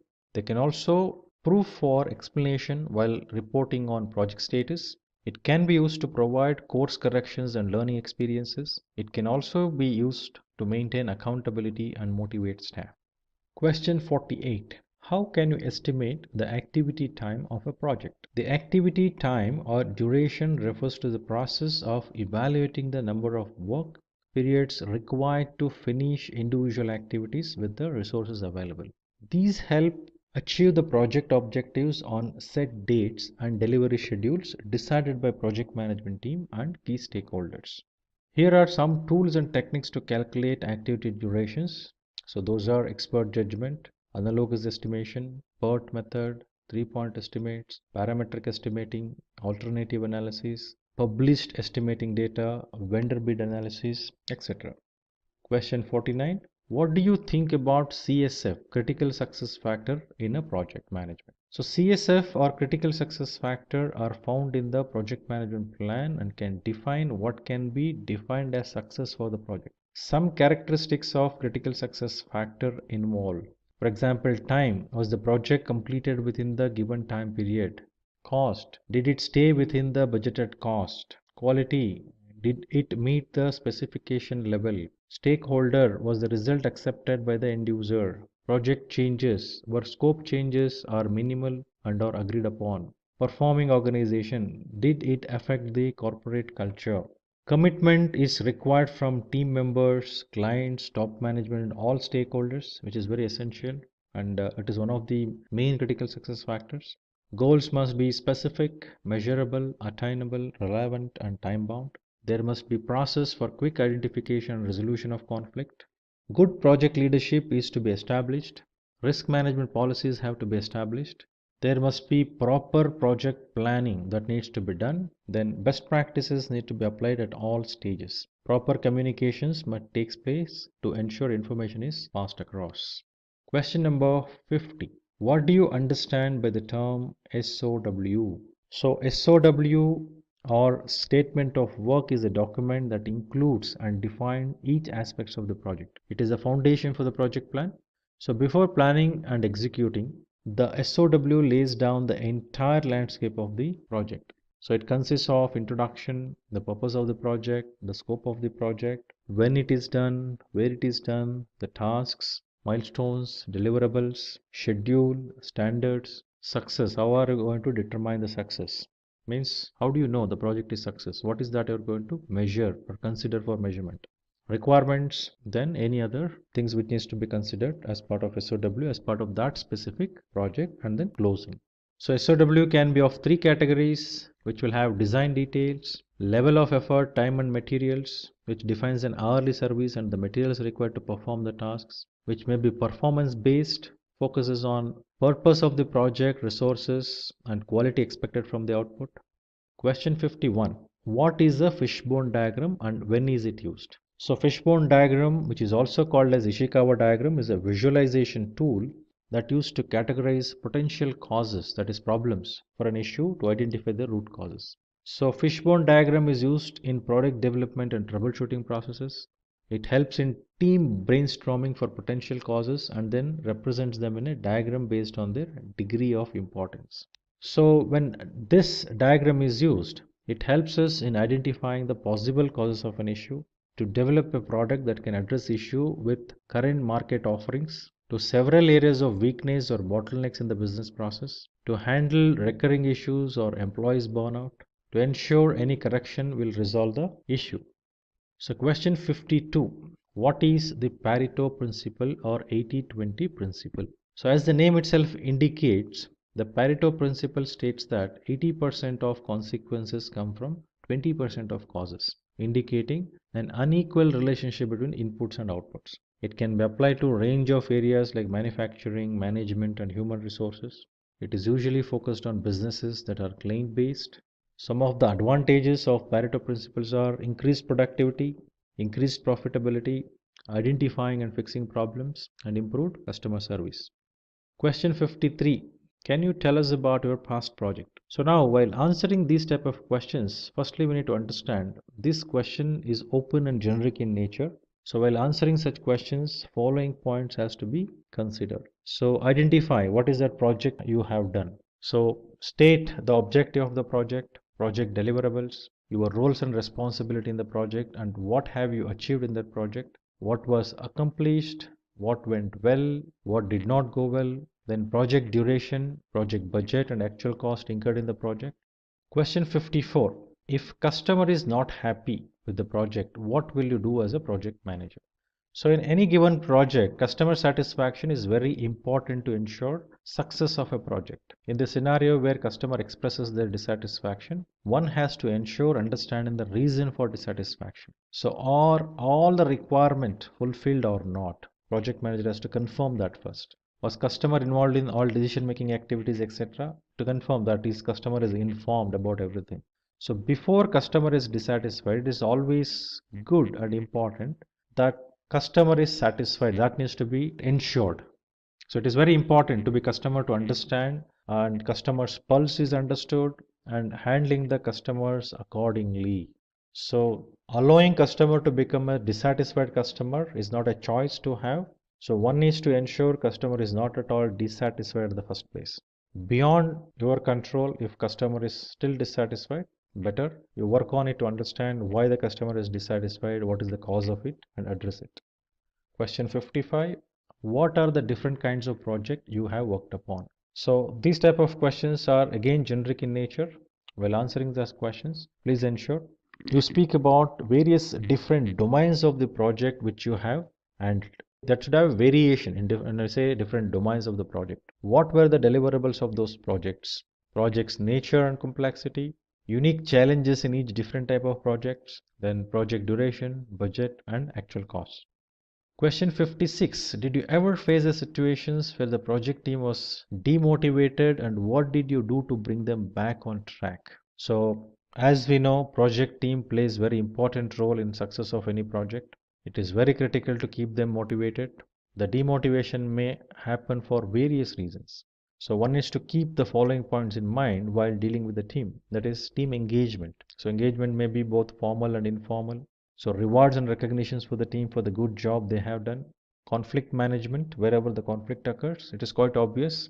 Whenever the team is involved, conflict occurs. Performance evaluation and monitoring. Mentoring is very key. So wherever it is required to mentor, wherever it is required to give them a good perspective of the project and their learning and capability. So mentoring and coaching is very essential, and also providing opportunities for education and training so that they will have a better learning and accomplish or acquire the required skills. Question 57. If you get your dream job, and I assume this is your dream job, what value you think you be adding to the organization? So this question is very tricky one and also a generic question. So one needs to ensure while answering this question to discuss the following points. Why the job is your dream job? Whatever the job you are speaking about, why do you say that that is your dream job? What is the reason? Why? What would be your motivation point in this dream job? What exactly is motivating you there in this particular job? How this dream job can link to objectives of organization and the profession, and roadmap of the job role. So what is that you are going to become while you become this in future? What could be the roadmap of this role? Question 58. What challenges have you encountered while dealing with other team members? As already mentioned, project team plays very important role in success of a project. Each team member comes with the different skills, maturity mindsets and background which put across many challenges. Some of the important changing scenarios, means challenging scenarios, is team not collaborating, individuals' performance and motivation levels in each of the projects, role preferences and the allocated roles, performance appraisals, communication gaps, various things which actually brings the challenges and also motivates people to behave certain way they are behaving.